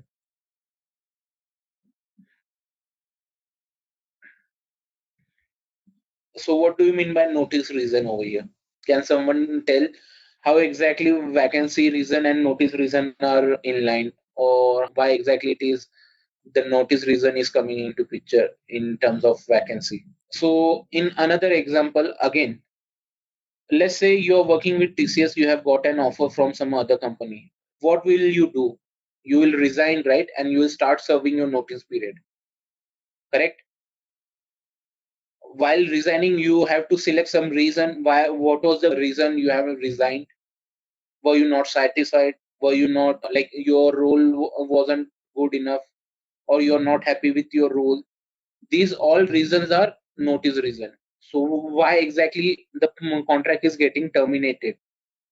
Or if some contract like before like end date, if some of the tenant has decided to give the notice and move out of the apartment or property, what is the reason?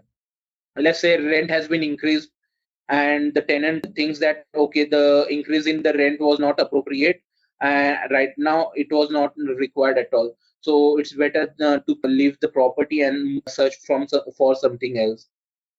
Okay. Second will be, let's say, restricted use. There is a 2 BHK apartment and there is a balcony, but owner has only given one room to use. and tenant after certain period of time thinks that okay, this is not what I like of, and I would like to leave this property. So these are the notice reason against which you will be configuring the vacancy reason. Who all can give this kind of notice? Okay, so contractee or contractor, you can maintain it over here. Contractee is, what do you mean by contractee? If someone can tell me, will it be tenant or will it be owner?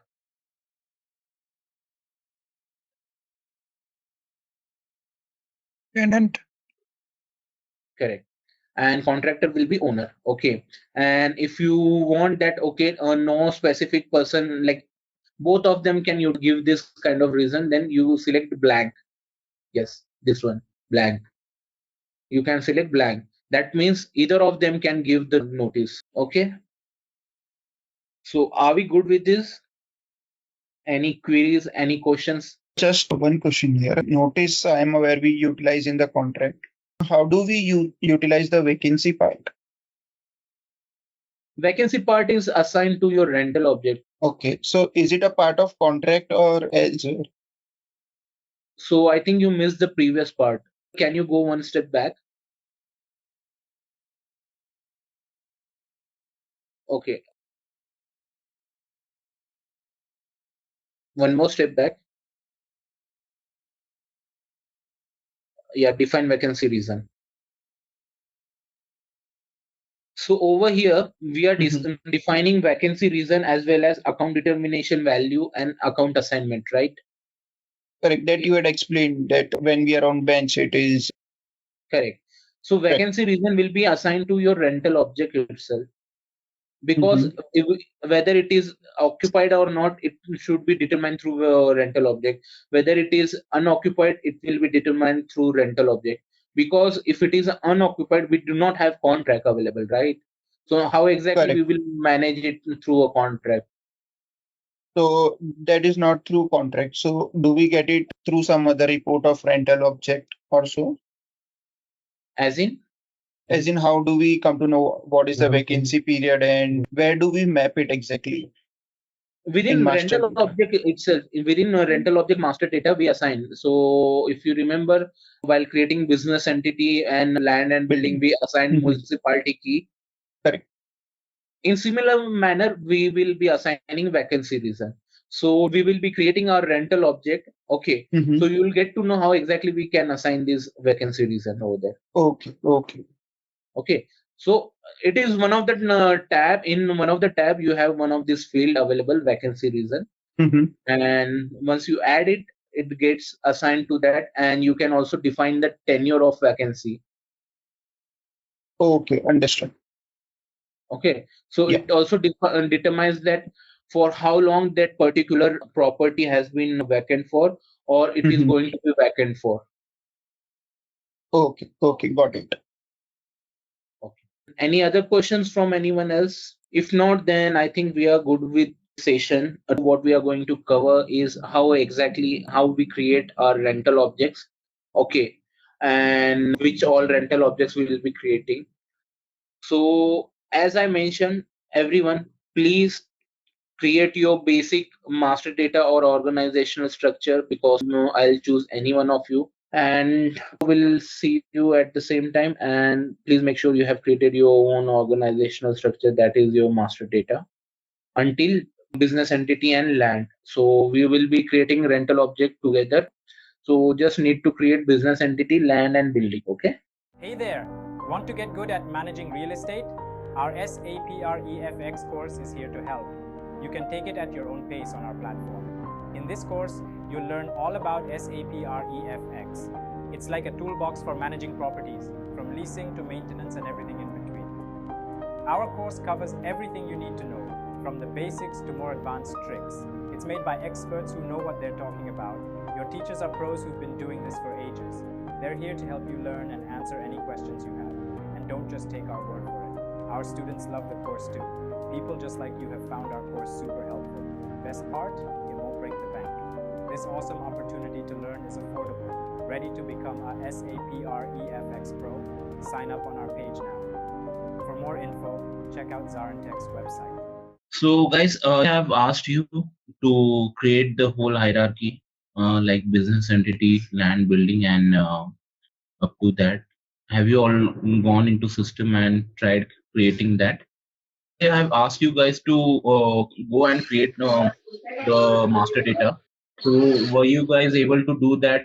Who all have tried it? I can see only 4 people have tried it. I have also created those entities. By what name? I cannot see. Under which company code? 1010. And what is the business entity number for you? 2. 2 is right. No, I have mine is permission. 3. Okay. Just a second. Yours is 2. Okay, fine. So these all have created it, right? What is with other people? What's the issue? Now we are going to business entities there. Then building. Yes, building is also being created simultaneously. Okay. And building. Building, I cannot see much of them created building. Sorry, not building, property. No worries, you can try it today then. I After had one doubt there in creating entity while creating. I built a building. There was this municipality key. So I could see Jyoti had created a municipality key for Hyderabad. Correct. I was wondering how I can create for Maharashtra or Mumbai maybe. So if you can share your screen, we can go through it. Sure, I'll share my screen. Can you see my screen? Yes. Okay. So under basic settings, if you see land, under land, if you see municipality key is there. Second option. Yeah, this one. Okay, got it. Okay. So Gandhinagar has been created. I'm not sure who has created it, but great. At least if someone has tried all of this configuration, and that is how you should not do your hands-on. It should not be just creating your business entity and building. You should also go into system and configure new fields as per your requirement. Okay. So now, who is going to share the screen? Who is willing to share the screen? Would you like to share the screen? Yeah, sure. I am sharing my screen. Yes. Just give me a second. Yeah. Are you able to see my screen? Yes. Okay. So what all things we did? So very first thing which we did was business entity, creation of business entity and configuration for business entity. Then building, what all things are required under building. We have done configuration for building, and we have also done configuration for land, that is property, and we have created one property. We have gone through all the configuration that are required under rental object. So if you remember, we have gone through all the usage type, rental pool space, rental space, then how exactly you can manage vacancy, what is the vacancy reason, how does it cater to the business requirement. Then again, how exactly vacancy and notice are aligned. Okay. Now what we are going to do is, first of all, we are going to create one rental unit. Okay. So if you remember, can someone tell me whether the rental unit is independent or it has to be fetched out of pool space? I think it has to be come from the pool space. So rental space has to be coming out of pool space, not rental unit. Okay. Oh, sorry. Yeah.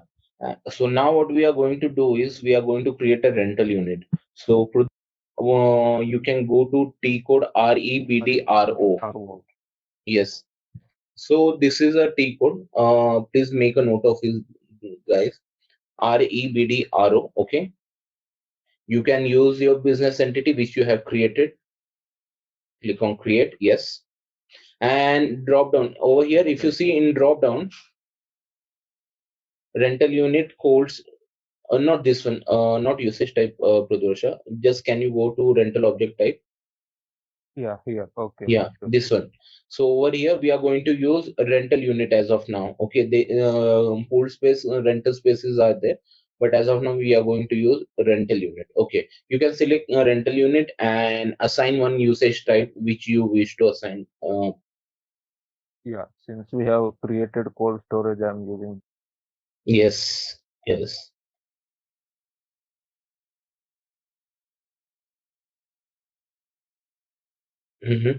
Now over here, just a second. Over here, can you see land and building? Yeah. Both of them are having no. Can you click to the right of that on the blue screen rather than on? No, no, no, no, no. Oh. Just click beside that on, yeah, to the right on the open blank blue screen. I did not get your point. Okay, just click on that scroller screen wherein you scroll your screen Yeah. up and down. Okay. Yeah, Okay. You're saying this. yeah, Okay. and go up once again. Yeah. Okay. If you see, prior to that, your land and building are having a mandatory checkbox, right? To the left of that box, yeah, this mandatory checkbox is there. If you click on building over here, yeah, click on that. Now, if you see, land is also having mandatory checkbox, right? Now, when we enter building number over here, so this mandatory checkbox doesn't mean that you have to enter land and building both. It means either of them you have to enter. So when you enter building number, the mandatory checkbox for land will disappear.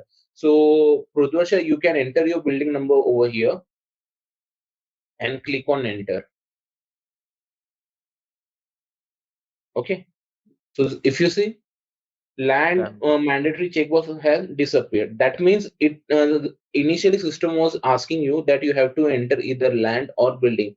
So once you have entered either of them, the other object mandatory checkbox will disappear. Okay. Now you want to go to name of RO. Click on name of RO and maintain a name of RO.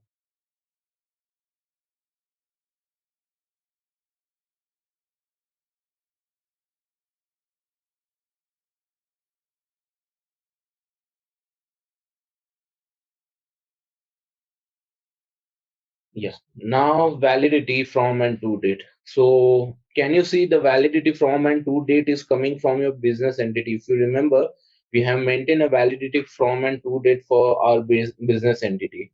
So this is coming from that.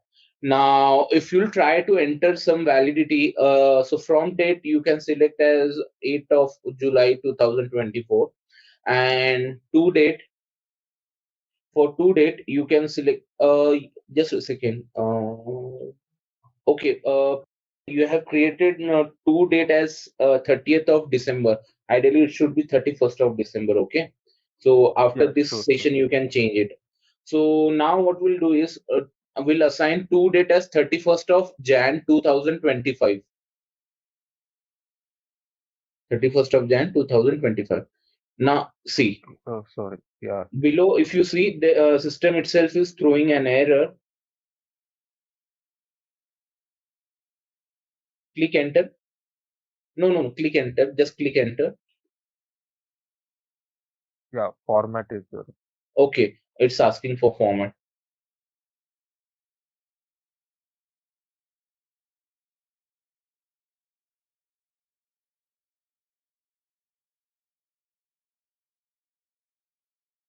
Click enter now.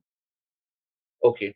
Can you see below there is an error coming that object validity, the time period is from this to this. That means is not completely contained in the time period of 30th of December 2024. What exactly system is saying over here is your business entity validity period is until 30th of December 2024, although you have entered 31st of Jan 2025. So you need to change either your rental object validity or your business entity. Okay. So over here, what we are going to do is we are going to change our rental object validity. You can just copy paste it from below.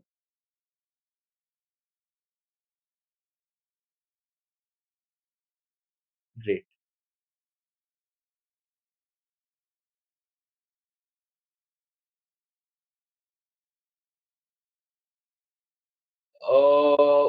You have, yeah, copy paste because it is from. Now, if you scroll down, okay, and go to additional data.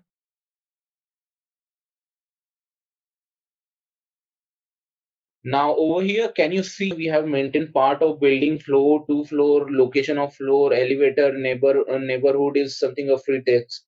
So part of building, if you remember which part of building we did maintain. Two from left we have maintained. Correct. So you can select that. Floor we haven't maintained because there were already available floors. Yeah. So whichever floor you wish to select.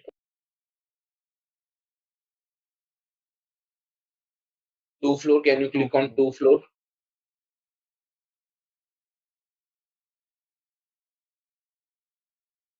Okay, so this one is floor to floor is something like if one whole floor is considered as one floor, like two or three are, let's say if there are some duplex apartment, okay, and that particular two floors will be considered as one floor. In those cases, it will be floor to floor, okay. Now location on floor, you can select no location on floor.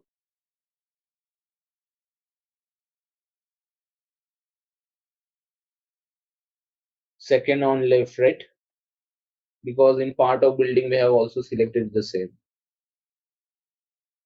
So in neighborhood, if you click on neighborhood,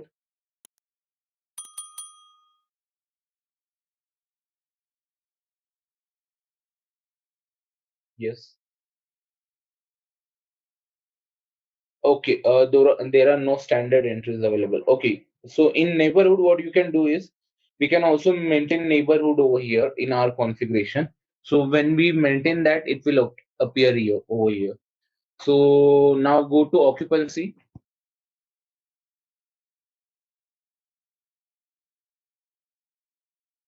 Okay, now over here, can you see occupancy reason, vacancy reason, and all valid from valid to date? Yeah, over here. The third column is vacancy reason. If you do F4 there, so these were the vacancy reason which were there, right? So select reservation.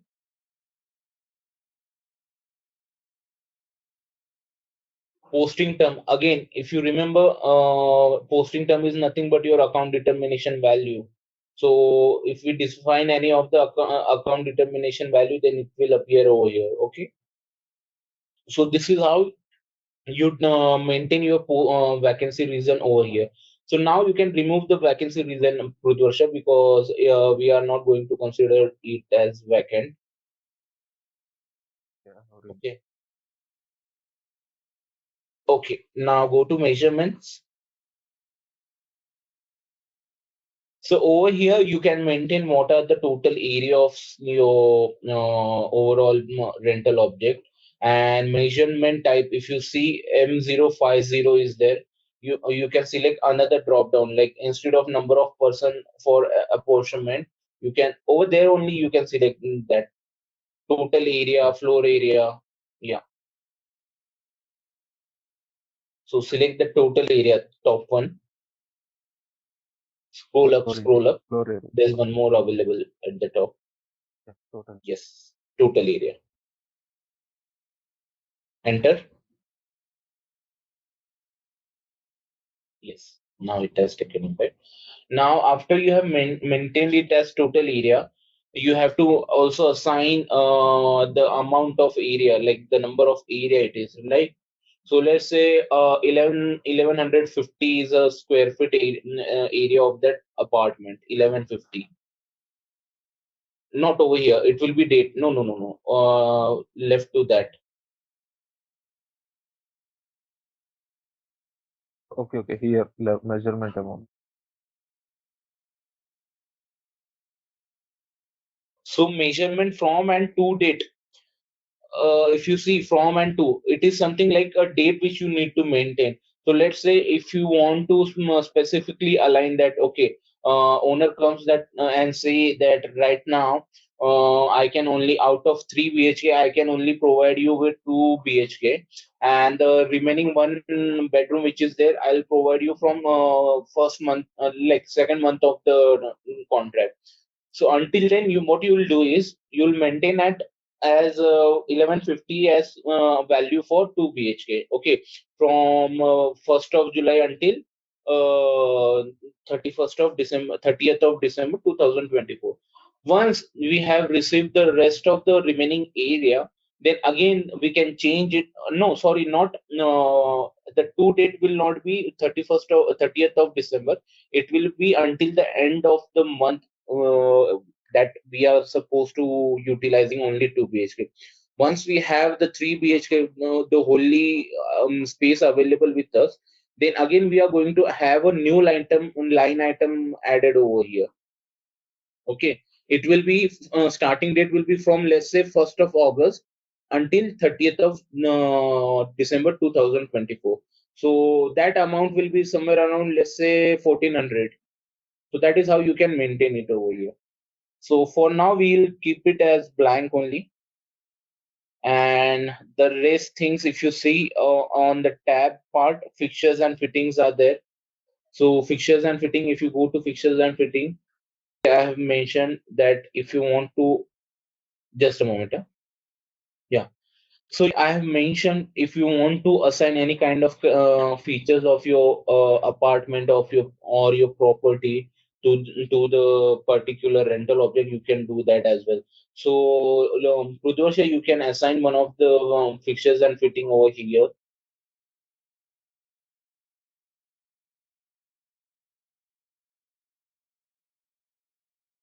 Yeah, you can select that wood flooring.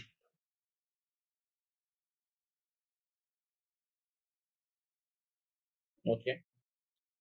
So if you scroll down, so over here, can you see additional value, additional information, valid from, valid to dates are there.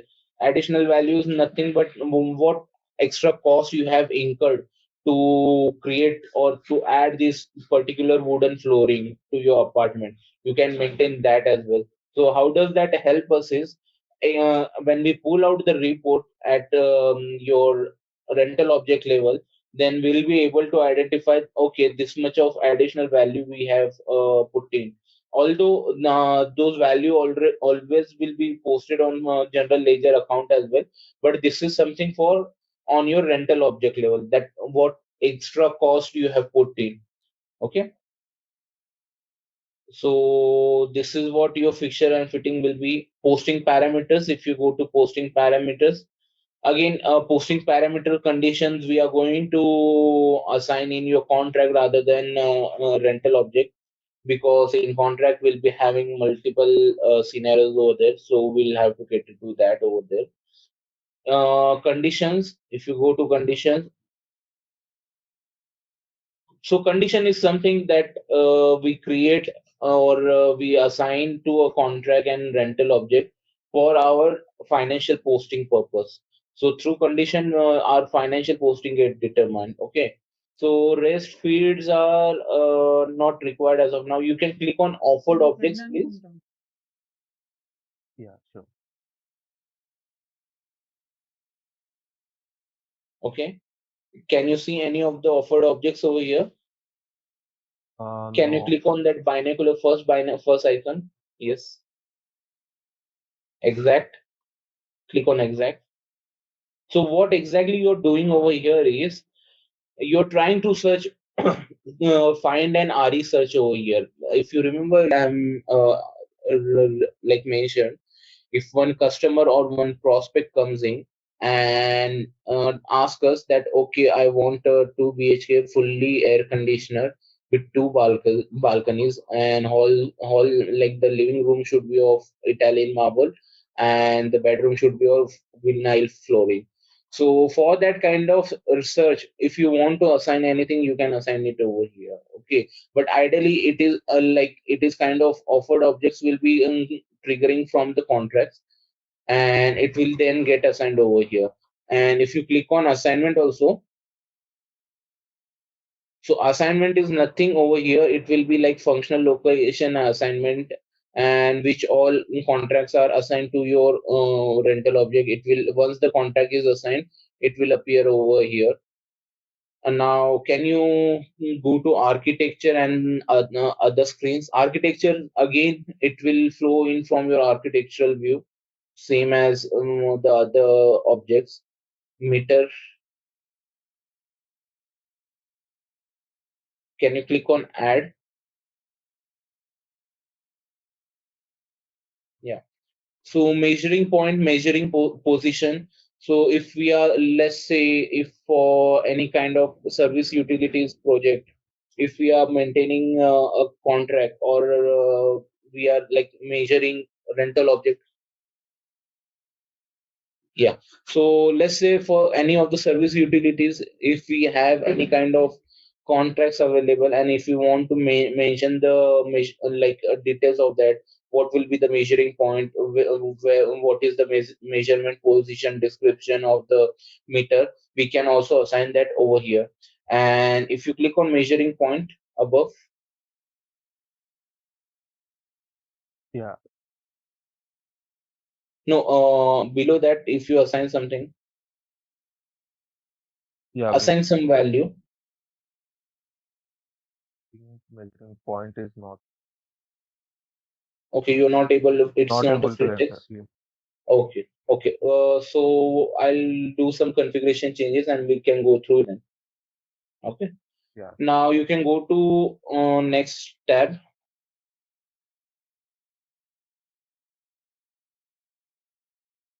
Settlement companies. If you remember, I mentioned that if the particular contract and rental object are relevant for service charge settlement, then it will appear over here. Okay. So next is resubmission, and last one is overview. So in overview, we get to see all the documents, change document, posting document, and all, right? Now, what you can do is click on check button and see if it is error free.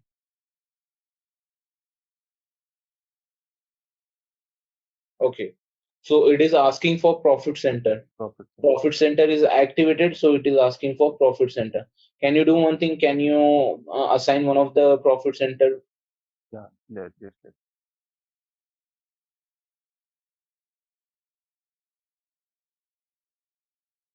Pick anything. Yeah, you can choose either of them.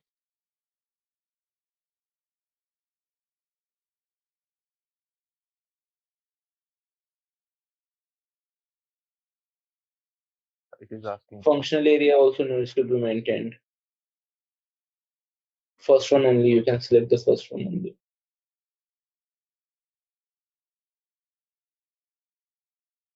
So this error is coming ideally for because the profit center accounting is activated. That is why. Okay. Yeah. I'm saving the rental unit. Yes, you can save it.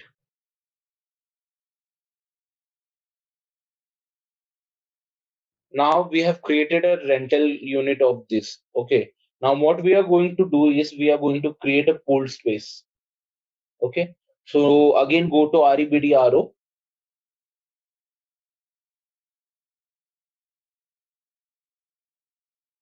Click on create.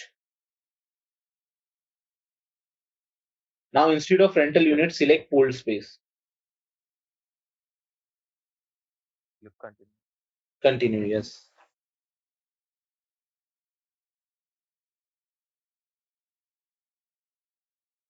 I'm giving So, land. if you want to use land, you can use land as well for one of these examples. Yeah.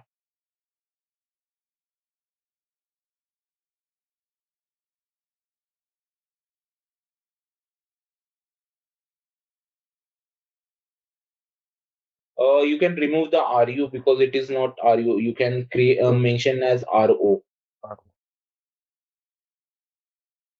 rental object. Yes.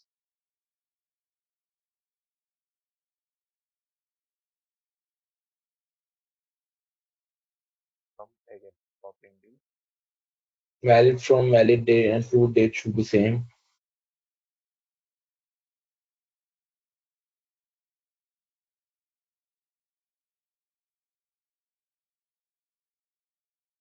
additional data type.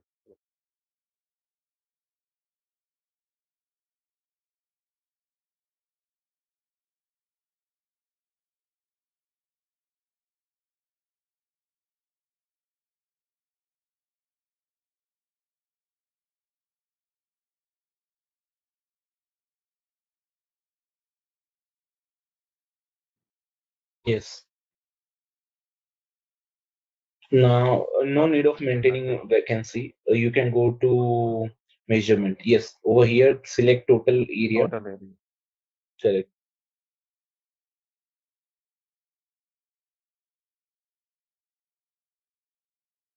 Now, in capacity, what you are going to do is in capacity, maintain value as 25,000.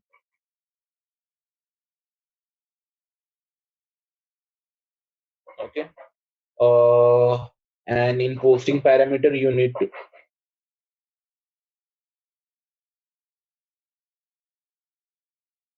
remove the comma. System will automatically pick up the comma. Yeah. Enter. That is fine. Even 2,50,000 Yeah, is fine. okay. Even that is fine. Not an issue. So now core area should I select this? Yeah. Usable area. Yeah. No, it is fine. Total area you have selected, right? Okay. Yes. Click on enter. That's it. Yeah. Now go to posting parameters.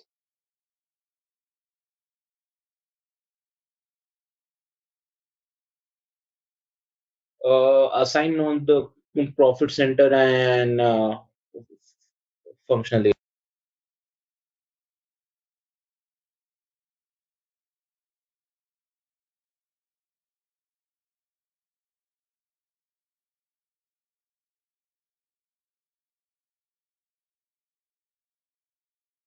Yes, I have attended.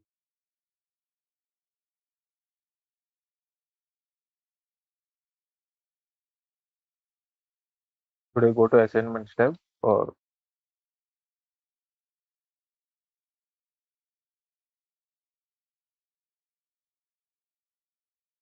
Yes. Now check. Click on check button and see whether it's error free or not. yeah, no error. Done. Okay. So Yeah. now you can save this.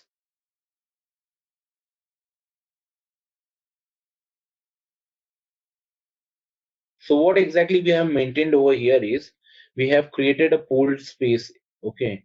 Now out of pooled space, what we are going to do is we are going to create a rental space. So now again go back. Let this screen be open. Slash OREBDRO. Do slash OREBDRO. Create a rental space in similar manner. Just instead of usable areas 2,50,000 or 25,000, mention it as somewhere around 30,000.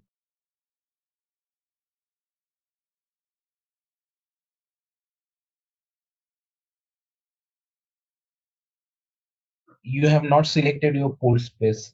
Can you go one step back? No. Okay. Now click on create.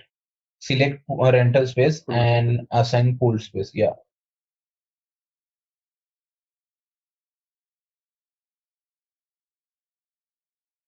It should be, I think. I think. Can you go to your second screen and see what is the rental space number, pool space number? Yeah, sure. You have the other screen open with you, right? Yeah, it is 2. Yeah, 2. It is 2. Continue. Yeah. So now automatically it has taken the land, building, or whichever it is, and your other details, that is usage type is cold storage. Now you need to enter your name of RO, validity from and to date. So maintain it as RO rental space, test, and your name.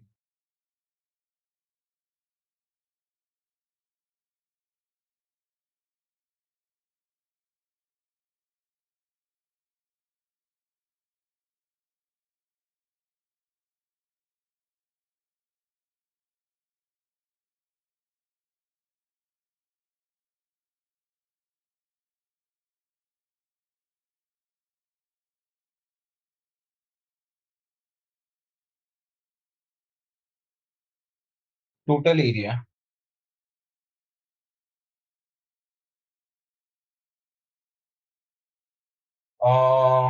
What was the amount in your pooled space area? 2,50,000. 2,50,000. So do one thing, select 30,000 over here.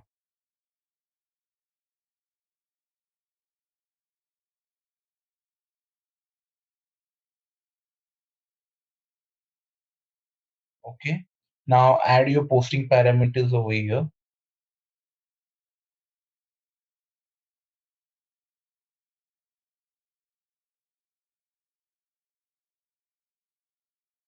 Yes. So it has already come. Yeah, yes. It has taken from the. Okay. Click on check and see whether it is error free or not. Error free, right? So now you can save this. Okay. Now your rental space has also created. Now if you go to your pool space,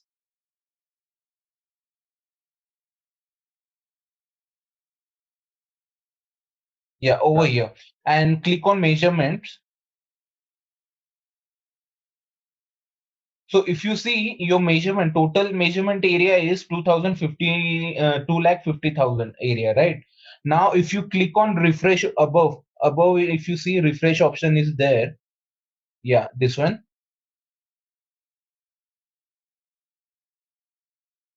Again, please. I have clicked on it. Can you do it again? It's not Or picking up.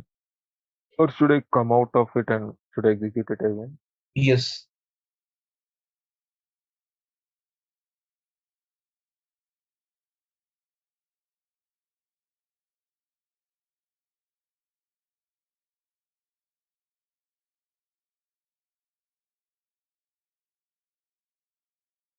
No, it's not. Okay, go back to that rental space. Edit. Measurements.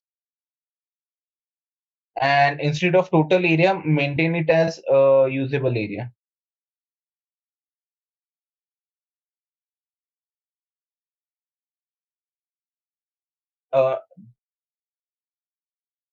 Requested measurement type is not available.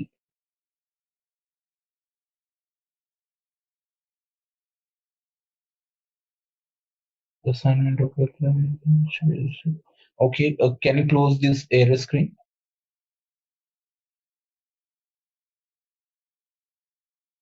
Click on that measurement type and do F4 there. Okay, this has selected this one. Okay. Now you can save it. It has already been selected. I think it is. We are getting error. Okay, change it to do F4 there. Can you select usable space A003, usable space? Enter. Still giving the error? Yeah, still it is. Oh. Yeah, still it Okay, is giving. can you close the error screen? And select. Let me remove this entry. It's not allowing. No. Do check. Click on check.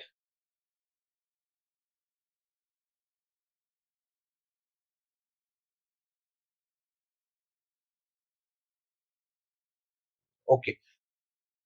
Totally go out of the screen, and while getting out of the screen, it will ask you to save. Do no. Okay. And get back to the screen again.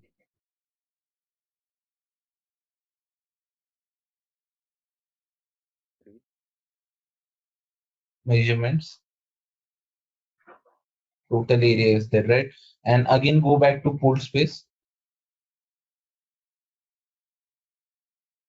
And if you click on refresh,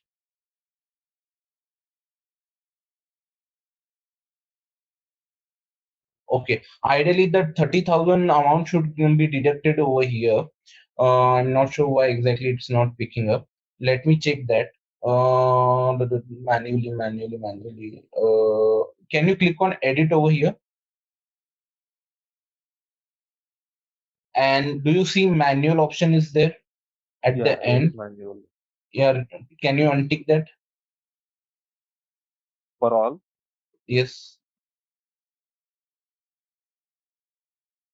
Save it.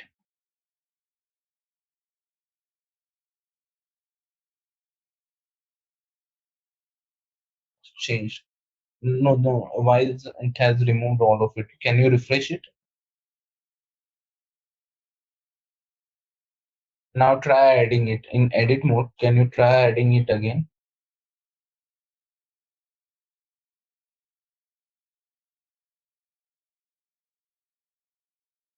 $250,000. Okay, it is by default picking up as to requested measurement.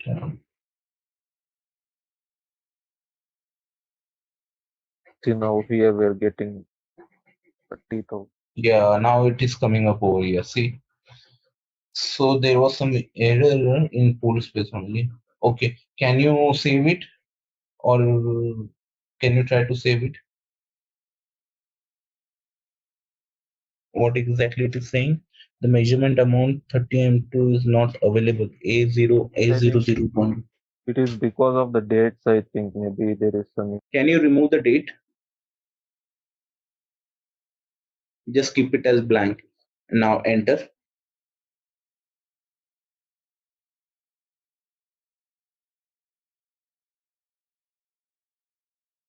Close the screen and click on enter again. Check button or save.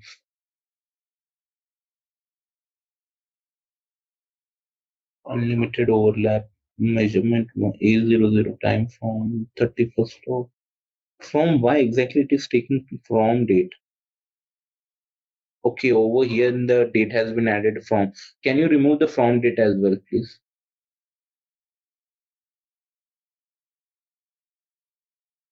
I'm not sure it is taking auto. I mean, it is picking the date automatically. Close the error screen.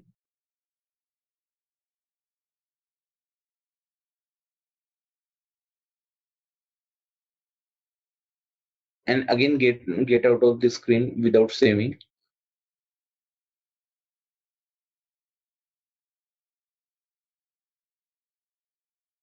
Enter back again and go to measurements. Okay, at least this one is there. So do one thing, go to the rental space,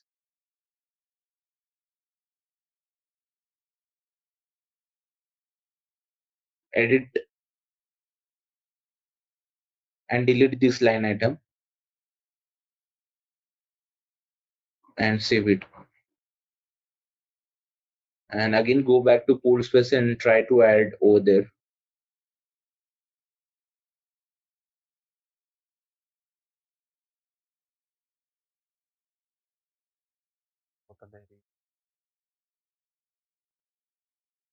Yeah, 250,000 and measurement from and to value should be blank.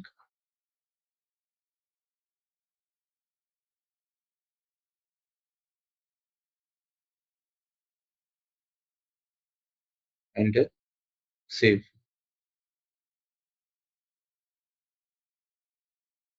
And now go back and try to add rental space measurement.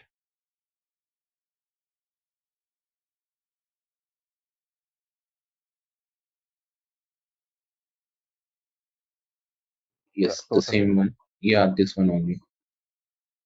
And amount should be 30,000 and measurement from and to value should be blank.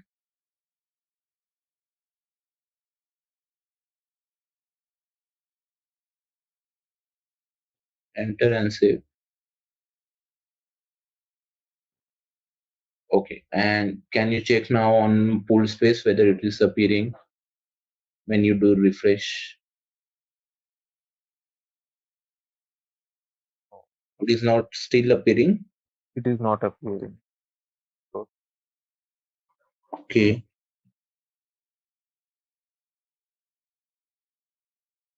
click and refresh. Can you do refresh now? Once in edit mode.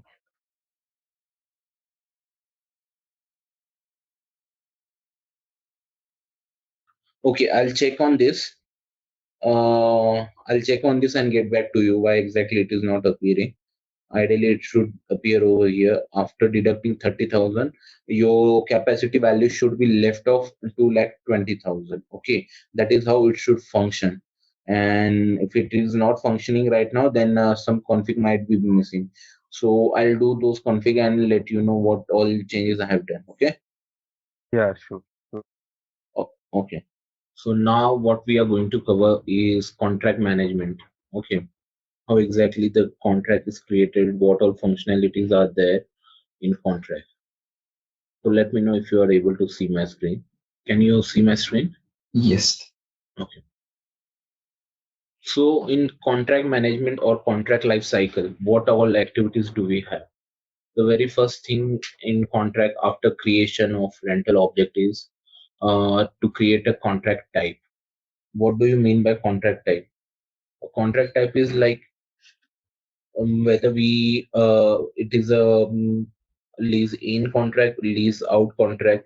If it is a leasing contract, then how exactly we are going to cater to multiple leasing scenarios. Let's say I have a leasing contract for vehicle, then that is two-wheeler. I have a leasing contract for car. I have a leasing contract for office equipment. Then I have leasing contract for building, land, furniture. All of these can be catered individually uh, based on the contract type. So what do we mean by contract type and why do we have to create individual contract type? So ideally, when we are trying to create, when we create individual contract type, that means we are using it as a reporting purpose. If there is a financial reporting requirement that each leasing contract we have has to be reported individually in your financial statement, then what we can do is we can create a contract individual contract type and create another condition type for the same contract. So the condition type determines your general ledger account. So that is how you can cater to the requirement. Okay. So in contract creation, the very first thing is we create contract. Then once the contract is created and all the attributes or all the characteristic of the contract have been maintained, just like we did for rental object and building, then we save it. And after saving the contract, we activate the contract. Okay.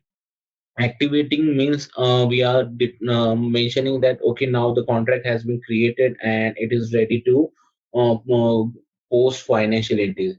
Unless and until the contract is not activated, we cannot post any of the financial entries. We will get an error. Okay, so we have to make sure once the contract is created and saved, we have to activate the contract as well.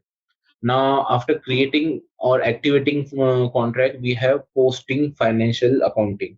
Okay, so what does it mean is your periodic activity, wherein on a periodic basis, on monthly basis, you will be running some transaction code from REFX. There are some specific transaction code like rewrap is there, receipt is there. So receipt will come into picture if your like your IFRS 16 has an implication, and rewrap is like if apart from IFRS 16, whether be it your IFRS 16 or not, you have to use rewrap. Rewrap is used for invoice posting. Okay. Then comes your adjust the condition. So let's say there is any change in condition. Initially the unit price of the condition was 10,000, and after 1 year the unit price has been changed to 13,000. So if the particular change, it will take an impact on your overall cash flow as well. That is future cash flow, not the past cash flow. Correct, because you when you change the adjustment like when you adjust your condition type, you need to specify the validity from when exactly you need to change the condition. Based on that, it will change, and from there onwards your cash flow will get updated. Okay. After that, enter sales report. Enter sales report will come only in those scenario wherein we have sales based relevant contract. So we have three type of contract.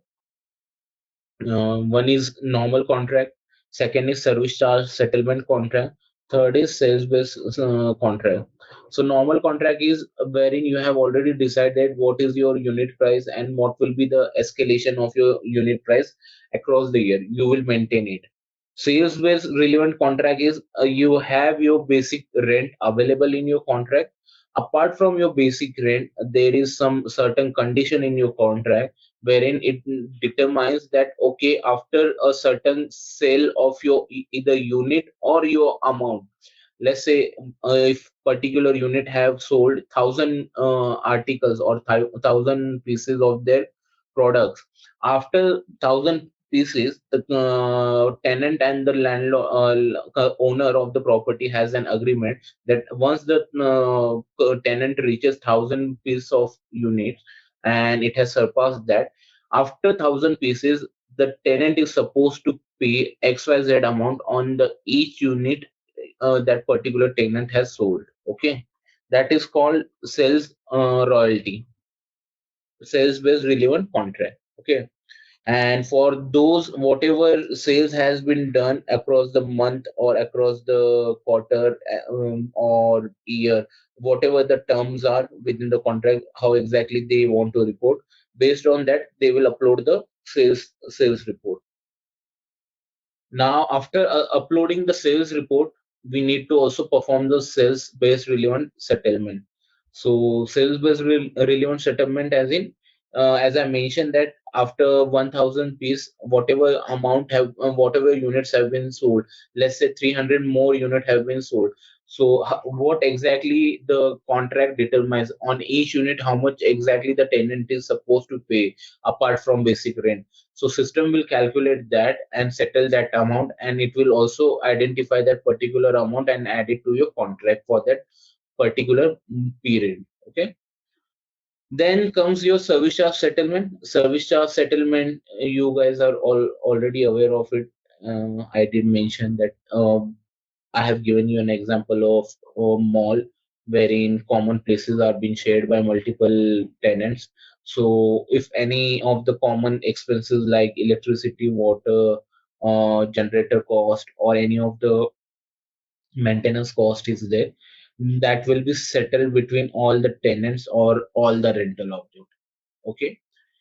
Deadline monitoring is nothing but to identify when exactly the contract is getting over, what is the end date of your contract, and at the end date of your contract, whether the contract is supposed to renew or not. So if the contract is having a condition that either of the party can renew the contract, then and both of them agree that okay, the contract can be renewed, then renewal of the contract will happen. Renewal of contract, that means again the tenure of your contract will get extended, and it can happen within REFX contract itself. Okay. And let's say after renewal at some like the end of the tenure, second tenure which is there, at the end of the tenure, tenant decide that okay, they do not want to continue and they would like to give a notice, then they will give notice on your contract, and ideally the contract will get terminated. So this is the overall life cycle of your contract. Okay, so we'll move forward. Contractual relationship. Okay, what type of contractual relationship will have in terms of leasing and lease out contract? For leasing, I may have already mentioned that leasing will be your with your landlord or vendor. Landlord is your another BP role, and FI vendor will be your primary BP role through which your financial accounting posting will happen. Okay, what are the types of contract for leasing scenario? It can be service contract, it can be sales contract. Apart from this, it can be also a day-to-day basis contract, that is a normal scenario contract. Okay. For lease out, it is with tenant, which is a customer, and it can be internal contract, also it can be an external, based on the cost center WBS and order will be assigned to that. So lease management processes, these are the flexible processes and these are the integration. So if you remember at the start, I have mentioned to you that REFX does have integration with a lot of other module, cross module as well. So these are the module wherein REFX has integration with. So for project system, property structure, like what all things are coming into REFX from each module. Okay, that is what it is defined over here. Like from project system, property structure will appear. Okay, then from FI, your obviously your accounting entry and inquiry related to RE will come. Then CO is your like contract offer and controlling. Like after the contract has been offered, then how exactly it will be there. Then how exactly the settlement will process. Then plant and maintenance. Let's say particular plant is there, and out of that plant, like certain output is there and certain assets are being managed in that plant, and those assets are also being taken on lease or leased out. We can manage it through PM module. Then comes your for again, if any of the purchase order or if we have to integrate purchase order directly into REFX, we can do that. CRM is one of the module which can be integrated. DMS is nothing but your data management system. All the data, all the contract. You can also, let's say you have a physical copy of your contract and you want it to be saved on your contract itself, like SAP contract itself. So you can scan the copy of that contract and upload a copy of that contract to your SAP contract number as well. So that is what your data management system will be. Apart from that, in data management system, you can also send out your invoices, just like we send out our physical soft copy of our invoices from finance. We can also send it out. Okay. GIS and AEM, I have mentioned this. These are the integration for architecture. Okay. So what all things are coming under flexible processes are property structure, research, quote, contract, offer, contract, billing and revenue, invoices, services, rent uplift is one of the thing. Rent uplift is nothing but your escalation in your rent. Okay. When we'll go through the contract, we'll show you how exactly we can manage this. Accrual and deferral. So accrual and deferral will come in one of the scenario wherein, let's say the tenure of contract is of 5 year and the terms of payment of your contract is at the every year. For every year you need to pay the year value at the start of your contract, either start or at the end of the contract. So the payment of the contract will be done for a year, once in a year, but you have to recognize that particular amount across the period. So in those scenario, you will have to use accrual and deferral. Okay. Then renewal and termination, as I have already mentioned over here, like renewal and termination is nothing but if both the if the contract has those terms and condition available in it, then you can renew, and if not, it will get terminated. Okay. So again, this is the same lease in rent services, lease out rent services, how exactly it gets flown in. Landlord agreement, site is nothing but your rental object, tenancy agreement, tenant. Then it's come to your financial control. Okay. Coming to your contractual relationships. The contract type, as important attribute of the contract, determine which process you can display. So I did mention you there are multiple type of contract: lease in, lease out, service charge, sales based, and normal contract. Within normal contract, you also have ROU and non-ROU related contract. So what is ROU? ROU is right of use asset. So ROU comes into picture when IFRS 16 is impacted. So as per the IFRS 16 standard, IFRS 16 determines that either of your contract value is either greater than your 5,000 USD, or the contract tenure is greater than 1 year, then those particular contracts should be recognized as ROU contract. That is, a right of use asset should be created for them. So what is the purpose of that? So from 1st of Jan 2019, IFRS 16 has mentioned that all those leases which were there or mentioned as operating leases in your balance sheet, if you remember, we have two type of leases. One is financial lease and second one is operational lease. Okay, so IFRS 16 depicts that now you should not have any of your operational lease. All of your operational leases should turn into financial leases, and it should we should create a right of use asset for that. So that is where your IFRS 16 comes in we REFX like cater to that requirement. Okay. Now coming to contract type, service charge settlement participation only for the contract type defined as lease out. Not necessarily lease out, it can be lease in also. Service charge settlement can also be for lease in scenario as well. It is not necessarily for lease out. Okay. Process for lease out and lease in. Contract type is defined as customer or vendor in customizing settings. As I mentioned, like if it is lease out, it will be customer, and lease in, it will be vendor.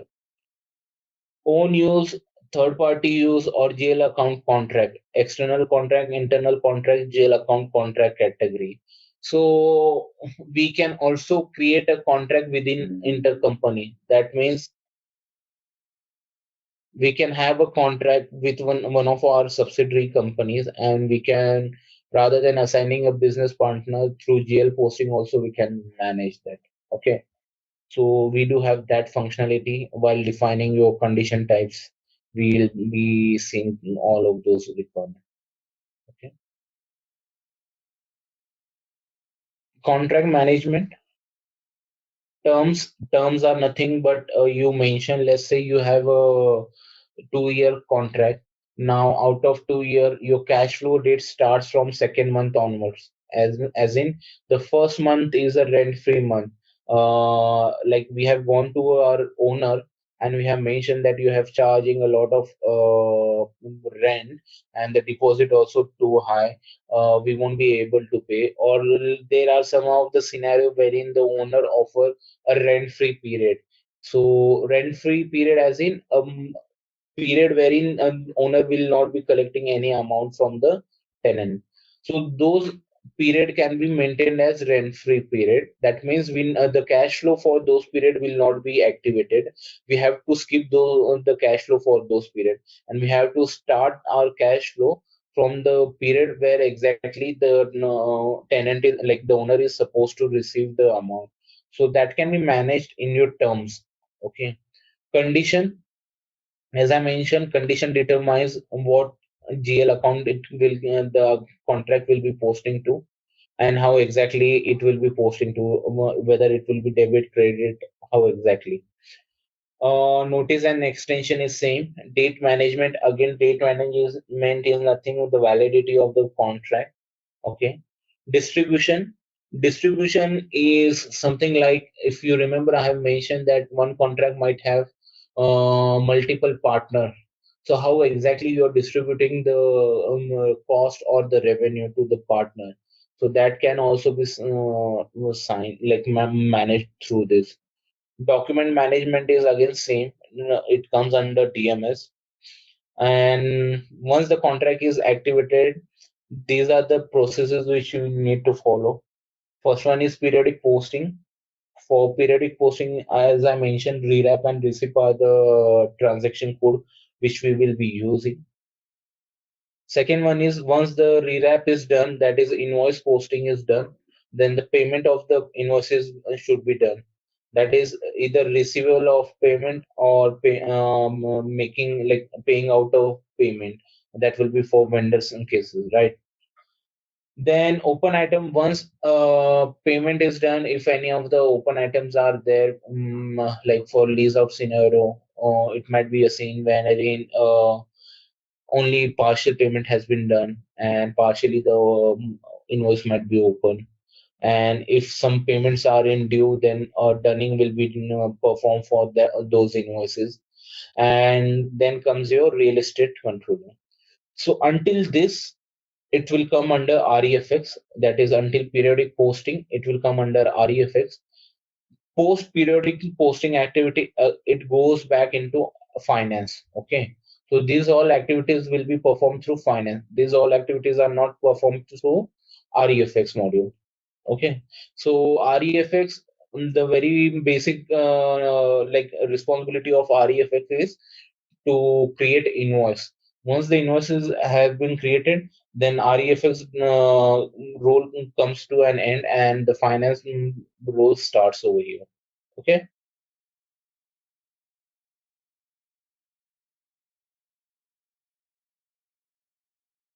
So overview on contract management. When creating a contract, you first specify the contract type. I did mention whether it is leasing, lease out. Then you specify the contract term. Contract terms are nothing like what will be the start date of contract, end date of contract, what will be the first cash flow date of your contract. These all things will be maintained under term. This contract term includes the start and end dates, the contract, along with the data about giving notice and renewing the contract. So one more thing, in term tab of contract, there is called renewing and notice. Renewal is also available under the term tab, as well as the notice is also available. Okay, so like renewing, we have two option available, that is either automatic renewal or manual renewal. If it is automatic renewal, we have to maintain some specific period how exactly it will get renewed or for automatically. And if it is renewal, manual renewal is there, then for how many tenure. So in some of the business scenario, there are some cases like if a contract gets renewed, then a standard renewal terms are there, that once the contract is renewed, it will get renewed for either at least for 1 year or 2 year. So based on that, we can configure those value, that 1 year value and 2 year value. So when the renewal, when we perform the renewal, we can select, if it is 2 years, then we can select 2 years value. Next, you assign to contract any object that are going to be leased in or leased out. So object is nothing. Again, this is your rental object. Okay. So all those object, rental object or rental unit which we have created right now, those will be assigned to your contract under object tab. Apart from rental object, you can also assign asset, WBS, cost center, all of these object as your to the contract. Okay, and you can also assign land and building as well, but it is not recommended. If you're using rental object, it should be your rent. The last object should be your rental object, which should be assigned to your contract. Apart from rental object, if you are using anything, you can assign asset, internal order, cost center. Then one more thing you also have is called contract object. Contract object is something wherein you need not have to create either like the whole REFX hierarchy, that is business entity, land, building, and your rental object. You can directly assign your contract object into the contract. Okay. Rentals can either be external or internal. You make this distinction for the respective contract type in customizing. Okay, rentals can be either external or internal. That means it is totally determined through the contract type. That is, either it will be your leasing contract or lease out contract. For for lease out, you have to specify either a cost center, a project, or an order. Okay. So why exactly cost center, a project, or an order? Why you cannot assign asset? You can also assign asset over here. Okay. So asset is also one of the things which you can assign as your object in your lease out scenario. Rather than creating a rental object, let's say we have an asset created under asset accounting called, let's say, vehicle, like a four-wheeler is there, which is owned by one organization. Okay, and that particular four-wheeler is also created as an asset. So we can assign that as an object in your contract as well for lease out scenario. Okay. If the lease out is an external one, you must define a main contractual partner in the partner data. A customer or vendor is created for this partner. It is used for posting all relevant receivables and payables. I hope you must have already got this. This is nothing but vendor and customer business partner needs to be created. Conditions. Terms of payment are agreed on between the contract partners and generally apply to regular payment for the use of the object specified in the contract. Condition contains information on the agreed payment amount and how they are calculated, the payment frequency and payment dates. So agreed amount is nothing but your monthly payment, either that in leasing scenario you are going to pay or lease out scenario you are going to receive. So what amount you are going to receive or pay is maintained in condition tab. Okay. Apart from that, what is the frequency? Frequency as in whether the amount is supposed to be paid on monthly basis, quarterly basis, half yearly basis, or annually. Okay. We can maintain all of this aspect over condition in this as well as in posting parameter tab. Okay. And payment date, that means either the payment is supposed to happen in advance or in arrear is nothing but at the end of month. Okay, so like for postpaid bill, what we do is we pay our bills at the end of month, right? But wherein if we have rented out any apartment, what we do is we pay our rent to our landlord, landlord in advance, correct? So that is how we can manage over here. So these are the basic example of condition type: basic rent, accounts payable, operating cost, elevator, flat rate, rent reduction. So let's say how exactly rent reduction can happen. There are two scenarios wherein we can manage the rent reduction. Either we can directly update on the basic rent. Let's say we were having a rent of 10,000 per month. Now, due to some circumstances, the rent has been reduced to 9,000. What we can do is we can either update the basic rent as 9,000, or we can add another condition type as 1,000, which will be crediting this amount. Okay, so that means plus 10,000 minus 1,000, net of it will be 9,000. Okay, we can manage in both the ways. Ideally I would suggest that we manage it on basic rent, because on cash flow we have the amount available. Okay, from when exactly the particular cash, like the rent has been started, so from and due dates are already there.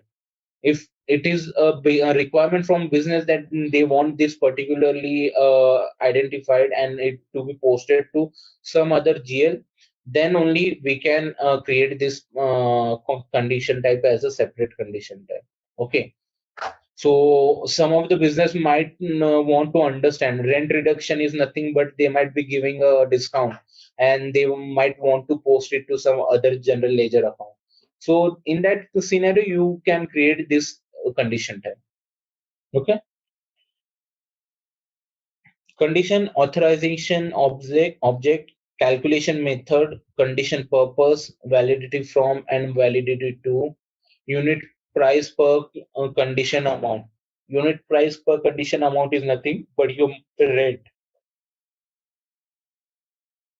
Calculation method, again, whether it will be a flat amount, fixed amount, or it will be sales based relevant, or it will be a fluctuating amount, we can determine over here.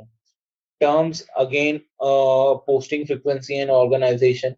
If you remember in rental object, while we were going through the rental object screen, there was in under posting parameter, there was posting frequency and organizational tab available within the posting parameter tab.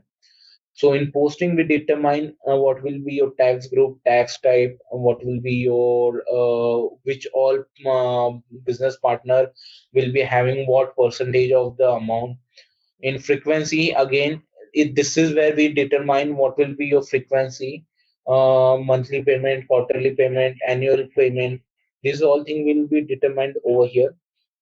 And in organizational assignment, if you remember, we have assigned the profit center while creating rental object. We were having that when we used to click on check, system was throwing an error that profit center accounting is activated. You need to assign a profit center. So we went to posting parameter, and under organizational assignment, we have assigned profit center. Then we have functional area over there, and calculation of your unit price, calculation formula. And if you have determined that your calculation should also be based on your measurement type, then we can determine that as well. And then comes your distribution formula and area type per unit. Okay. Now coming to condition type in terms of how exactly it posts. Okay. So this is one of the example.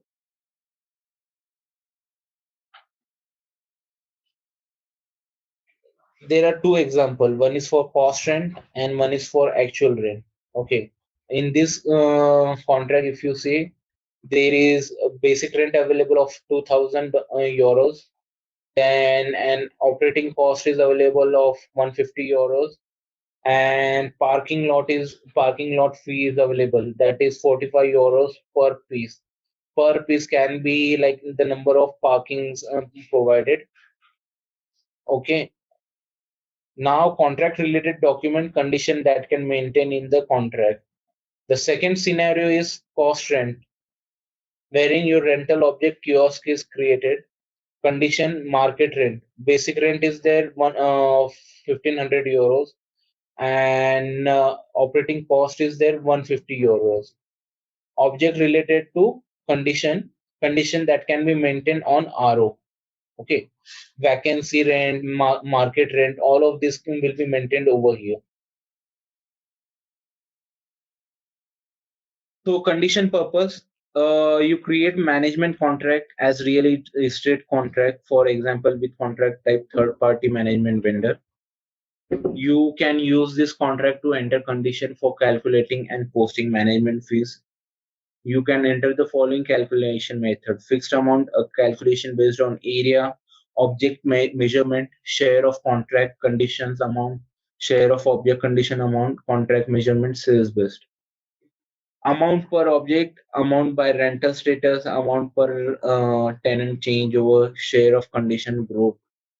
You can also define your calculation methods using a body. Okay.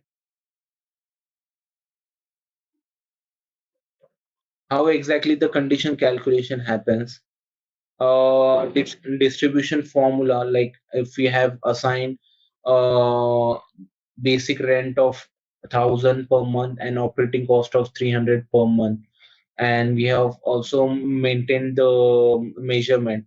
So this is how the system will calculate the overall calculation at the end of like based on the total area that has been occupied. So over here, if you see, 200 square meters of area is there. One, and out of 200, one has been created as 60, and one has been 60 square meters, and second has been created as 140 square meters. Okay. So based on that, system has calculated the office rent, 300 for this particular unit and 700 for this particular unit, and operating cost is 90 for this particular unit and 210 for this particular unit. So this is how, based on the area also, we can distribute the form amount.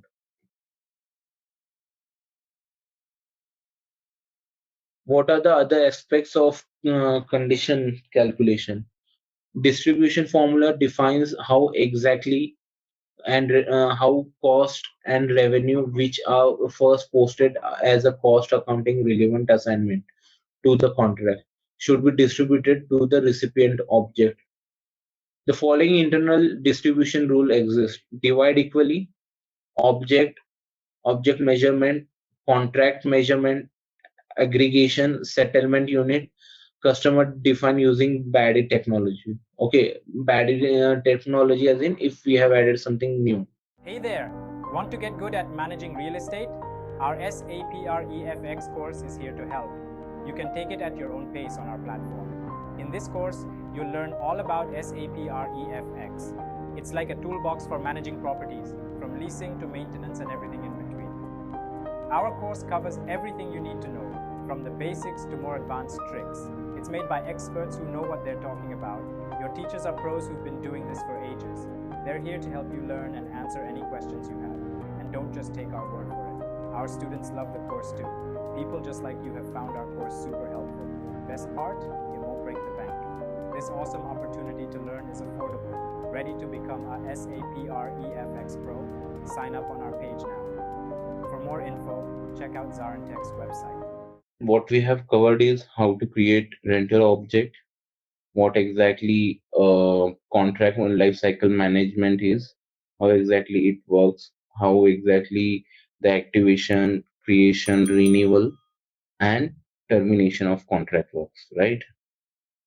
So what we are going to cover is about the other aspect about contract, that is periodic postings are there.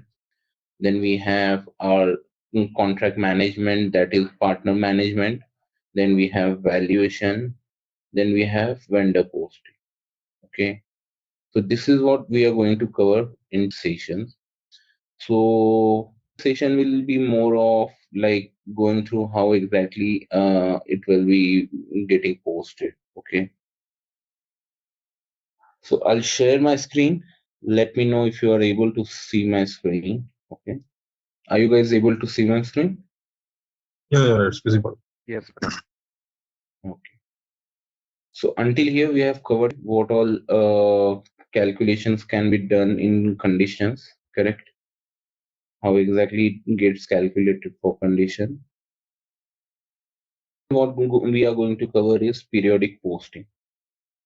So periodic postings are nothing but what all activities you are supposed to perform on a monthly basis. It can be your interest posting, it can be your vendor invoice posting, it can be your customer invoice posting. Okay.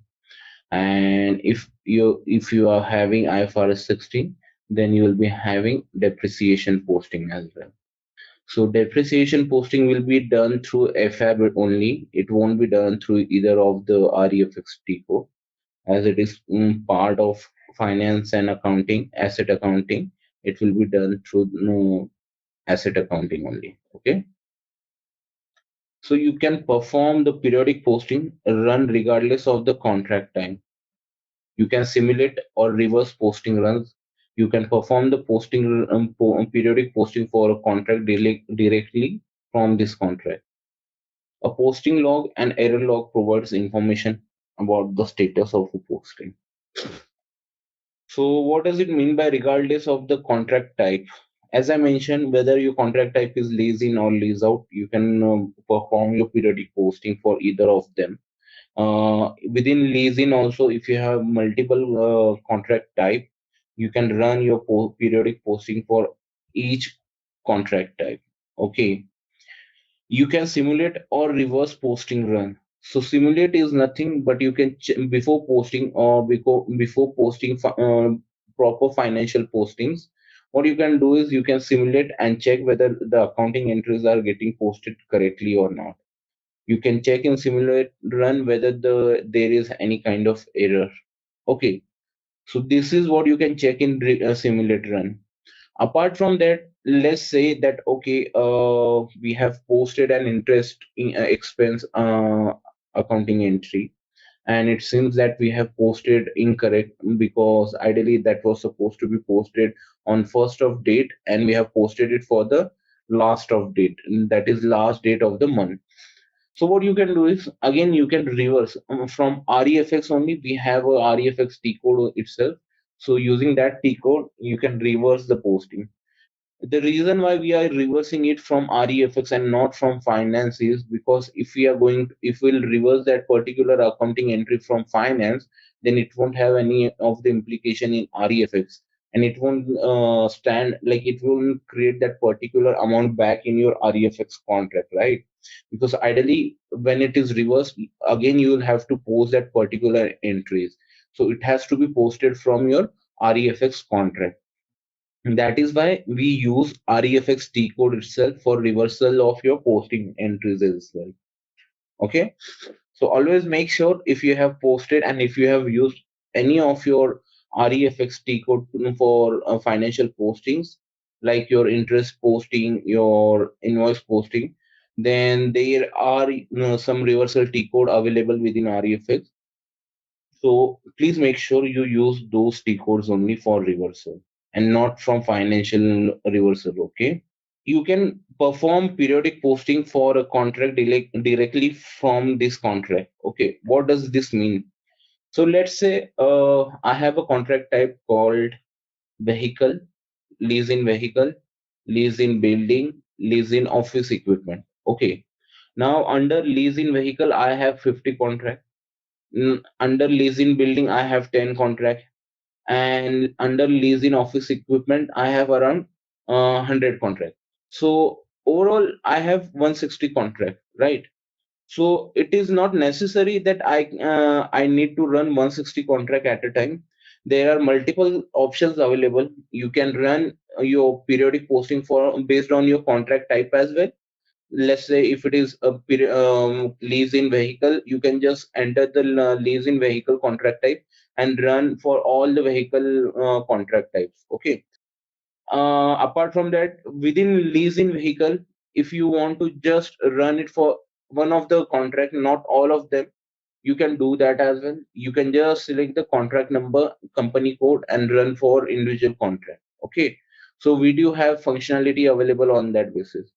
Apart from that, there is also one more where like dynamic variant is available wherein you can select your business partner as well. So let's say there is a business partner who has a contract in leasing vehicle, leasing building, and leasing office equipment. Now, we are not sure which all contract number are for that particular business partner. So simply what we can do is we can go to that screen of receipt and a RERAM and just enter the particular business partner number itself. So based on the business partner, system will pick up all the three contract which are assigned to those particular business partner, and it will run for that. Okay. Apart from that, a posting log and error log provide information about the status of a posting. It is just like when we extend, like let's say we have extended our GL after extension using FS15. After extension, we do get a error log or posting log, right? Whether the GL account has been extended or not. If not, then what is the error? So in similar manner, we get a posting log wherein you can see what is the document number, and you get error log wherein you can get error as well. Okay. So this is how it gets. Now coming to posting period. So periodic posting process. How exactly the periodic posting process start? Okay.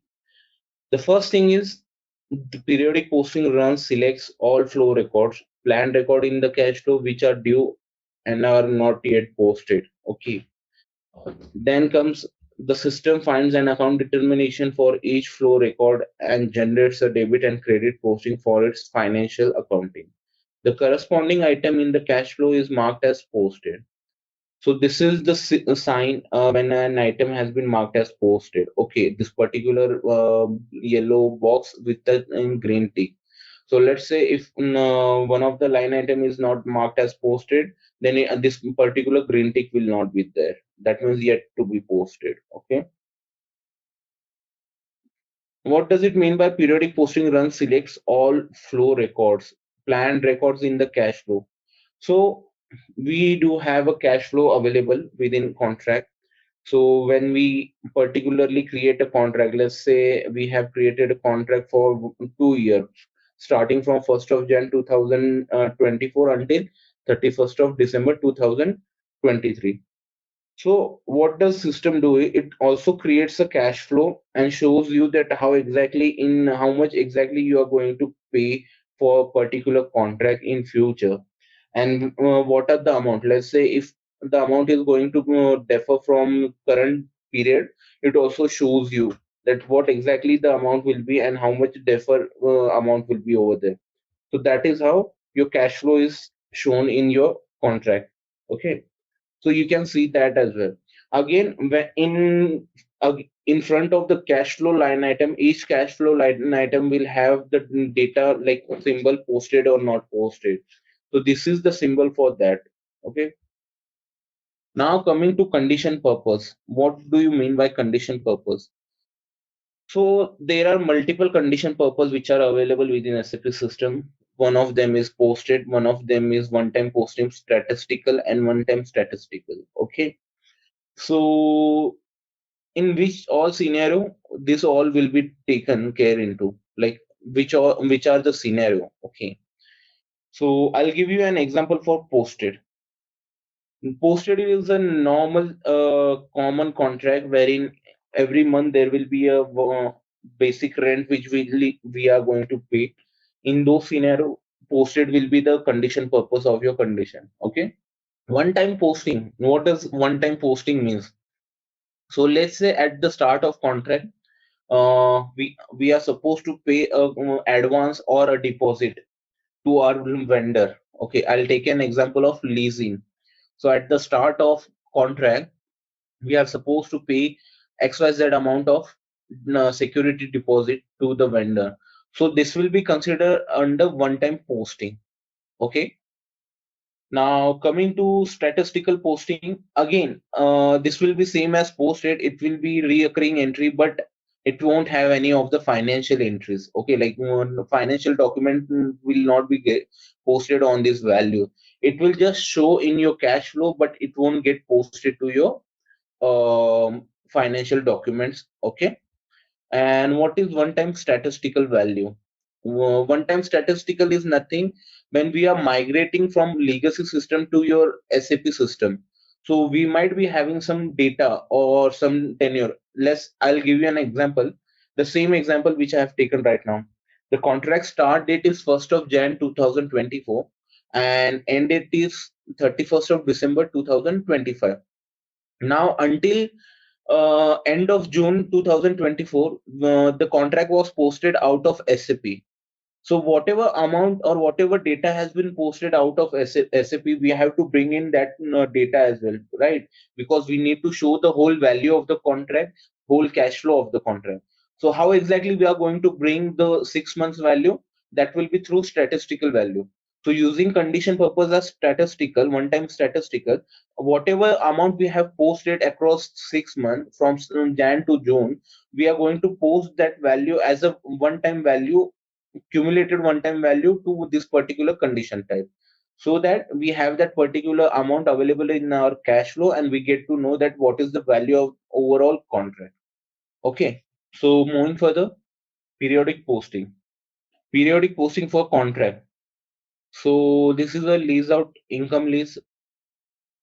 So this is how your accounting entries will get posted. Your debit will be receivables, credit will be rent revenue, and again debit will be your customer. So ideally the main entry will be your debit account customer and credit account revenue account. Okay. Then coming into leasing, it is a payable. So payable will get credited. An expense account, that is nothing but cost of lease account will be debited and your vendor account will be credited. Now company internal lease contract. Okay. This is nothing but intercompany contract. So this will be transferred from one company code to second company code. So this will be based on your cost center. So debit will be cost center contract, and credit will be revenue contract. That is nothing but the company which is owning the particular asset. Okay. So we have multiple configurations available within SAP REFX system. When we'll go through those nodes, I'll show you how exactly you can cater to this particular requirement. Okay, because ideally what we do is if we have to debit our customer and credit our GL account, so what we'll do, against debit indicator, we will assign star D, right? That is the customer account group, and credit will be your GL account group. If you have a specific GL account, you will be assigning that particular GL. And same, debit will be your GL account for leasing scenario, and credit will be your star K, right? That is for your vendor account. But over here, what we are going to do, we are going to debit our GL account. If we have a specific GL account which we are going to use, then we will be doing debit GL account and credit GL account itself. So over here, it won't be any of the customer or vendor account that will be debiting, crediting. Okay, that is how you manage your intercompany contracts. So posting with contract partner. First scenario is leasing expense. Leasing expense is nothing but it will be with your landlord with vendor account. So periodic posting will be rent and service charge. One time posting will be repair, key replacement fee. So repairs, let's say if any of the repairment is done or any maintenance has been done due to say severe damage on that particular asset, then it will be repairs and key replacement fee. Then in lease out scenario wherein income lease is there, master tenant will be there with a customer account. Again, it will be service charge as well as rent. It will be a lease out. So ideally, owner will be leasing out the asset. And same repairs key and replacement fee will be one-time postings. Company internal lease, same, it will be again same. This kind of scenario will be there. Periodic posting will be rent, service charges, and one-time posting will be repairs and key replacement fee. So one-time posting are those posting which are not considered or not like available in your contract, okay, conditions. Now, one-time posting or something like that, wherein we have agreed, but as and when it occurs, then only we are going to post them, and that too with the condition purpose as one-time posting. Okay.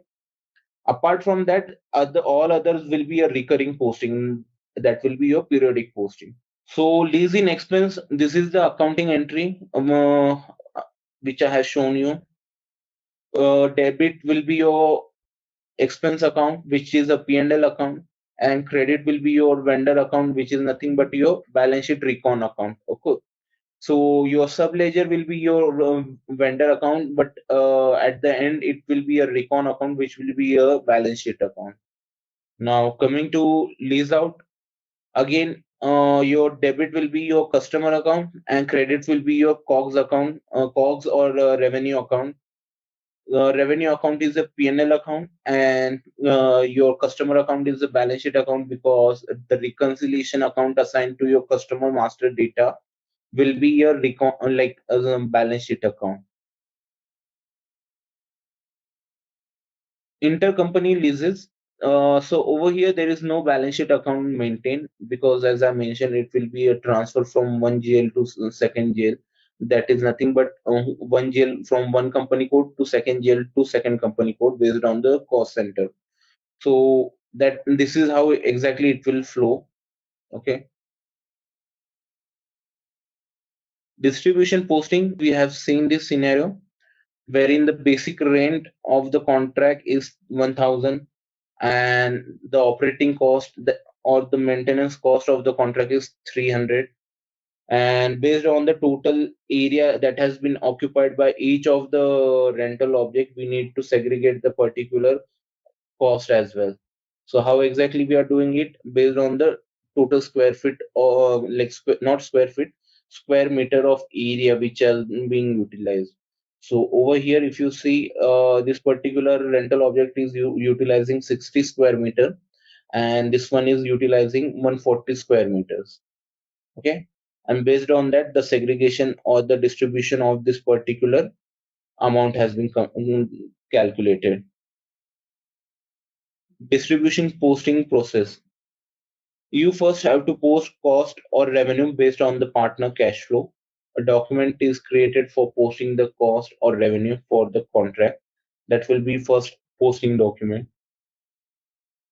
If the cost or revenue are to be assigned to recipient object, that is nothing but rental object, building, property, cost center, order, or etc. In controlling, then a corresponding distribution rule has to be defined in the contract. The distribution formula specifies how the amount paid is distributed when there are multiple objects. Example, distribution by area, equal distribution, distribution by area, distribution according to the respective ratio.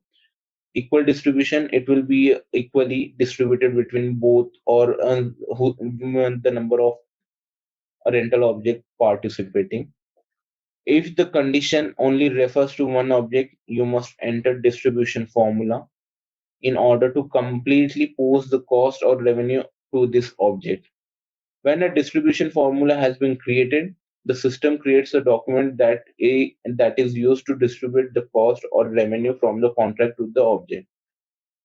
So as I mentioned, if you remember in early sessions, I have mentioned to you that we can distribute our, let's say if we have a leasing scenario, we can distribute those leasing amount, the payable amount to multiple partner as well. Vendor partner, if one contract is having multiple partner, we can distribute that amount as well. Similarly, if the particular amount within one contract, if it has to be distributed within multiple rental object, then we can do that as well. So within the condition type, we do have an object distribution wherein we can define whether equal distribution or distribution by area or partially distribution, or customize. We can also do a customized distribution wherein we can specify what should be the distribution to each rental object. Okay. So these are the posting logs. Ideally, this is how once you post the document within REFX, this is how it looks like. What all fields are there, which all flow types are being used, then what is the condition type. If the condition type has been used, then what will be the debit credit key, tax type, tax group is based on the tax group, it will calculate the tax code as well. Okay, so that is how it gets calculated. Apart from that, we also have some further documents. When we click on this particular line item over here, if we double click on that, we'll get to see RE document, we'll get to see accounting document, we'll get to see cost CO document. So whichever like processes or whichever module the particular entry has been posted to, we'll be able to see all of those documents over here. Okay. Again, based on the GL and accounting like posting key, we can see over here whether like which is the debit GL account, which is the credit GL account. Okay, so that is how it looks like, and this is nothing but your real estate object, and we'll be also able to see the contract number based on which this is the contract number. Okay, for this particular contract, this posting has been done.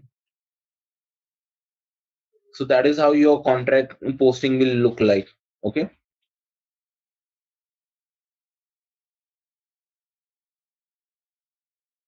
Okay. So if not, we'll move ahead. So this is how your contract screen looks like. This is the contract screen. When we use RECN, this is the very first screen based on the contract type that you have selected, it will appear. So over here, if you see the very first thing is contract type. So once you have selected contract type, based on that, all the number ranges will be populated. If it is an internal number range, once you save the contract, it will automatically create the number range. Okay. Then you have your contract name available over here. Then you have possession date. Let's say you have taken like you have got the position early. I have a contract of 2 years from Jan 2020 to December 2025, and I have requested my owner, that is nothing but my landlord, to provide me possession of that particular place early so that I can do some fixture and fitting or my kind of decoration. So I can maintain that possession date as well over here. Then there are initial contract date. What does this initial contract date means? So initial contract date is nothing. Let's say if we have a contract wherein renewal has happened, and when the renewal happens, it in condition it will take up the new renewal date, right? So over here we can maintain what was the initial contract date. Then comes your main contract date. Main contract date or old contract date is nothing but this is something, it will come from your legacy. Let's say in legacy system you have maintained your old contract date as ABC. Now in SAP you want it to be system determined contract number, like 100 should be first contract number, 101 should be second contract number. So over here, the contract number will appear from your SAP system only. But if you want to have a linkage with your legacy system, wherein you have maintained all the old contract numbers within your legacy system or Excel sheet, you can maintain it over here. Okay. Then comes your tenancy law. Tenancy law is nothing but in which country this particular contract has been created. Industry, what industry the contract is from. Currency, again, like the currency of contract. Again, over here it can be that your company code currency might be different and your contract currency might be different. So you can maintain this over here as well. So let's say my company code currency is INR, but my contract currency is USD. So I can maintain this USD contract over here. Okay. Valuation relevance. So there are few drop downs available. Yes, the contract is relevant to valuation. No, the contract is not relevant to valuation. High value contract. High value contract, that means it is relevant to valuation. Low value contract, again it means it is not relevant to valuation. Or addition to the contract is also there. Okay, so these all items are available under valuation relevance. So these are the statuses of the contract based on the activity which you perform. If you remember, I have mentioned to you that unless and until you activate your contract, you won't be able to post any line item on any financial postings to that contract. So over here you can see whether the contract is activated or not, and whether the contract is approved or not. So approved is nothing but it will come through your workflow status. Yep. So over here, if you see, this is the landlord. One business partner is there which is having multiple like there are multiple business partner assigned to this. One is landlord, one is pay, one is legal entity, one is lease analyst, one is lease admin supervisor, second is the last one is transaction approver. So why exactly we are maintaining all of these partner in this? Because we need to identify who is the landlord. Landlord is nothing but the person to whom we are going to pay the amount. Who is the payee? Let's say landlord might be different and payee might be different. In that case, we'll assign payee as well. Who is the legal entity? So again, legal entity, landlord might be having one of the company, and landlord might have asked that, okay, instead of paying it to my legal entity, pay it to me, but you can also assign the legal entity to the contract, because ideally it is one of my entity. So we can assign that lease analyst, who is the admin supervisor. So based on all of these, your workflow will trigger. Okay. And if you see, start and end relationship is also maintained. So let's say if one landlord is there, there are two landlord in one contract. For 1 year, one landlord is going to collect the amount, and for second year, second landlord is going to collect the amount. So based on the start and end relationship date, we can maintain that particular requirement. So wherein we can start and end will be maintained for one landlord, and the second landlord will just maintain start date, because ideally based whatever contract end date will be there, based on that it will automatically pick up the end of relationship date. Or even if you do not maintain it over here, by contract end date, it will terminate it. Okay, so this is your valuation screen. Okay, over here if you see, there are two line items. Can someone tell me why exactly there are two line items for one object? So can someone tell me why exactly there are two line items for this particular individual object over here? For different reporting. Correct.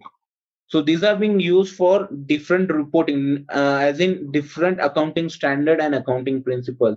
So first line item might be for local GAAP, okay, and second line item might be for IFRS.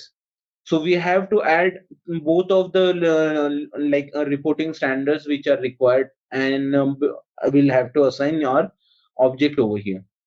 Now if you see over here, there are few fields available. Start of consideration, probable end date, interest rate, frequency, account assignment, valuation behavior, and absolute end date. So these two dates are very important, not 2, 3. Start of consideration, probable end date, and absolute end date. Okay. So what does start of consideration mean by? Okay. So let's say I have a contract for 2 years. I have taken an example wherein I have a contract of 2 years, but first month of the contract is a lease free contract. That is a free term contract. I'm not supposed to pay or receive. If it is a lease in contract, then I'm not supposed to pay any of the amount for the very first month, right? Though, so in that case, am I going to recognize that particular amount under my asset? So over here, asset assignment is also done. Okay, so through REFX, we can also automatically create a new asset, and it will post to your asset accounting.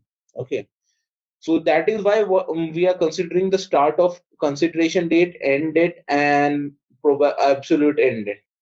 So given the example that wherein the first period is lease free period, so I would not like to have that particular amount at like capitalize in my asset, right? Because ideally I'm not paying anything and I'm not receiving anything. So in leasing I'm not paying anything, so how do I capitalize that amount in my asset? So what I'll do is, over here I'll maintain the start of consideration date from second month onward. Okay, so that will be the start of consideration date. So that based on this date, system determine what will be the useful life of asset, what will be the overall tenure of the asset. Probable end date is end date something, and let's say if I have a contract, and in that contract I have a condition wherein the renewal of contract is available. So the probable end date and absolute end date will be different. So probable end date will be my first end date wherein the contract will be terminal, like is supposed to be end, and absolute end date is the date wherein after renewal the contract is supposed to be over. Okay, so whenever we are going to terminate, let's say a 2-year contract is there, and if we are terminating the contract 6 months before only, so there are few fields which we need to update, and one of those field is probable end date. Okay, so when we update this probable end date and run the valuation, then system implies and take that particular impact on your asset useful life. Okay, that is how your asset useful life gets updated, because ideally there was the useful life of your asset was for 2 years. Now it has been reduced by 6 months, so it should be 1 year and 6 months, right? So when we update the date over here, it will get impacted, or it will get flown to your asset master data as well. And simultaneously, when we run the valuation run, the reversal posting, whatever amount has been left for the 6 month of period, it will have a reversal of those particular amount. Okay. So vendor posting, if you remember in the start of session, I have mentioned that you can do whatever periodic posting you are doing. You can run it for either contract type or a particular contract, or based on the your business selection, like business partner selection.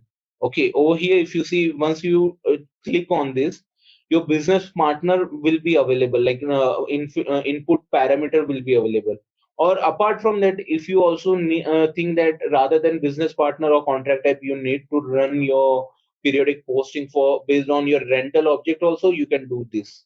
So once you click on this item, your rental object input screen will be available over here.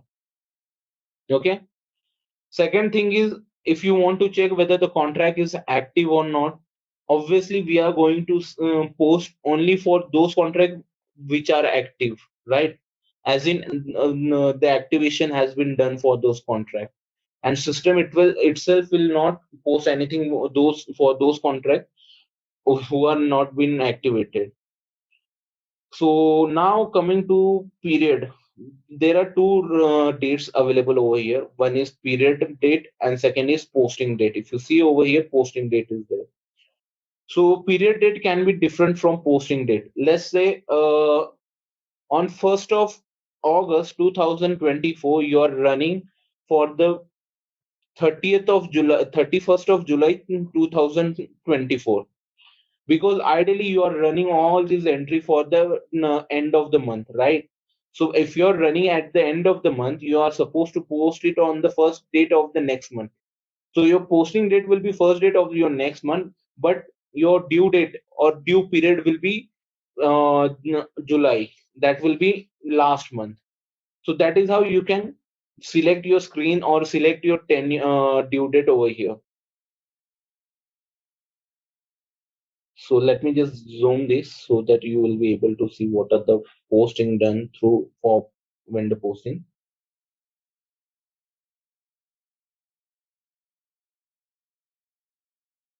So these are the postings which have happened. Rent is there, base rent is there, storage rent is there, and memo is there. Okay. So overall, it is 11,900. Credit memo has deducted 100 out of the overall billing. That was storage rent and base rent. So the total amount was 12,000, but there was also a credit memo of 100. So it deducted that particular amount, and 11,900 is the net of amount. If you see over here, your condition type is also displayed. Your object is displayed.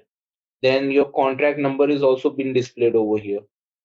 Then calculation from and to date. Okay, one more thing over here, if you see the calculation from and to date. So over here, when you are running, selecting the due date, let's say I have selected due date as 31st of July 2024. So ideally, it should only run from for the whole month of July only, right? Because for June, I have already ran on 1st of July. So we can check from this screen whether we have posted only for July or not, and if any of the entries are coming from previous month.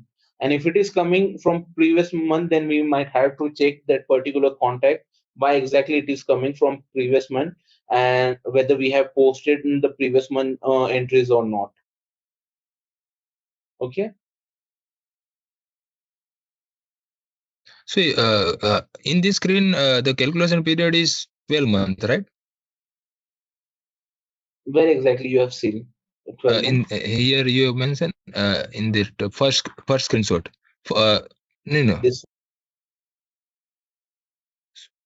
No, general entry. In the general entry. One. General data tab.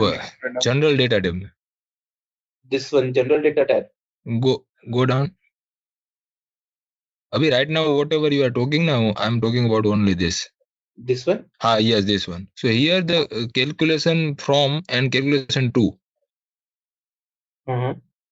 1st Jan 2021 to 30. Okay, this is for. Okay, it's 1 month only. Okay, one. Okay, This got is it, from got it. 1st of Jan to 31st of Jan, because we have selected due date as 31st of Jan, so it won't post for further period, right? If we had selected 28th of February, And if we had selected over here 28th of February 2021, then only it would have selected, and like from 1st of Jan until end of Feb, it would have posted. Given the scenario that for January month there was no posting happen, then only it would have picked up on the Jan month posting. Okay. So and here, what is the base amount like? Base rent. Base rent is nothing. Base rent. It comes, yeah, base rent is nothing but your condition type amount. Okay. So this is your condition type ZI01. Okay. So on that we maintain amount as like base rent is nothing but what exactly you are supposed to pay on a month-on-month basis. So you might be paying a rent to your landlord, right? On monthly basis, let's say 40,000 you are paying. So that is nothing but your base rent. So that is how it is getting calculated. Okay. Monthly rent, we can say. Monthly rent, yes, monthly rent. And storage rent is something else. So let's say all three lines like say difference. I thought ki based on the base rent, the storage rent is coming. Okay, I got this now. Okay. Any other questions on this? No, from my side. Okay. Good that you have asked. If you guys have any queries, please stop in between and ask me. Okay, it's better to get it clear now. Same screen. There is, if you have seen over here, this one is Pranav. Yes. Pranav, 1 second. That last screen Devang was asking. No? So you said if we have not executed for the January, we can do it on the February. So system allow without like doing or skipping 1 month, second month, we can execute periodic posting. So ideally there should be a scenario. Yeah, system does allow over here. So the reason why I'll say you that let's say there is a contract wherein contract start date is from 1st of Jan, and it has got like we have brought that particular entry into SAP in the month of March. Now when we have brought that entry in the month of March, now we need to post for the month of Jan and Feb as well, right? If we have brought any of the contract out of legacy into, there are two scenario. One, we can create through one-time statistical posting, and second scenario is like, okay, business say that whatever posting we have done for last 2 months, we are going to reverse it in the legacy system itself, so that whenever we are migrating this contract to SAP itself calculates those particular amount. Okay, there can be a scenario, right, wherein some business says that okay, we have just started with our new financial year, and we are in our second period itself. We have just posted for first period of our new financial year. So what we'll do is in second period we'll reverse all the entry in what we have posted for first financial period, and we can bring all these entry from SAP itself. So in that case, what we will do when we have migrated the contract, and by end of in second period, and in end of second period, by when we will run the valuation or periodic posting, it will also pick up the first month, first period postings, right? Which will introducing data on later date is okay, but in regular run, like you are not introducing any legacy data. Then in general, like you are running as usual system, and January month is skipped. So in February, it will allow our system give the error, because in other model like accrual engine. It will allow. If you do not want this particular posting for January month, then in that case your condition purpose to should be statistical. Okay. If you have already taken that posting in any other system, and in once you have migrated to SAP and you do not want that January month to be posted, then for that particular month, your condition purpose should be one-time statistical. Okay. Okay. Thank you. Yeah. So similarly, we have the similar screen for valuation. So what all things are posted when we run valuation posting on a periodic basis? So it will debit your interest account. Okay. So if you remember, or if you are aware, I have not mentioned, but yeah, I have mentioned you about IFRS 16. So all the IFRS 16 contracts will have this valuation posting available. Okay, wherein you will be running your like once you the very first time you run valuation for your contract, your right of use asset will be capitalized, your lease liability will be posted. Then on month basis, your interest account will be debited and your lease account will be lease liability account will be credited, and simultaneously one subsequent entry has been posted. That is nothing, we are parking an entry. We will be debiting our lease liability account and crediting our lease clearing account. What does that mean is, what we are on a periodic basis, we are clearing our lease liability account and parking that particular amount on a lease clearing account, so that whenever it is not necessarily required that at the end of the month we will be receiving invoices from vendor, right? It might be a case wherein a vendor might send invoices for the last month uh, on 10th, 5th, 6th or 7th of the next month, correct? That is current month.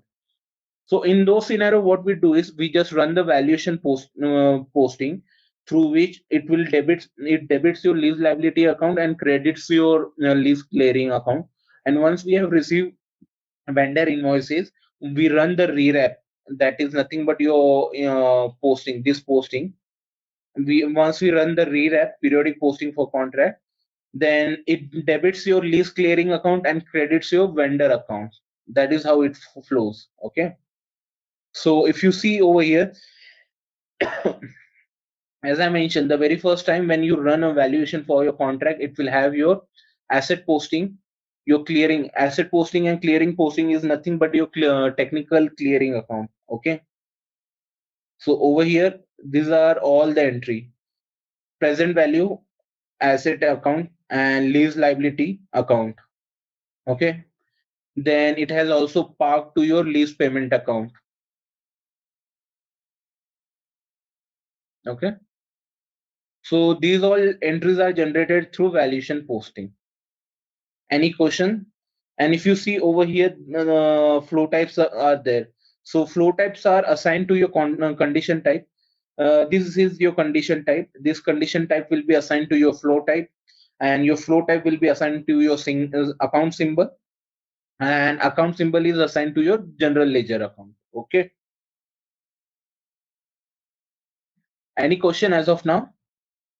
In this, that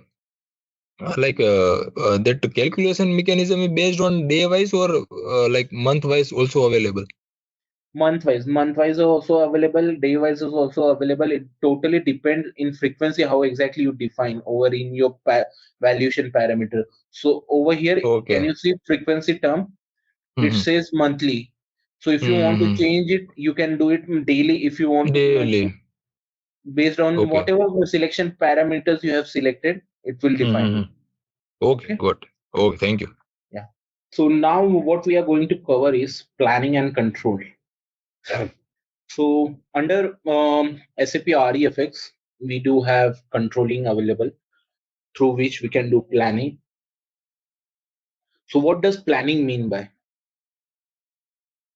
Planning is nothing. If it is something like future forecasting, we have to do how much exactly we are supposed to receive, like future revenue we are supposed to receive versus how much we have already received. Okay. From controlling point of view, we have decided and we have created a planning profile. The same planning profile can be integrated with REFX. Okay. So SAP REFX provide planning of cost element per real estate object. We have accesses to many strategic reports like vacancy report, by duration and frequency, by imputed cost, report of planning versus actuals, commitments, grouping and simulation by master data hierarchy, figure of master data. Moreover, we have standard reporting in SAP information system which cover master data contracts, measurements, rent adjustment, partner, service charge settlement, sales-based settlement, and controlling. Okay. So it says that we are having a standard reports which are available to compare vacancy report based on your duration and frequency. Imputed cost is nothing the cost which you have incurred or even you have lost the opportunity to earn that particular revenue. Reporting of planning versus actuals and commitments. Actuals and commitment as in if you are aware within funds management we have commitment items. So based on that we can do what is the actual and what are the commitment items. We can also do based on your master data hierarchy, figures of your master data. Okay. So what all reports we have in SAP for SAP REFX? So very first report we have are for master data, that is for our business entity, land, building, and rental object. Then we have for contracts. Contracts are again which all objects are assigned to contract, what is the condition type assigned to the contract, which all business partner are assigned to the contract, and for IFRS 16, which all assets are assigned to individual contracts. Okay. Measurements, based on the measurement, like what measurements we have available and against which each rental object or contract is assigned. Conditions, as I mentioned, like condition and contract mapping is there. Rent adjustment, if there are any change in a rent, then change overview are available. Partners are nothing but partner and contract mapping. Service charge settlement. So service charge settlement in this will be able to see which all contracts are activated for sales-based relevant and what is the sales rule and reporting rule for those based on the sales-based relevant contract. Controlling, as mentioned above, we have several controlling reports available. Land use management is there. Land use management is nothing but for properties we have several report apart from like normal REIS PR report. Then for accounting, for what do we mean by accounting is nothing but we have cash flow report available, we have RE document posted available, which all documents have been posted, and what all like condition types are there, what all overall areas are there. Based on that we can see over here. Okay. Now moving to account determination. So for account determination also we have some like how exactly the account determination happens. So we were covering account determination. So how exactly your account determination happens? So the very first thing that account determination triggers from within a contract is from condition type. Okay. Condition type is assigned to your flow type and flow type is assigned to your account symbol and account symbol is assigned to account general ledger account. Condition with flow types and reference flow types. Initial situation, the automatic posting in the periodic postings are made using condition type. The condition type, basic rent, advance payment for operating cost are independent of usage. Third party usage, own usage, vacant. Each usage type, third party usage, own usage, vacancy should have a different account. The account posted for distribution posting must be different from the accounts used in receivable posting. Okay. So let me just quickly show you how exactly this flows. Okay. Let me log into SAP and show it to you.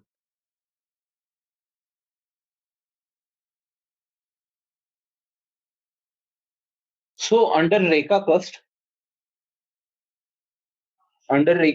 we have this node called condition and flows. Okay. So over here we define which all condition types are there and what will be the grouping of condition types. So if you see over here, define condition types. So these all condition types are already available. Basic rent, office basic rent, warehouse basic rent, store basic rent, rent reduction.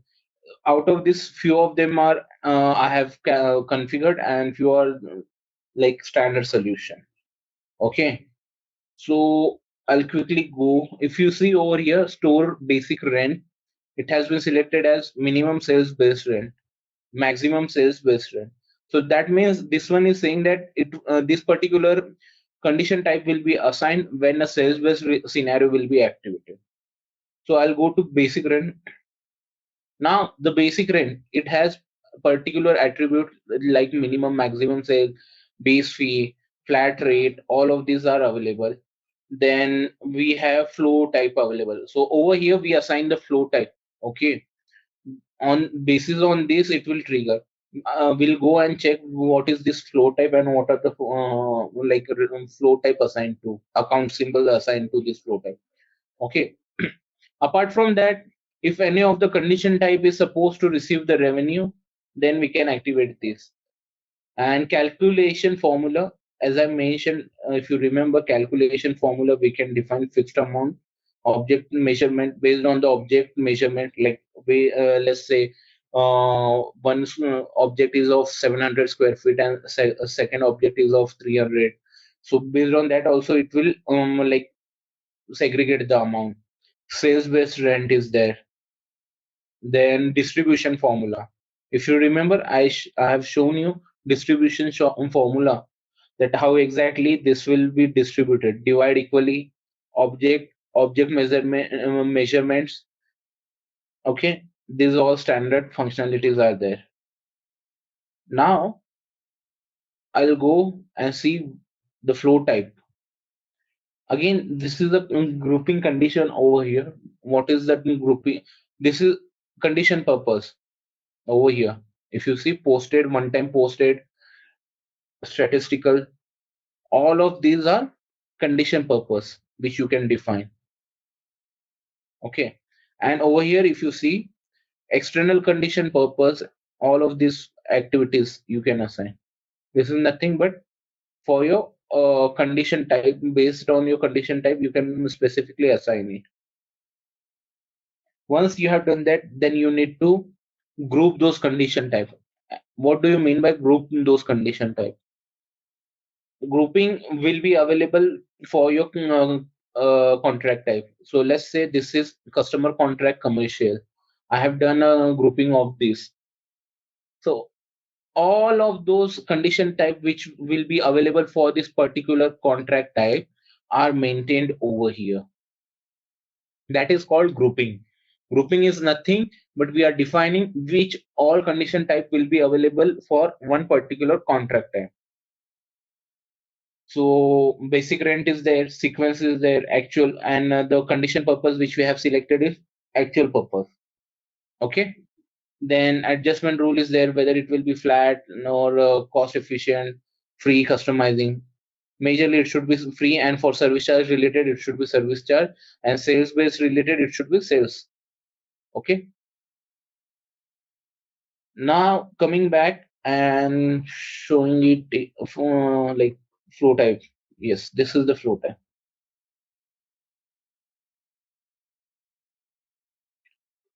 Can you see define flow type? So this is what the flow type was there, which was assigned to basic rent. Against basic rent, can you against this flow type, the debit indicator is there. Okay. Now one more thing which we need to take care of. Suppose we are this particular transaction condition type is supposed to be debited or credited. Then over here we are going to select credit. Okay. Now that particular basic rent is going to be credited. That is why we have selected over here as debit. So credit as in it will be a basic rent income. Okay. So why exactly we are doing a vice versa? Because flow types also simultaneously post equivalent entry to your condition type, and that is how it will get flow. So debit will be your flow type and credit will be your account symbol. That is why we are defining it as debit posting. So at the end, your account symbol, whatever account symbol is there, your accounting entry will trigger based on that. And over here, if you see accrual and deferral entry key is there. If I do F4 over here, ANR VCN. ANR VCN, what does it mean by accrued revenue contract? Accrued revenue rental object. Accrued cost rental object. Accrued cost contract. So these are the standard keys which are there, accrual types which are there provided by SAP. Now we'll see this particular flow type is assigned to which.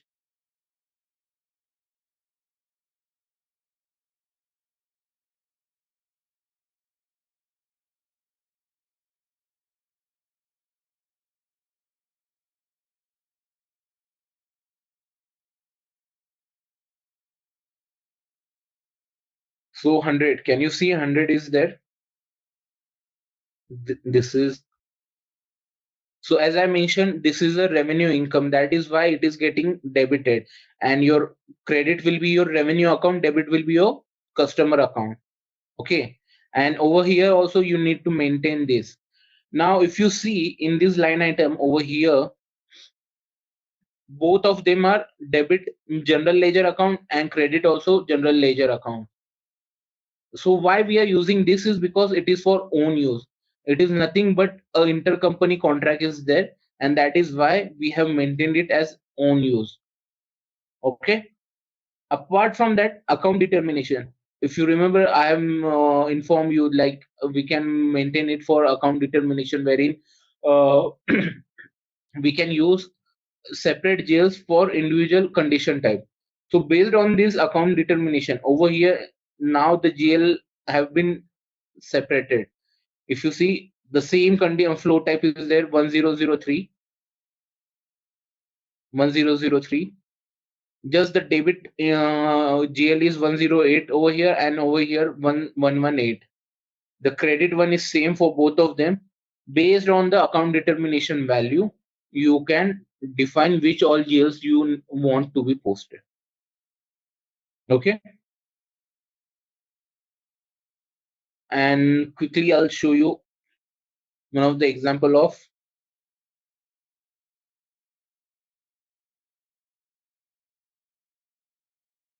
leasing scenario.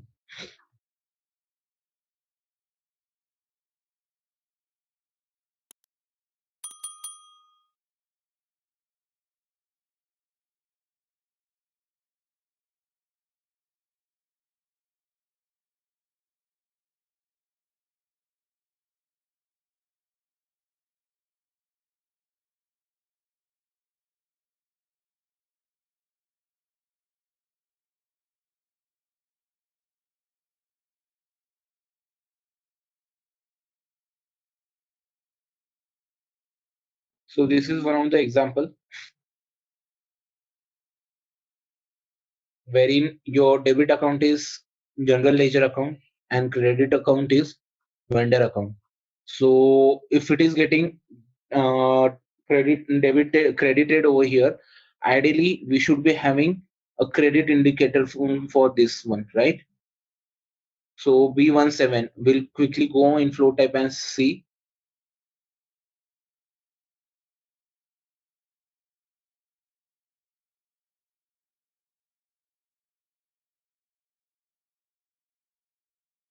See B170. So whichever line item, as in the customer or vendor account you are using as a debit or credit, you will be selecting the same over here. So if the vendor is getting credited, you will select it over here, and if your customer account is getting debited, then you will select debit over here. Okay. So this is how your accounting determination happens using condition type, flow type, and your account symbol. One more thing which is there is reference flow type. Your flow types are also assigned to your reference flow type. If you see, 1000 is assigned to your reference flow type 1001. And relation over here, you can see there are multiple relation which are available. Follow-up posting due to condition increase, follow-up posting due to condition reduction, installment, irrecoverable date. What does this relation mean by? Or what is reference flow type? So reference flow type is nothing if you're making any kind of changes to your condition, and if those condition want to be like those particular amount needs to be updated based on the scenario business processes, those particular reference flow type need to be activated so that the reversal or updation or increase in or any of the distribution of your condition can happen.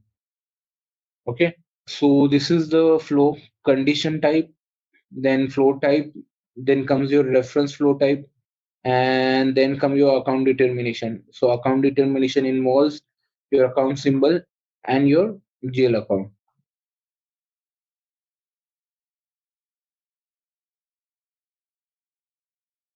REFX customizing. So account symbol based on the transaction type, it is formed from condition. So account symbol is assigned to your general ledger account, as I mentioned. So that defines what account will be debited, what account will be credited, and based on that, we'll have our posting in our financial books. Okay. So it is just a flow of how exactly the data and account determination happens. You can quickly go through this and let me know if any questions are there. Partner cash flow and object cash flow. If I have mentioned this earlier as well, like there are two cash flow through which we'll be able to define how much exactly we are going to pay in future based on the condition type which we have assigned and the condition amount. Okay. One question here. So in account fee, we had mentioned D star there for debit account. Sorry? In the account symbol against flow type, we had mentioned D star over there. Correct. That was for customer. For vendor, we'll mention K star. And how will the actual vendor or customer be picked? Will it be from the contract maintained in the contract? Correct. So why exactly we are maintaining D star is so ideally when we create a vendor master data, right? We assign a reconciliation account to that vendor master data. Correct. And that reconciliation account will be having a account type group. So that account type group should be D type, D. Correct. So that is how it is picking up, and we are determining that all the vendor, when we are selecting D, that means all the customer should be whether those particular customer have been extended to that particular company code. If we are assigning that customer to the contract, then it should get posted. And same goes with your vendor as well. Your vendor master data has a reconciliation account, and that reconciliation account is activated, like it has a account type group, right? So that is how that is why we are defining over here. Let me show you which all other.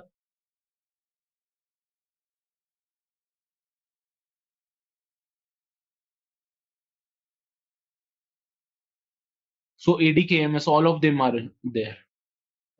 Asset, customer, vendor, material master data, and general ledger account. Okay. Got it. So why we are defining? So it is not just necessary we should use D star. We also need to make sure that your debit key is also debit general key should also be D. Okay. Also, there was a S star that was for some GL account.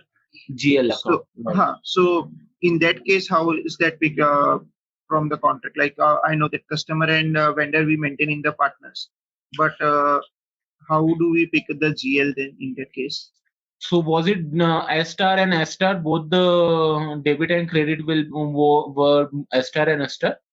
No, no. Here itself, when you showed it to me, if I maintain S star somewhere in debit or Ideally, we cannot maintain S star, right? Okay, correct. Because there is no such a GL with this reference. Correct. We will be having GL with S, but not S. Like ideally, what we are defining, if we are saying S star, that means all type of GLs, right? If we have defined any other GL also, it will get posted to that GL. But we do not want that particular GL, any wrong GL to be posted. Correct, correct. So in general scenarios, it is not used. Yeah. In general scenario, we only use D star and K star. Right. Got Okay. it. Got it. Yeah. Because if we are using S, that means we have a general ledger available with us and we'll be assigning that general ledger to the account symbol. And that is how it is recommended, because if we are using S star, that means we can, in future, if any of the other GL also get assigned to that particular account symbol, then it will get posted. But that is not how it should be, right? Correct. Let's say an external customer, external P&L account is there, and ideally we are using S star for internal, right? And if that gets assigned to your account symbol, then it will be a wrong financial reporting. Right. There may be multiple assigned to the same. So Yes. that can also. Yes. Got it. Okay. Any other questions on this? So procedure for setting up automatic account determination. So as I mentioned, the very first thing is define flow type in REFX, assign reference flow type for each flow type and relationship key. Create condition type and assign flow type to the condition type. Create general ledger account in finance and create the account symbol in customizing for SAP REFX accounting. Assign general ledger account to your account symbol. Assign account symbol to your flow type. Then assign condition type to the condition grouping. Condition grouping, as I have shown you, the grouping, why we do the grouping is so that we can define which all condition type will be activated for contract type. Assign condition group to the corresponding contract type or rental object type on the basis of the assigned usage type, rental object types. Okay. One more thing which I have not shown you over here is like I have shown you the grouping and assigning of condition to the grouping, but I have not shown you assignment of grouping to the contract type. Assign condition group to the contract type. So let's take an example of commercial leasing. So commercial leasing, it has condition grouping of CU00.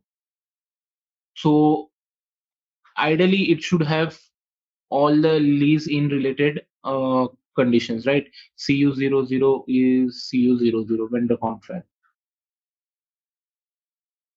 Credit basic rent, credit energy supply, credit security deposit, minimum rent, sales based rent, maximum rent, credit. Why we are saying credit is your expense account get credited. Your vendor account get debited, and your GRI. Sorry, in this scenario, it will be your GRI expense account will be debited and vendor account will be credited. Okay. I have observed one thing. The condition purpose that we maintain over here is, let's suppose we have mentioned the actual rent over here. But in contract, if we maintain it as one time, it is allowed. Yeah, we can change that as well. Or at contract level also, we can change that. So this basically then why do we define over here?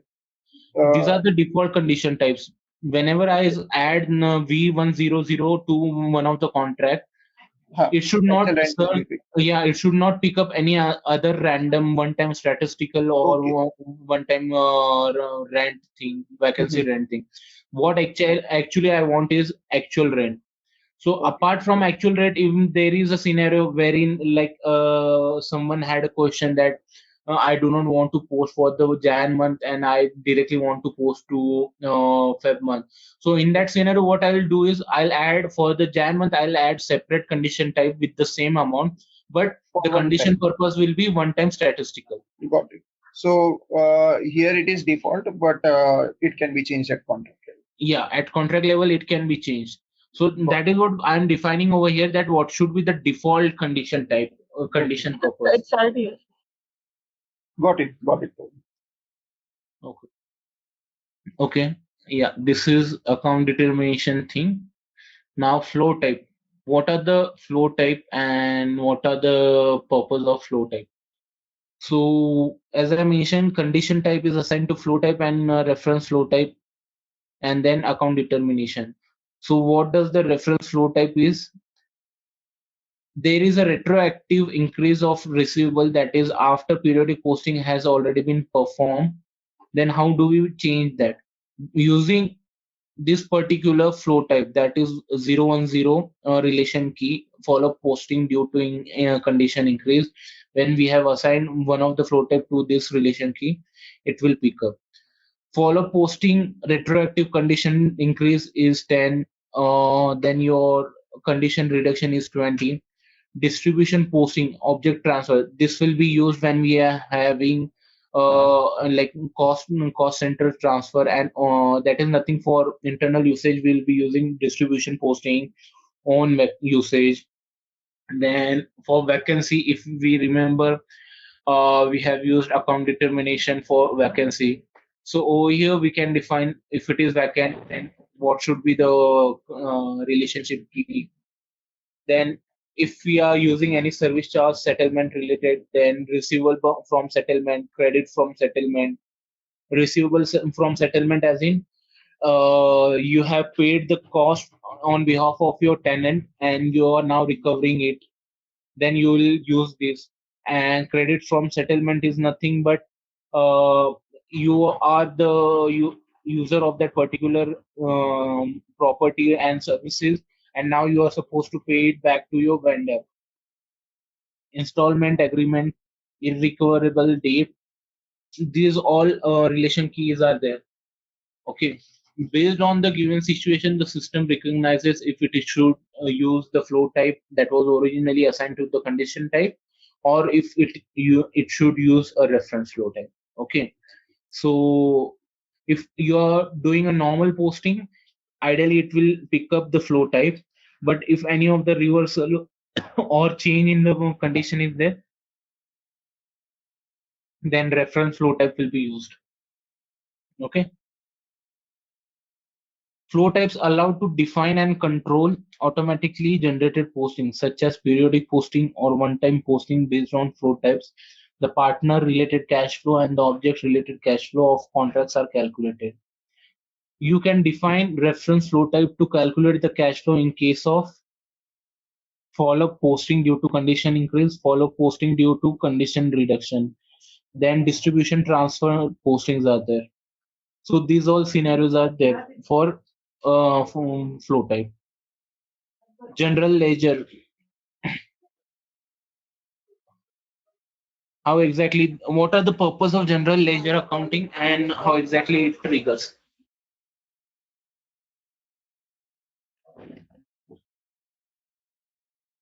There are two different version in general ledger accounting component. One is classic general ledger accounting, which is if you guys are aware that in classic we did not have any like document splitting and all available. Zero balance profit center accounting, all of these were not available. Existing custom can choose between using classic general ledger accounting or activating the new general ledger accounting. General ledger accounting new. The new general ledger accounting is automatically active for new customer. The new general ledger accounting is more flexible, particularly in handling parallel accounting, and also enables you to automatically split document based on defined document splitting characteristics. Okay, as I mentioned that new general ledger accounting has document splitting, profit center accounting, and parallel ledger accounting also.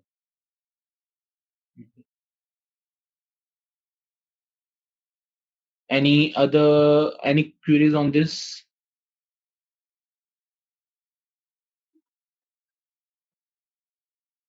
Okay, so I'll move further.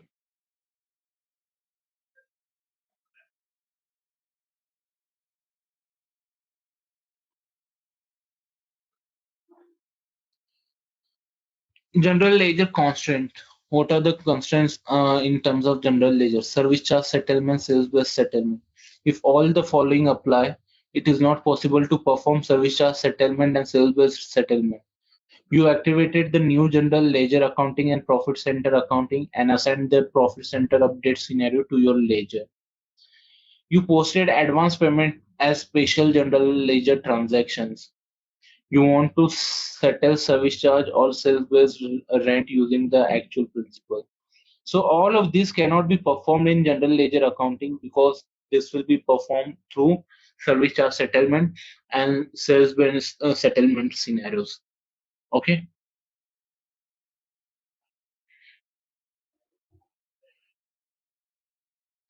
Integration with new general ledger accounting. So now how does new general ledger accounting helps in this?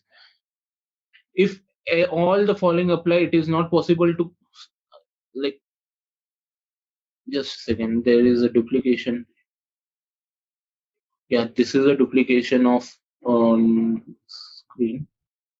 Yeah, this one, integration with new general ledger accounting. Classic general ledger accounting existing. Again, this is the same. Yeah, there is a duplication of 2 slides, so I'll skip this. Tax type.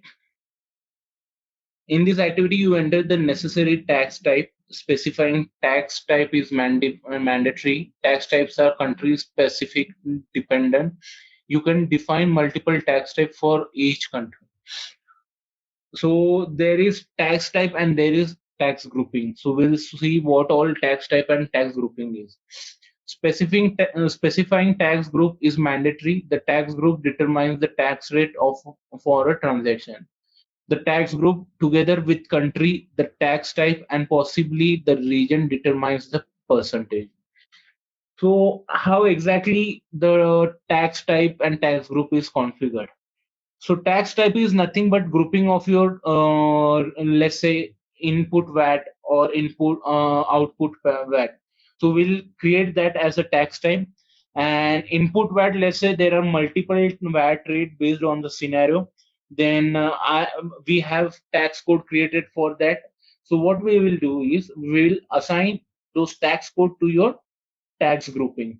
So over here, do not confuse yourself with, like, tax grouping is like input VAT. It is ideally a tax code, and tax type is your input VAT and output VAT. So I'll show you in the system as well.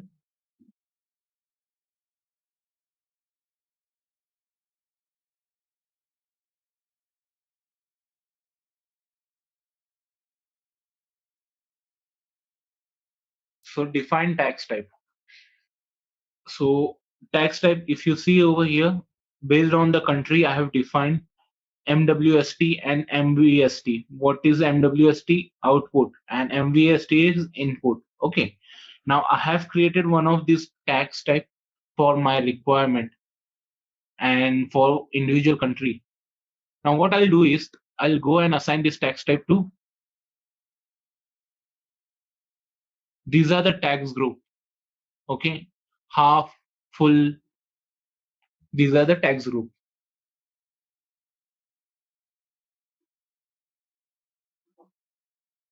Over here we are defining what should be the default value of tax type and tax grouping. Okay. Now I'll show you how exactly we maintain the tax code.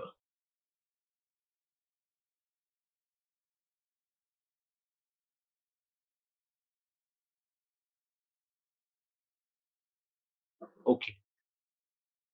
So we had created DEMVST, if you remember. Now the tax group is half, and against half, what should be the tax code? V2 should be the tax code. So tax code will be coming from, again, financial accounting. the FTXP transaction code which we use, using FTXP, whichever tax code we have created, we can assign it over here. Okay. So V2 is for input tax, reduced tax rate. What we have defined the tax grouping is half, none, and full. Full is for V1. What is V1?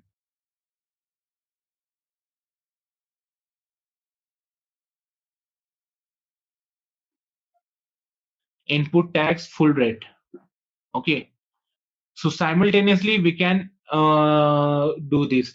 Now let's say there is a scenario wherein one contract requires that two tax code to be clubbed as together. One tax code has 5% and second tax code has 3% of tax rate available. Now at the full, I want it to be 8% only. So what I'll do is I'll create this new line item. One will be with 5% and second will be with 3%. But the tax type and tax group will be same. So while calculating at the contract level, system itself will determine and calculate 8%. Okay. So we can club the tax code as well.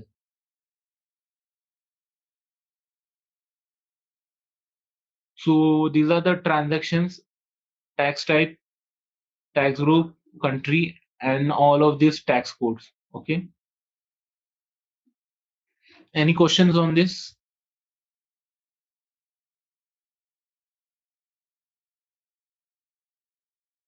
What transaction key we want to assign to our tax group, we can assign it over here as well. Okay.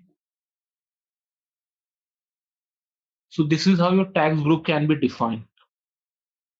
Same goes with withholding tax. You can post condition with withholding tax using RE posting process. Condition with withholding tax data can be processed in these processes: periodic posting, one-time posting, service charge settlement, and sales-based settlement. So these are the scenario wherein WHT can be used.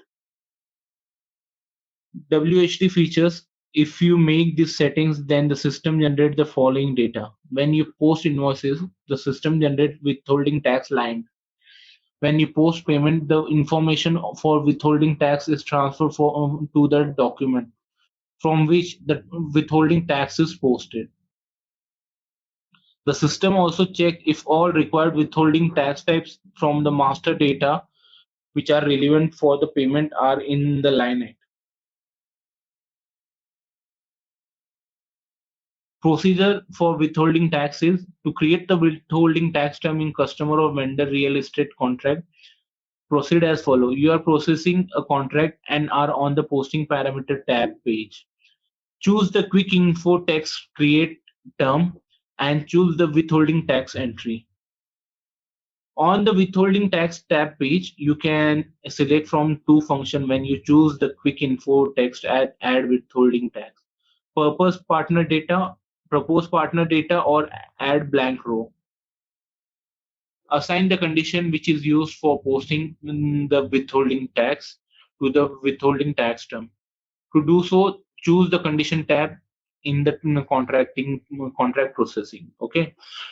So within contract, we have posting parameter tab available. Under posting parameter tab, we can assign withholding tax.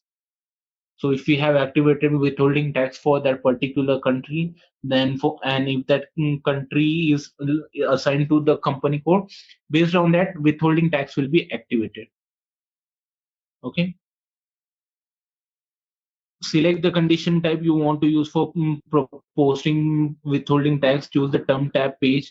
Enter the number of the term you just created in WHT field. Save your entries in detailed data for the withholding tax term. The assigned condition now appears on the condition tab page. Adjustments. What do you mean by adjustment is? So let's say we are using any of the interest rate on our valuation, and based on the consumer price index or the inflation, we want this particular adjustment to be assigned. to our contract based on which the interest rate will get fluctuated and it will get changed. Okay. So that is why the adjustments are used like for consumer price index or any of the inflation or any of the third party tool wherein we are updating, fetching the data from. It will determine your interest rate for your valuation parameter. You have defined the required adjustment rule in customizing. For more information, see defining the adjustment process in the contract. So there are multiple adjustment available under REFX. One is consumer, one is free adjustment. Now, one is consumer is nothing but customizable. Okay, and free is like we can customizable is like we have already defined it and we can use it. And free is something based on our requirement or based on the changes in the market. We can change the interest rate, incremental borrowing rate. Okay. So yes, this is what overall contract management is for as of now. What we have covered: contract, how exactly the contract screen look like, general data tab, what is the valuation tab. Then apart from that, we have also checked what are the condition purposes, right? Then we have seen how exactly we can determine our general ledger accounting, through which we can like condition type is there, it is assigned to your flow type, then your account symbol, and to your general ledger accounting, and which all periodic postings are there. We have also seen that. Hey there! Want to get good at managing real estate? Our SAP REFX course is here to help. You can take it at your own pace on our platform. In this course, you'll learn all about SAP REFX. It's like a toolbox for managing properties, from leasing to maintenance and everything in between. Our course covers everything you need to know, from the basics to more advanced tricks. It's made by experts who know what they're talking about. Your teachers are pros who've been doing this for ages. They're here to help you learn and answer any questions you have. And don't just take our word for it. Our students love the course too. People just like you have found our course super helpful. Best part? It won't break the bank. This awesome opportunity to learn is affordable. Ready to become a SAP REFX Pro? Sign up on our page now. For more info, check out ZaranTech's website.